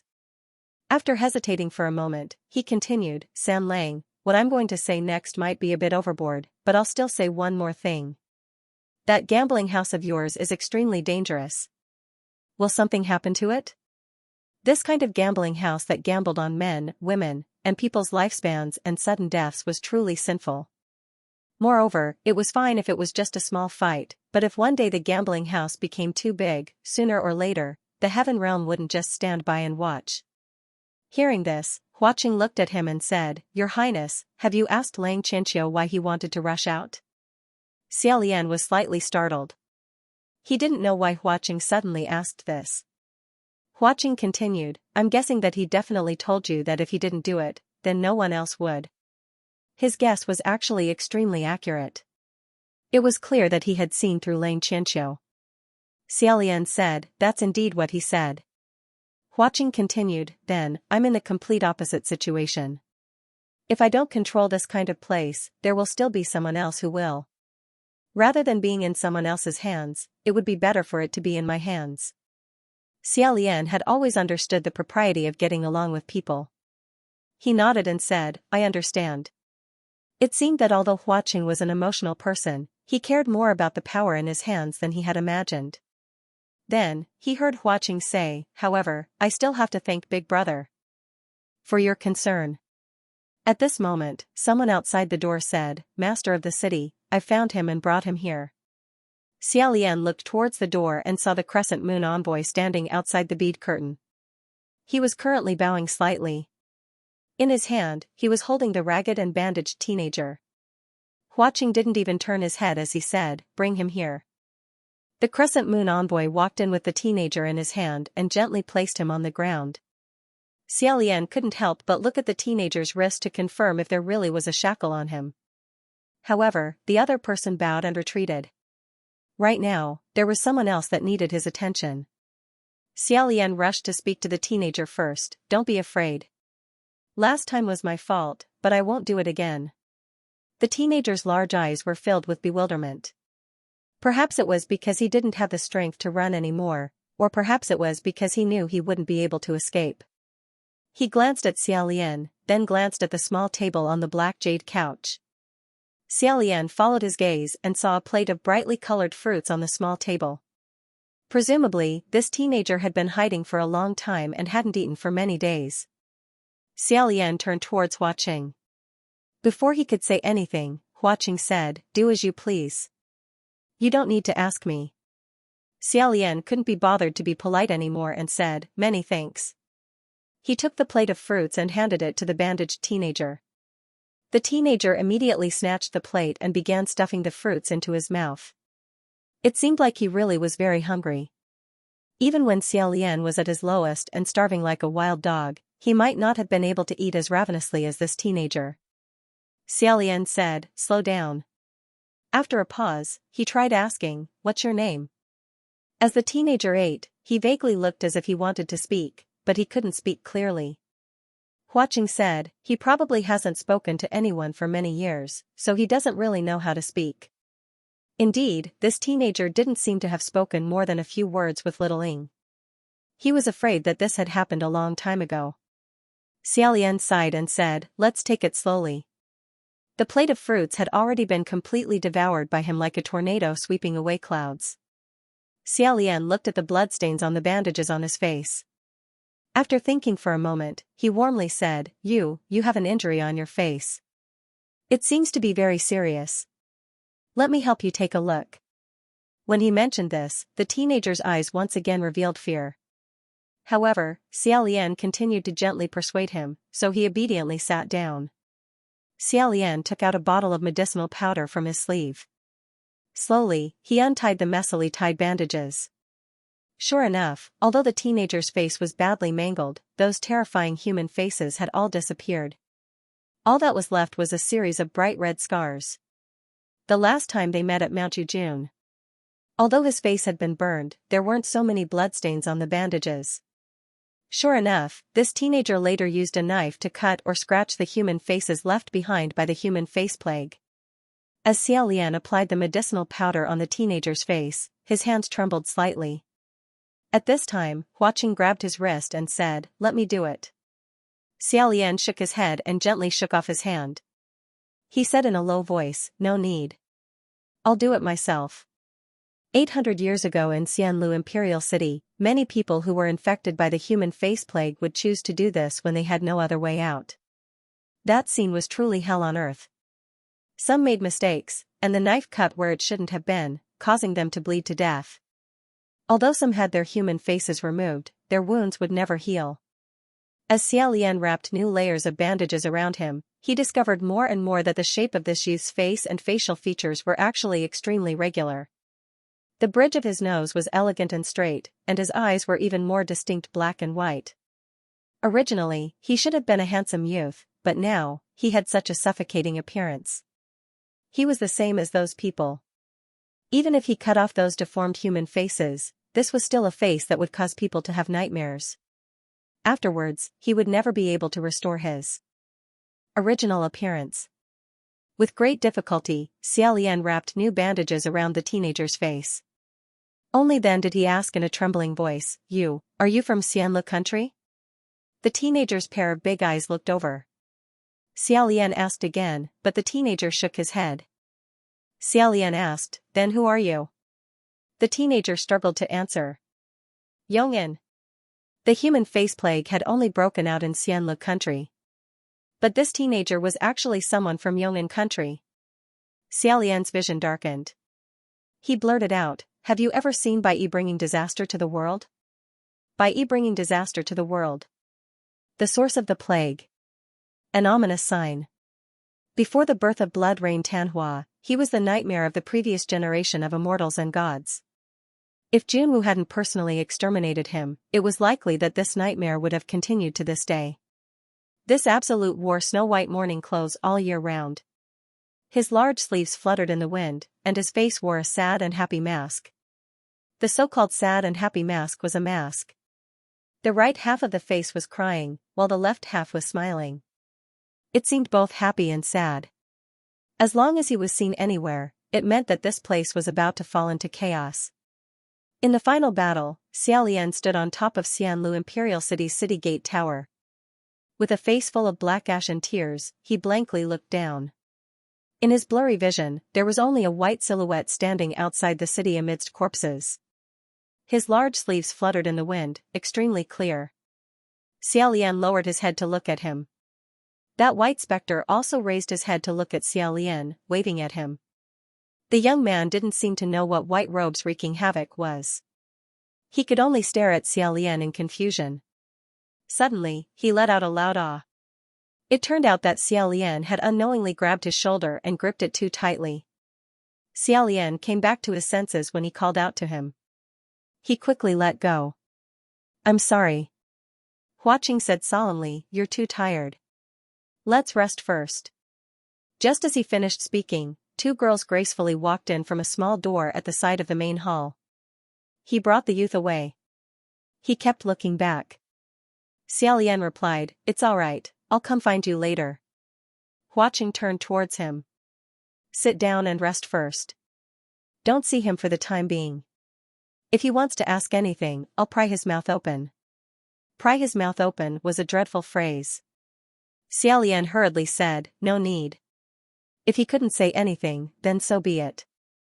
Take your time." Hua Qing sat next to him. "What do you plan to do with this youth?" Xiaolian thought for a moment and said, "Keep him by my side for now. We'll talk about it later." Hua Qing said, "He's a ghost, not a human. You might as well leave him in the ghost city. I don't need another mouth to feed him." Xiaolian said, "San Lang, thank you very much. But, when I said I wanted to take him with me, I didn't just want to raise him." The ghost city was indeed Hua Qing's territory. If he was willing to protect him, no one would be able to hurt that young man, and he wouldn't starve either. But the most important thing was to slowly guide this youth, to sort out his mind and speech so that he could have a normal appearance. Although the ghost city is bustling, it's a place where demons dance in disorder, good and bad people mingle together. Other than himself, Xiaolian really couldn't think of anyone else who would be willing to spend so much patience to guide this youth. He said, "I am already very grateful that you helped me find this youngster. I can't trouble you with the following matters." Hua Qing didn't seem to agree, but he didn't say anything more. He said, "It's no trouble at all. If you need anything, just let me know. You can go wherever you want." Suddenly, Xiaolian felt a strange movement. The scimitar at Hua Qing's waist seemed to have changed. He lowered his head and was immediately surprised. It turned out that there was a silver eye carved on the hilt of the scimitar. The patterns on the eyes were formed by a few silver lines, but even though they were simple, they were extremely vivid, as if they were alive. He didn't see it at first because the eye was originally closed and had fused into a line. At this moment, however, it opened its eyes, revealing its ruby-like pupils that rolled around in a circle. Hua Qing also noticed it. He said in a low voice, "Big brother, I'm leaving for a while. I'll be back soon." Xiaolian asked, "A warning? Could it be that the Wind Master and Xianxia's Dharma bodies had appeared in the ghost city?" He also wanted to get up. "I'll go take a look as well." Hua Qing pushed him back and said, "Don't worry. It is not Prince Taihua. Big brother can just sit here, there's no need to go." Since he said so, Xiaolian couldn't insist on going. Hua Qing turned around and walked out of the main hall. He waved his hand from afar, and the bead curtain automatically parted. After he left, the curtain of pearls and jades closed again, producing a series of crisp and clear sounds. Xiaolian sat on the black jade couch for a while. He remembered the purpose of his trip and stood up. He passed through the small door that the two girls had left through and saw a flower bed. Vermilion corridors crisscrossed through the flower bed, but there was no one in sight. Xiaolian was just thinking about where to go when he saw a black silhouette hurriedly flash by. That silhouette was the Crescent Moon envoy. Xiaolian thought of the curse on his wrist and was still quite concerned. Thinking back to the person's actions, it seemed that he was afraid of being discovered. Thus, Xiaolian silently followed him.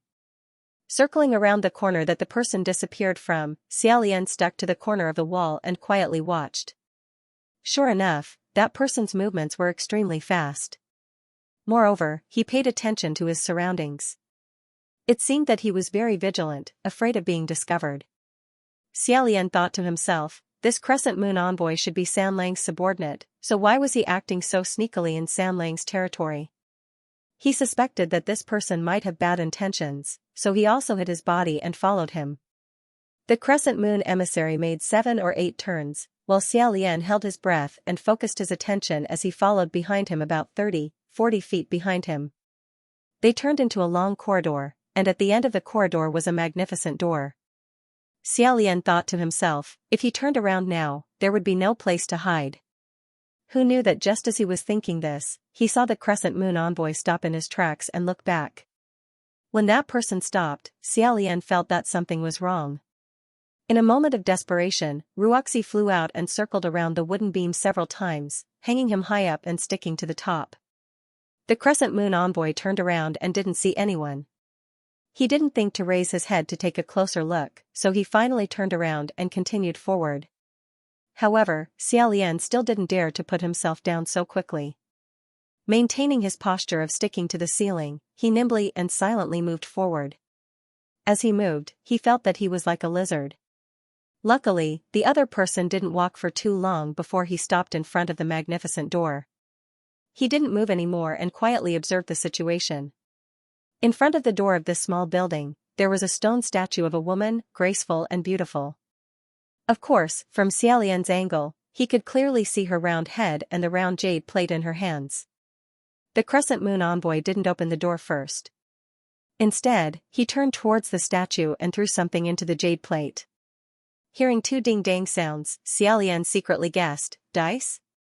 He had heard this sound many times today, and he was afraid that he wouldn't forget it for a long time.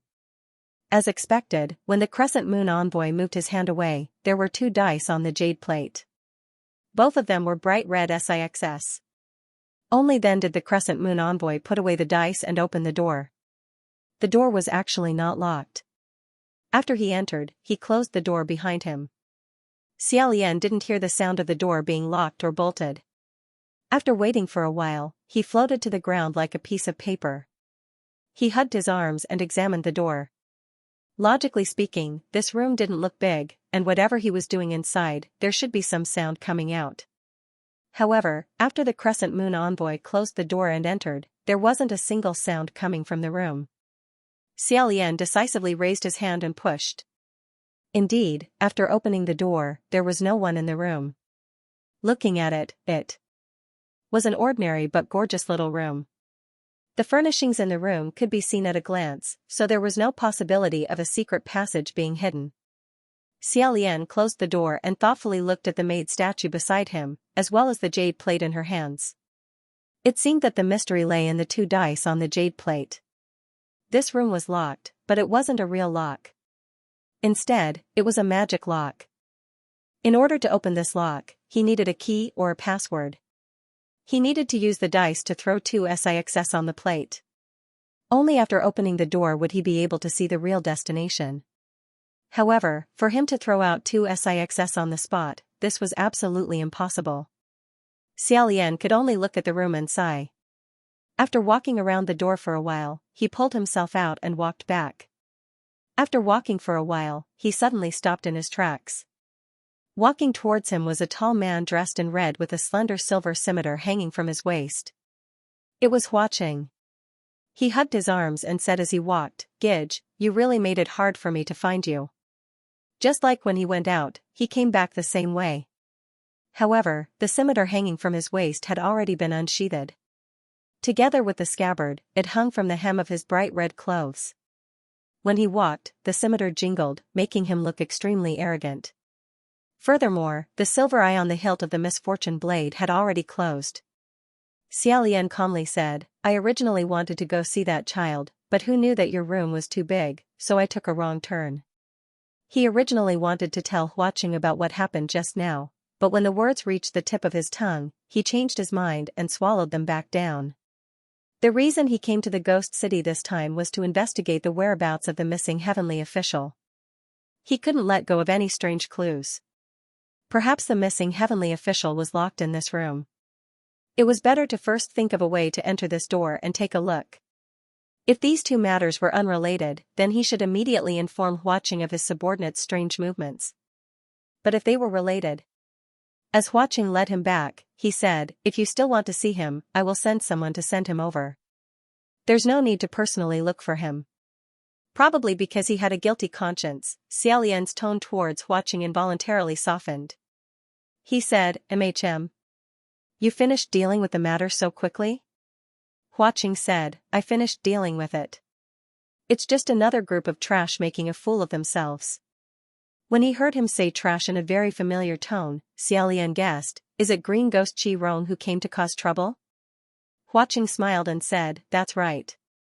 Didn't I say it before? Who else is thinking about this place of mine? That trash has wanted to go to the Ghost City for more than a year or two, but the most he can do is think about it. He's extremely jealous, so he often sends some trash that's even worse than him to cause trouble. I'm already used to it. Don't mind it, it just so happens that I have a place I want to show brother." "Brother, are you willing to give me face and come with me?" Xiaolian happily said, "Naturally."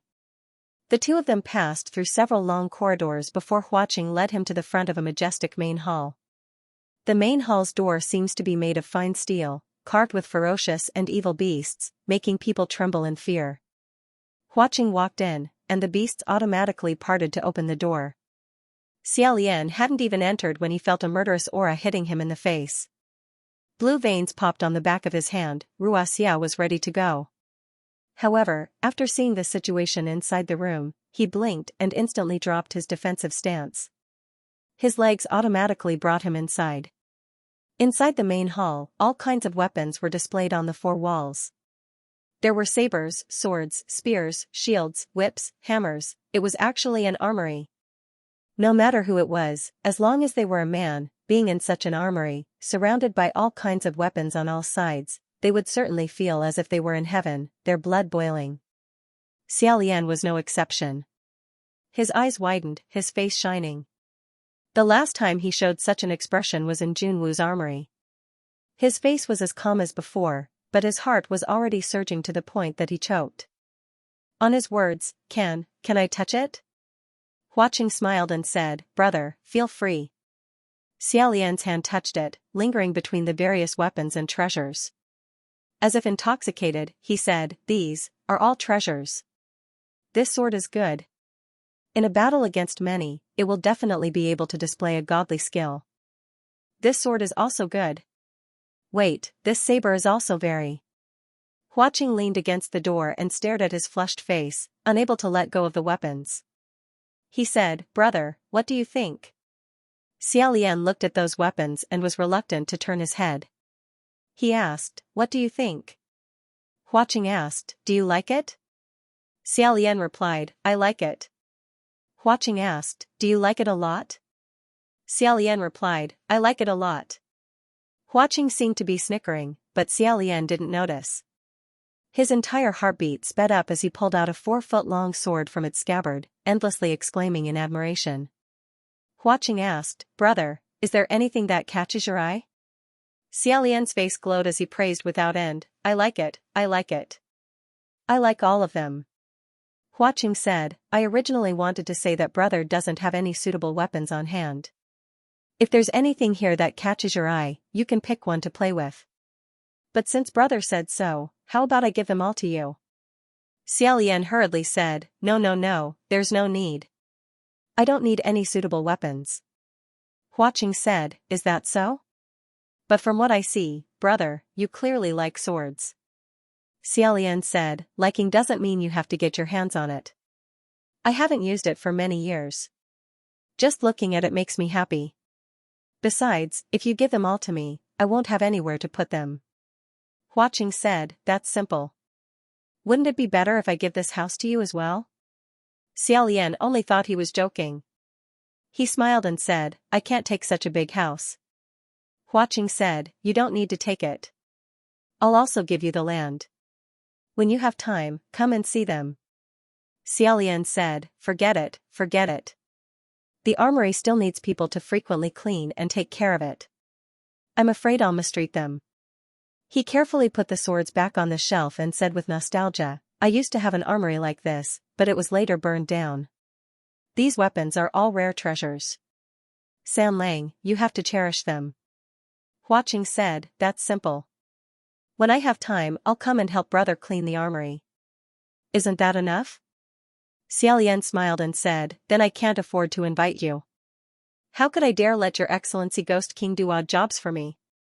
Suddenly, he remembered the warning Jun Wu gave him before he left. The demon blade misfortune, the blade of curse, the blade of misfortune.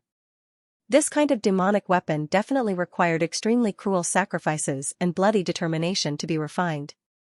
Don't touch it, and don't get hurt by it. Otherwise, the consequences will be unpredictable. After thinking for a bit, Xiaolian still said, however, San Lang, these weapons shouldn't be comparable to your curved blade misfortune, right? Hua Qing raised his left eyebrow and said, oh. Brother has heard of it? I have this blade. Xiaolian said, I've heard a little about it. Hua Qing chuckled and said, I'm guessing it's not a good rumor. Did someone tell you that this saber of mine was refined using an evil method of blood sacrifice, using living people as sacrifices? As always, he was extremely sharp. Xiaolian said, it's all right. Everyone has some bad rumors. However, not everyone will believe them. I wonder if I have the fortune to see the legendary curved blade misfortune? Hua Qing said, brother, actually, you've already seen it. He walked a few steps in front of Xiaolian and said in a low voice, look. Brother, this is misfortune. Thus, he bent down, and said to it, hello. Hearing his greeting, the eye narrowed even more. Its entire eye curved into an arc, as if it was smiling. The big eyeball turned left and right. It was very lively, as if it wasn't a pattern carved on the hilt of a knife, but an eye that really grew on a person's body. Seeing this, the corner of Hua Qing's lips curled up, and he said, brother, it likes you. Xiaolian raised his head and asked, really? Hua Qing raised his eyebrows and said, yes. Really? It doesn't like you, it doesn't even bother to look at you. It's very rare for an evil spirit to like someone. Hearing this, Xiaolian smiled at the evil spirit and said, then thank you very much.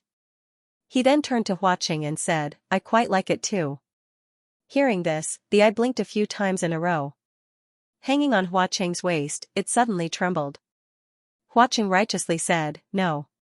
Xiaolian asked, what's no? Hua Qing said again, no. The evil spirit trembled again, as if it couldn't wait to jump out of the scabbard. Xiaolian asked curiously, are you telling it that it can't? With a deadpan expression, Hua Qing said to Xiaolian, yes. It wants you to touch it. I said no. Xiaolian smiled and said, why not? What's wrong with that? As he said that, he stretched out a hand. The evil spirit suddenly opened its eyes wide, as if it was looking forward to it. Xiaolian thought, I can't touch here, it hurts my eyes. So he lowered his hand. He lowered his hand and gently touched the curve of the scabbard. That eye completely narrowed into a slit and trembled even more violently, as if it was extremely satisfied and enjoying it very much. Xiaolian felt very strange when he touched it. His physique could be considered to be liked by animals. In the past, when he touched some furry cats and dogs, they would feel comfortable. They would squint their eyes and burrow into his arms, humming and huffing. He didn't expect that now, touching a cold silver scimitar, the legendary cursed blade, would actually feel the same as touching a puppy. How was this a blood-sucking demon blade? An ominous blade? Xiaolian originally didn't believe it. After seeing it with his own eyes, he directly threw these evil words into the untrustworthy pile of waste paper. With such a cruel evil method like blood sacrifice, it was impossible to refine such an obedient and lovely spiritual consciousness. The two of them appraised the famous swords and sabers in the arsenal for a while before Xiaolian came out in high spirits. He even took the initiative to hold Hua Qing's hand as they returned to the blissful place together. The youngster was also sent over after washing up and tidying himself up. He changed into clean clothes and had snow-white bandages wrapped around his face. Although the bandages were still tightly wrapped around his head and face, he looked brand new. His limbs were clearly slender, and his bones were delicate. He should have been an extremely good seedling, but now, he had a cowardly appearance of bending over and not daring to raise his head. It was truly a pity. Xiaolian pulled the young man to sit down and said, "Before Miss Littling died, she entrusted you to me, and I promised her. However, I still have to ask you yourself. From today onwards, are you willing to cultivate with me?" The young man stared at him blankly, as if he couldn't believe that someone was willing to guide him in cultivation. He was both hesitant and expectant. Xiaolian continued, "Although the conditions on my side aren't that good, I can guarantee that you won't have to hide from place to place anymore. It's not a problem for you to steal food and get beaten." As he spoke, he didn't notice that Huaqing was staring coldly at the young man. His gaze was filled with judgment. Xiaolian warmly said, "Since you can't remember your own name, then give it a new one." The young man thought for a moment and said, "Ing." Xiaolian guessed that it was to commemorate Miss Littling, so he nodded and said, "Okay. That was a good name. You are from Yong'an country, the surname of Yong'an country is Lang, why don't you get a new name from now on, call yourself Lang Ying?" The youth finally nodded slowly. Xiaolian understood that this meant that he was willing to follow Xiaolian. The banquet began. This was a small banquet that Huaqing had specially prepared for Xiaolian. However, the extravagance of this banquet wasn't any worse than a large banquet that would host dozens of people.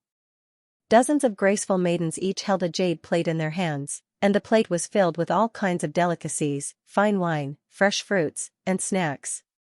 Their delicate steps were like a horse lantern as they leisurely walked around the main hall, and every time they passed by the black jade couch, they would offer up the jade plate in their hands. Langing only watched, but did not move.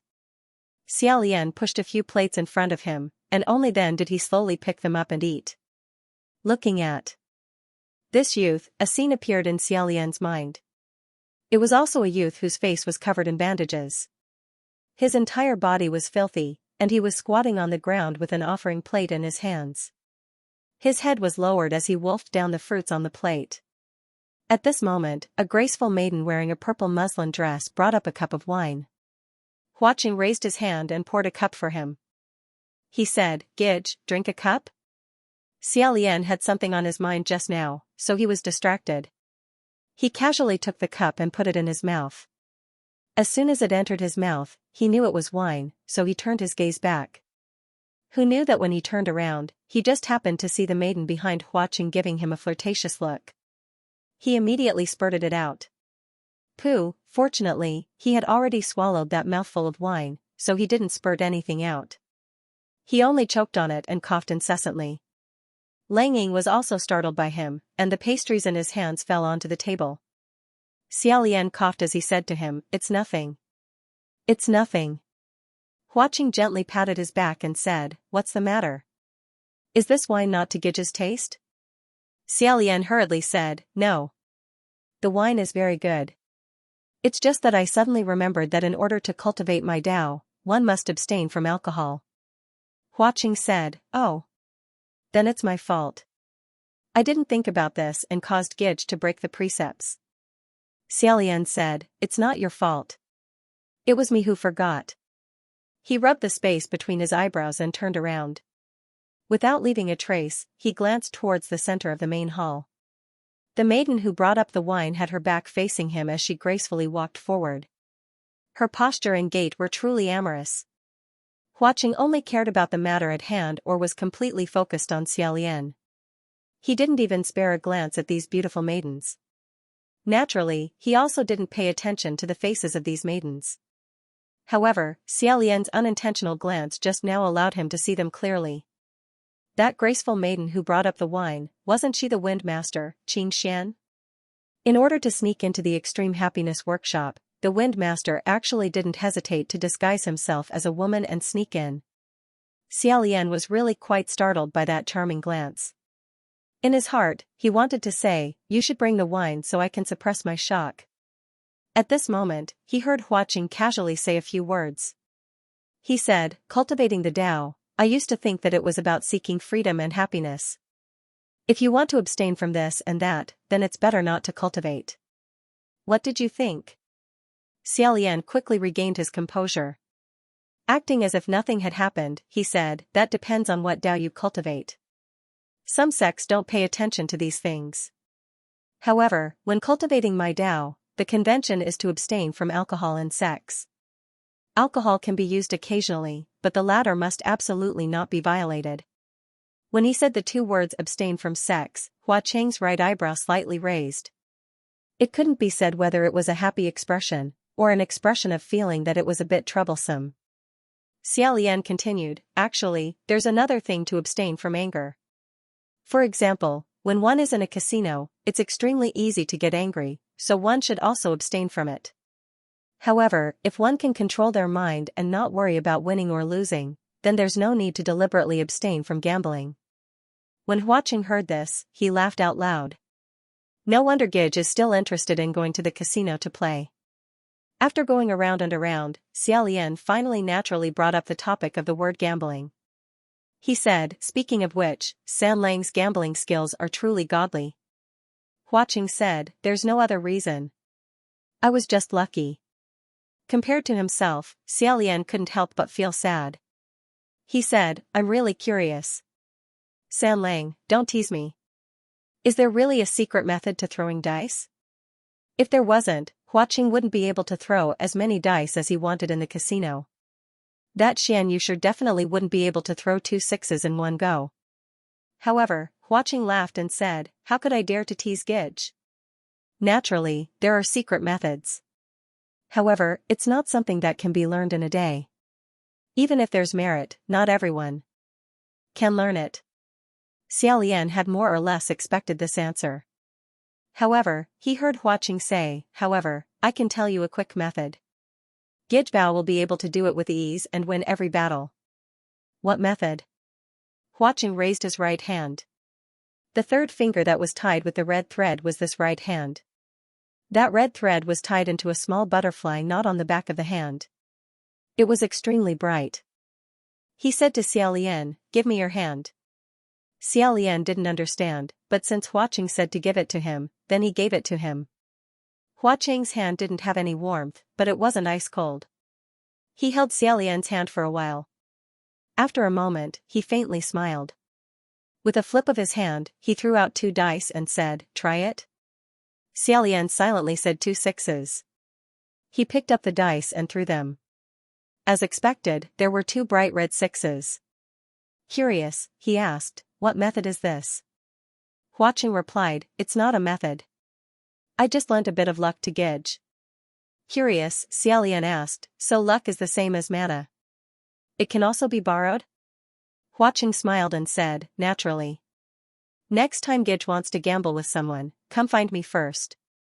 However much you want, I'll lend you. I guarantee that my opponent won't be able to turn the tables for 100 years. The two of them faced each other and randomly played a few dozen rounds. After Xia Lian confirmed that this was indeed the case, he said that he was a bit tired. Huaqing first ordered someone to help Langing settle down before he personally brought Xia Lian to rest. After watching the figure in red slowly walk away, Xia Lian closed the door and sat at the table, holding his forehead. The more considerate Huaqing was, the more Xia Lian felt guilty. He thought, San Lang really treats me impeccably. I hope this matter really has nothing to do with San Lang. After I find out the truth, I'll immediately apologize to him. After sitting for a while, he heard someone calling faintly from outside the door, Your Highness. Your Highness. Your Highness the Crown Prince. Hearing this voice, Xia Lian immediately went to open the door. The person outside the door suddenly jumped in. Sure enough, it was Xianxia with a female appearance. She was still dressed in the Ghost World girl's attire. She wore a light but not vulgar gauze dress, and her waist was very slender. As soon as she came in, she rolled on the ground and turned back into a man. She covered her chest and said, Suffocation. Suffocation. My God, I'm going to be strangled to death by this thing. Xia Lian closed the door behind him. When he turned around, he saw a man wearing a bewitching purple gauze dress lying on the ground and tearing his chest and waist. He couldn't look straight at him, so he covered his eyes and said, Master Feng. Master Feng. Can't you change back to your original white Taoist robe? Xianxia said, Am I stupid? Wearing a bright white Taoist robe in the middle of the night, to be a target for others to hit. Xiaolian thought, no. You're dressed like this, in a sense, you're an even more eye-catching target that people want to hit. He squatted down and asked, Master Feng, how did you sneak in? Didn't we agree to gather in 3 days? Xianxia said, what can I do? I asked around on the way, and everyone said that Your Highness the Crown Prince was sent to the paradise. Isn't this paradise the nest of the Ghost King? When I heard this name, I felt that this place was definitely a den of debauchery. I was worried about your safety, so I spent a lot of effort to sneak in. I was really unlucky along the way. I was either dragged by aunties and little sisters to make faces, or I had to endure humiliation and dress like this. I've never made such a huge sacrifice before. Xiaolian thought, Master, you're obviously enjoying it. He said, where's His Highness Tai Hua? Master, leave him alone outside, don't let anything happen to him. Xianxia tore off his chest and finally caught his breath. Paralyzed on the ground, he said, don't worry.